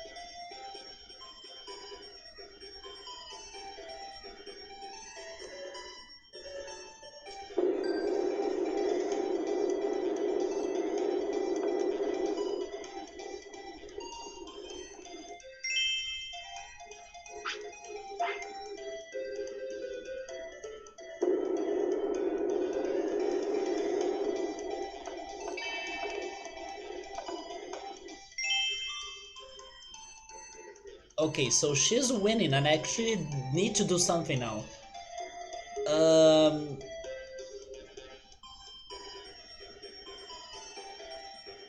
I guess my best shot is trying to get to that good right there, but there is a risk of knocking my stone out of it. Because if I go to that mess, I think it's going to ruin everything. Yeah, it's safer if I come here, right? As it is a very light stone. No! Okay, I got the 2 points. There we go. Man, that was very close.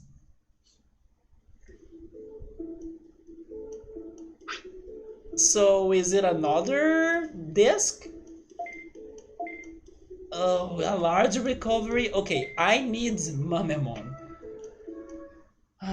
Penguinmon, I know you're trying to help, but not like that. That was actually a good game.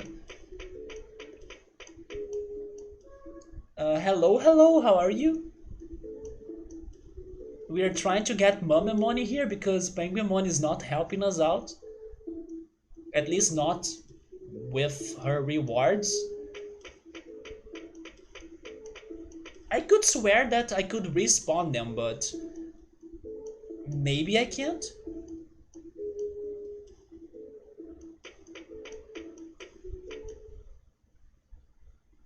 I'm doing alright too. At least I'm happy that we were able to achieve a new Digimon today here, so progress is made regardless of whatever happens next. So like mission complete for the day. This is the first time we got Phoenixmon. But now I'm investigating some minigames. But Penguinmon, please move away. Really, I don't wanna get your prizes anymore because I don't need a large recovery. Okay, it seems that Mamemon is not coming, right? Yep.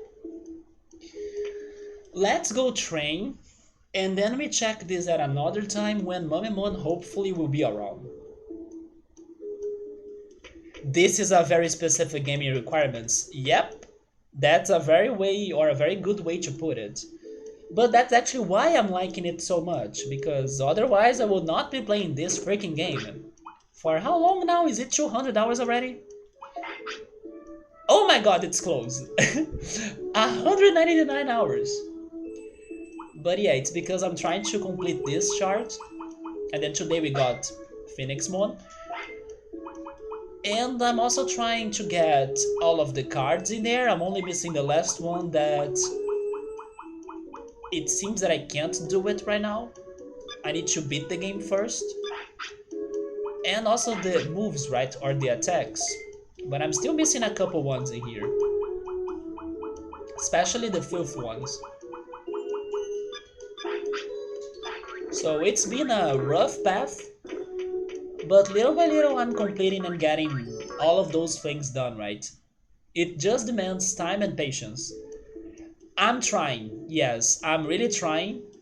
You could never do it. You would be able to do it, but of course, you need to be very patient and not really feel bored while doing it, right? Because it is a repetitive process. I think you would also need to take some breaks. The real objective in here is to break the clock. Let's see, but I don't think it's going to break this time. But yes, we are kind of like a gaming clocks tester.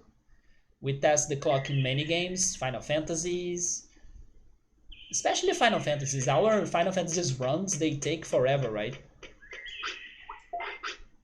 I remember the one that they changed the color of the clock 2 times, right? One for 100 hours and another time for 200 plus. I think it was Final Fantasy VIII, if I'm not mistaken.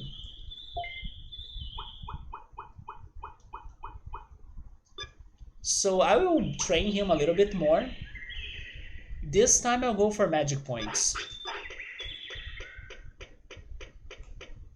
But yeah, hello. I'm trying to do this as guideless or uh, without backseating as I can. Sometimes I get stuck and then I ask for vague help from the chat, but I'm like more direct on what I wanna know or learn. But because as I can see little improvements with time on this game, those tiny bits of progression they kind of help me to keep on going. Because even though it is a brutal game, it's also very rewarding when you do something right. So that's pretty much why I'm still trying this.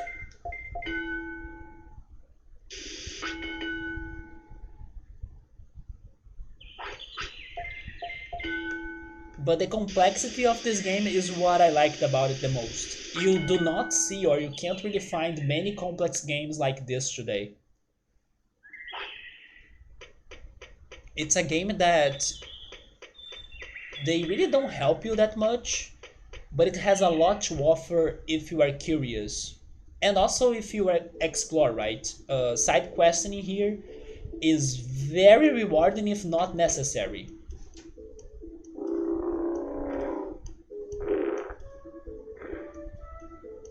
But right now, the only things left are those three things I showed you, the Digimon that I need to get, the last card, and the attacks. There is also the final boss fight that I'm saving it for when I fix my webcam. And there is also one last mystery regarding Factorial City. I was actually there today to investigate it again. That seems to have something to do with a Gardramon inside the factory. He's like asking for me to bring him a Digimon and then he's going to remodel him. I'm still trying to figure who's that Digimon. From the help and questions that I made to the chat throughout this playthrough, all I know is that it's going to be an ultimate. So I brought him Phoenixmon today and it was not him.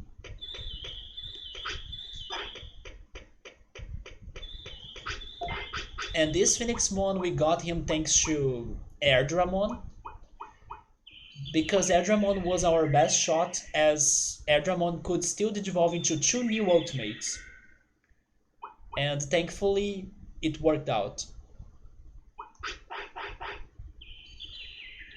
Oh yes, another thing I'm still trying to do is the Insectoid Tournament in Beetleland. We had one chance of doing that before and we got destroyed. Because of Hercules Kabuterimon. That freaking Digimon was super strong.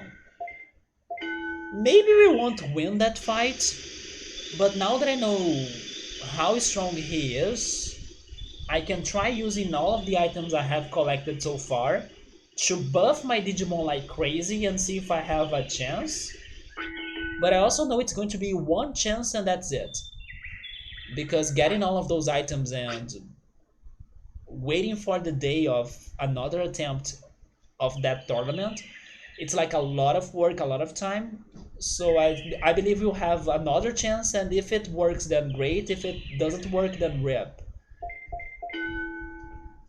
Of course, I could like save before doing it and then close the game and load the save file again, but that's not how I play video games in here.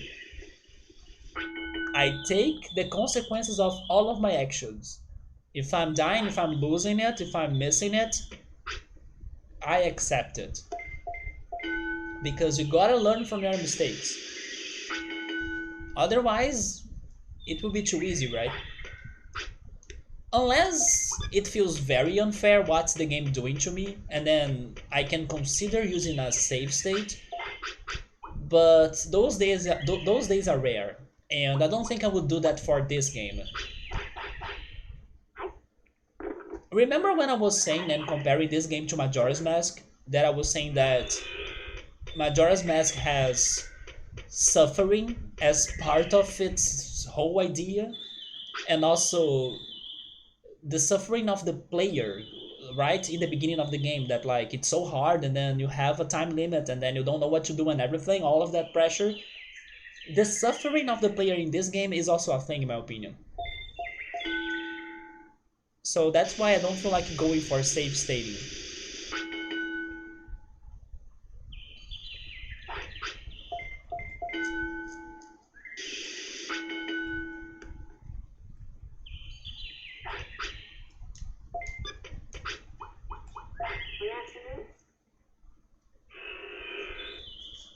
But the only thing that I'm not really going after are the medals. Yeah, those medals, who knows what they are, but I think they sound too hard or too specific. If I get more medals, then fine, but it's the thing that I'm not looking for.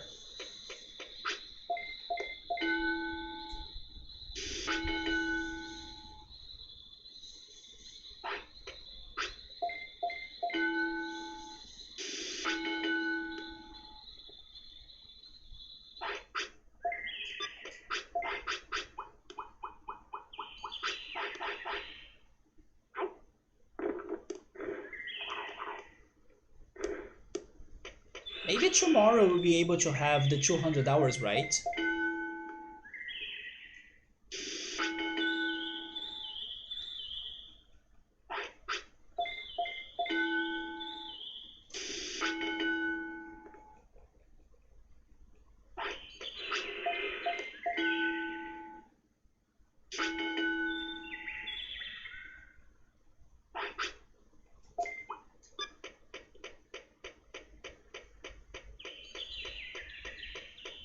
There is another mystery that I still haven't seen happening a lot, and I suspect it is very important for some of the Digivolutions.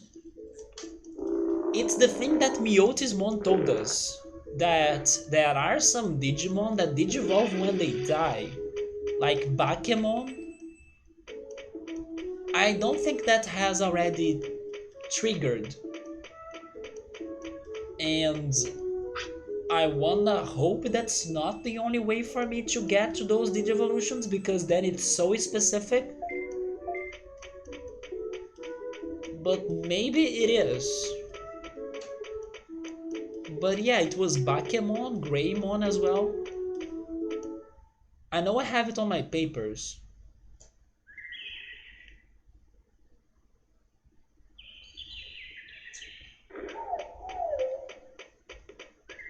Greymon probably would digivolve into Skull Greymon if he dies, right? It's what makes the most sense. Actually, maybe Bakemon too, right? Isn't it a possibility? It is, but then there is a secondary Digivolution right there. You know what? I will get my paper just to check that note again.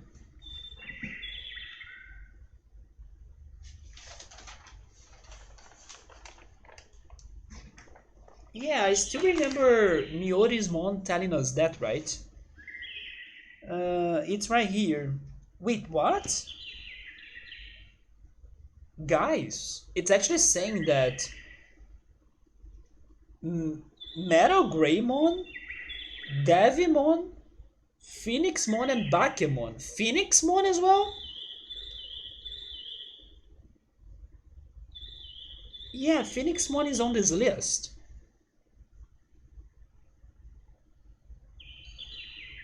I mean, sure, but it makes no sense to me. Like, Phoenixmon digivolving after dying? Like, digivolving into what? Into something earlier than an ultimate? Because you can't go higher than that, right? But Phoenixmon is on my list. Could you digivolve into another ultimate?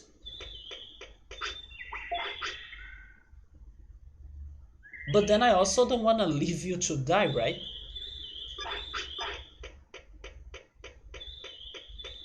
But I forgot that Phoenixmon was on that list. So I'm kinda happy that I checked it.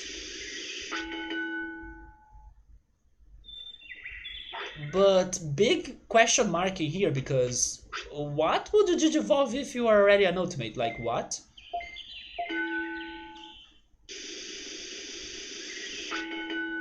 Even Metal Greymon. Metal Greymon is also an ultimate, but it kinda makes sense if he turns into Skull Greymon. But Phoenixmon, like, I can only imagine you becoming Birdramon. Like, let's go back to our previous stage because you are a phoenix. Let's get reborn from ashes. But I don't know, it sounds too crazy.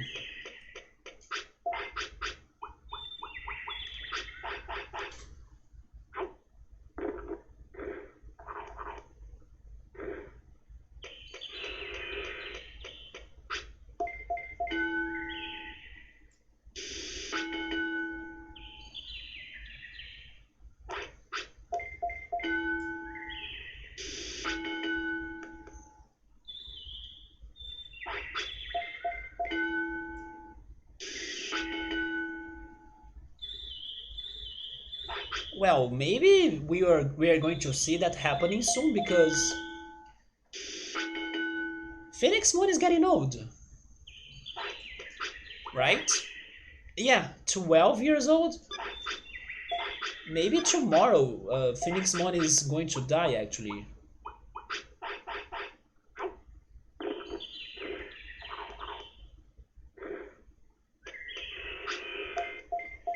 sadly, I may not even try the tournament because I still don't feel like Phoenixmon can win the tournament.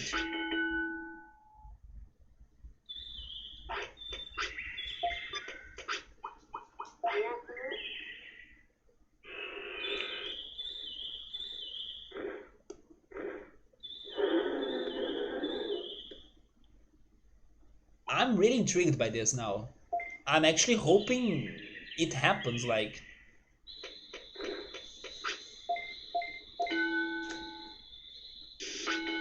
I'm curious to see what could be the answer for that.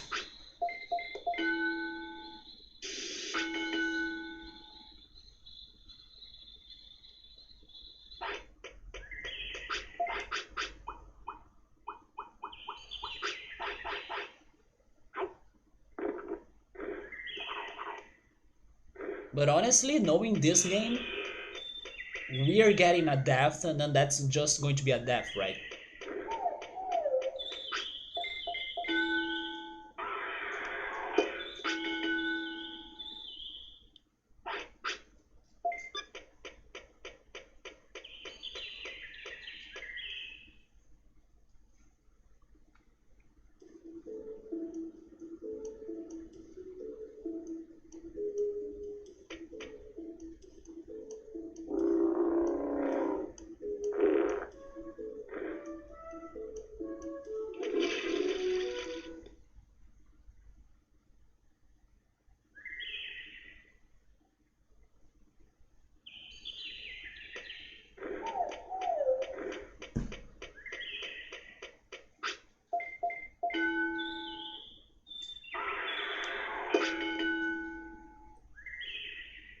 You know what? I will take a look on the tournaments. Maybe I don't need to go for a rank S tournament. I can go for one of those crazy different tournaments. Not rank A, because rank A only gives me the flaming main. You hope you can get to see. Yeah, me too. I just really have no idea. Like, I can only imagine Birdramon, but then why would that be a thing? To like go back one stage and then be a super old Digimon that won't survive for much longer? I have no idea why the game is having that mechanic for ultimates. Can I join that? I can't, right? But what is it? I can't even see it. And I only have a rank 8 tournament tomorrow. Yeah, so we didn't get lucky today. Is Mamemon here? Mamemon? Nope. Can you please bring Mamemon? I will try respawning again, but where is he?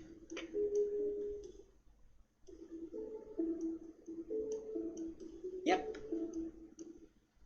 But I could swear they could change Penguinmon and Mamemon. It's just not doing it.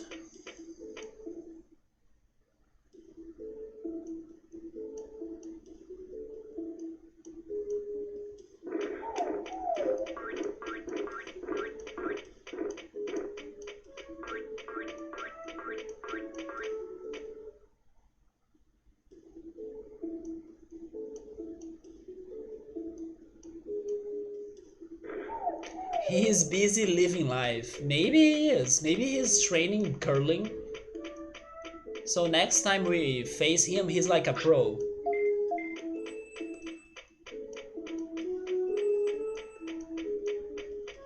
Maybe he's finally living his dream of becoming the real Metal Greymon as well.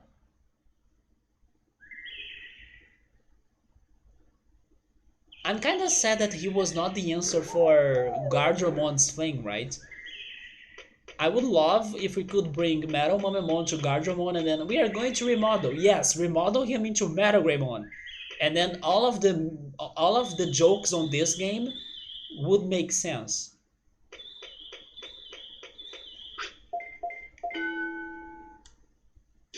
But yeah, he's not the one for Garderommon. No, no, no, no, no. Let's go for offense. Actually, this is defense. Oh my god, get to the right training.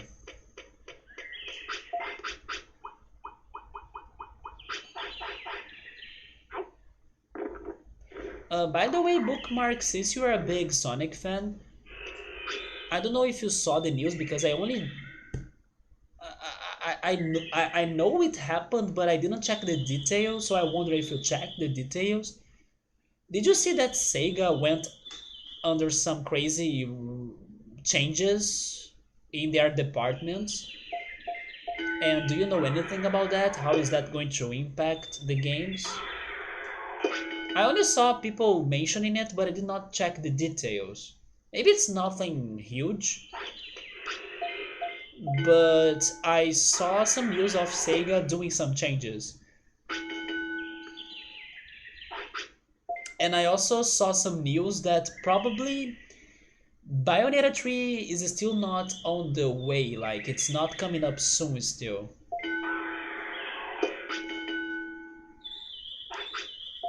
There was a video about Metroid Prime that I wanted to watch today, but I didn't have the time to do that. But I watched a video about Bayonetta 3 and it seems that they are working on other games more than Bayonetta, so maybe we still gotta wait for longer. I mean, I'm not going to play it myself, I'm just sharing the news that I heard of.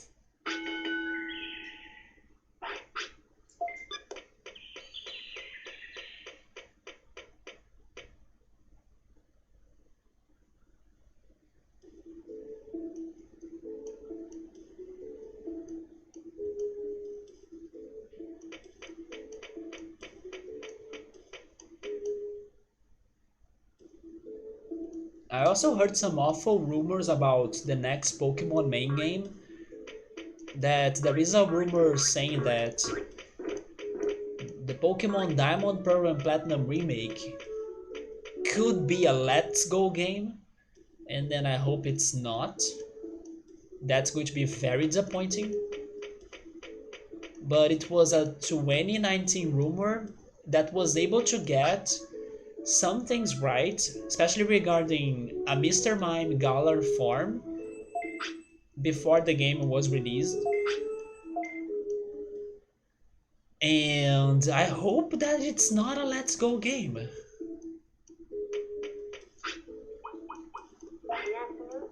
Oh, you also haven't checked those news that much? Yeah, something is happening to Sega. Not sure what, but it's about dividing its departments. So I don't know how is that going to impact their projects, but they are reorganizing themselves somehow. Did you like that idea though? I did not like that idea. There was another speculation for that rumor to be right because it seems that Nintendo is also how can I say this, revitalizing maybe or doing this again. They are kind of bringing back, maybe bringing back is a way to say it. Nintendo is kind of bringing back the Pokeball Plus to start selling it or like producing it. And yeah, the Pokeball Plus was the feature for the Let's Go game. So there is the rumor, there is Nintendo bringing that back. I don't like the way it sounds.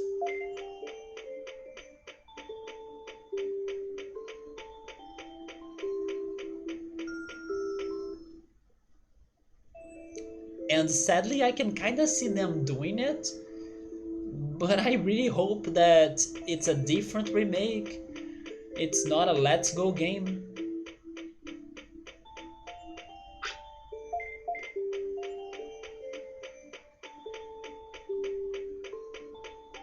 Especially because we have been waiting for so freaking long for this one remake.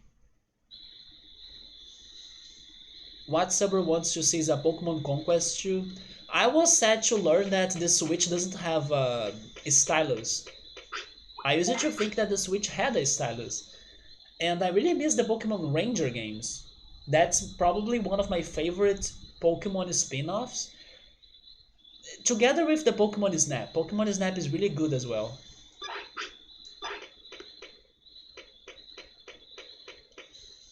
One of these days, when I can emulate DS games without problems, I will continue playing the Pokemon Ranger games and streaming them because I streamed the first one.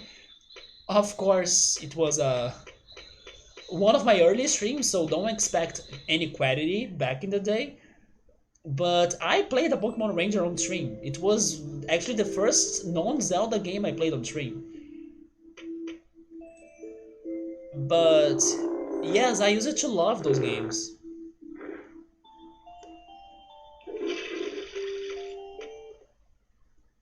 And then Pokemon Conquest, I still gotta try that.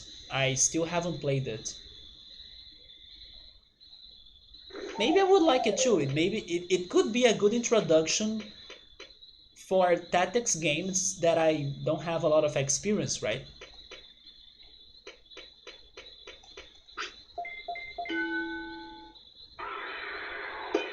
You have seen much of the Pokemon Ranger, haven't you played it? At the very least, we got 3 games, right? We got 3 Pokemon Ranger games.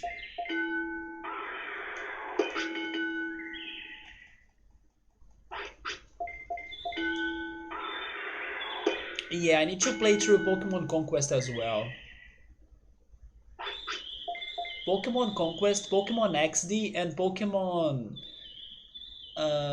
Colosseum, right?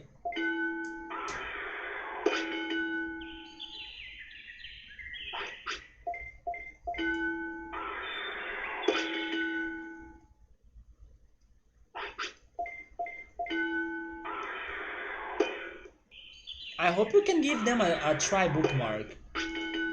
They are they are good. Maybe you won't like the stylus mechanic that much. I can see some people getting bothered by that, but I really liked it. It's refreshing to see the Pokemon universe differently.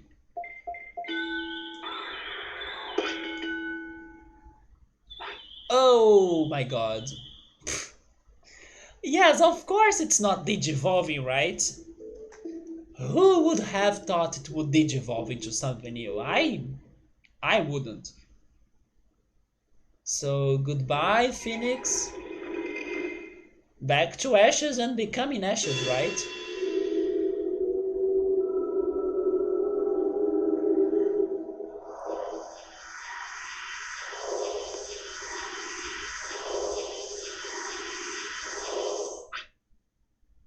Man, I think that I won't get a buff Digimon for the rank S tournament if I don't use the items. It's so impossible.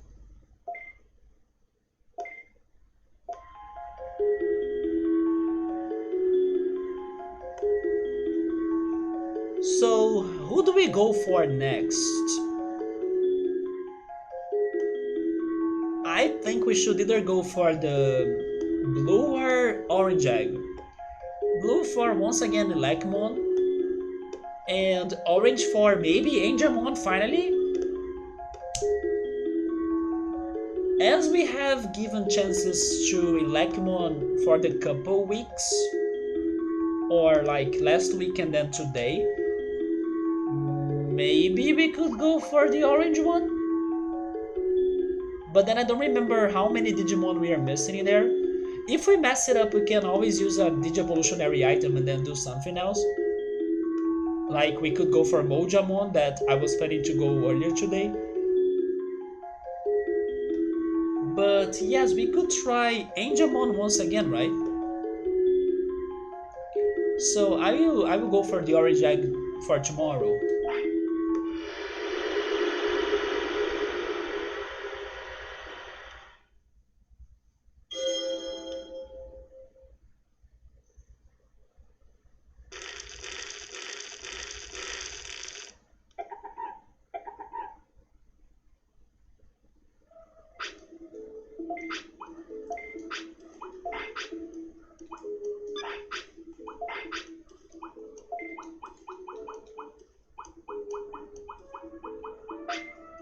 I'm actually only missing one. So if it's not Angemon, I don't know who that could be. But I was actually expecting more options in here, but it's only one. What if you become Biomon? Biomon is also only one.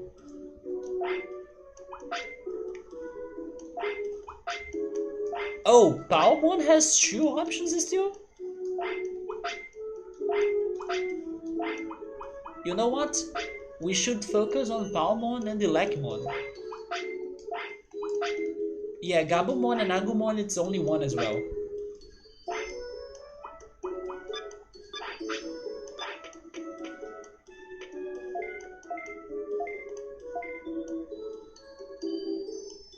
But yeah, we are going to start this new cycle tomorrow.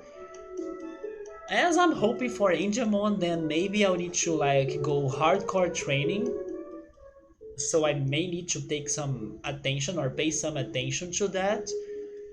I'll try because sometimes I get distracted with the chat like today and then who knows what's going on in the game at all. But sure, let's see how that goes like. And if we mess it up, then we use Mojamon, we get somebody else, it's fine. But it's what I'm saying, it's getting to a point that it's been easier for me to get ultimates than champions. That's kinda good maybe, as they are supposedly harder to get. So let's see how that goes. So thank you so much for everybody for stopping by. Have a great night, get some good rest, take care. I hope to see you tomorrow. And that's it. So good night and goodbye.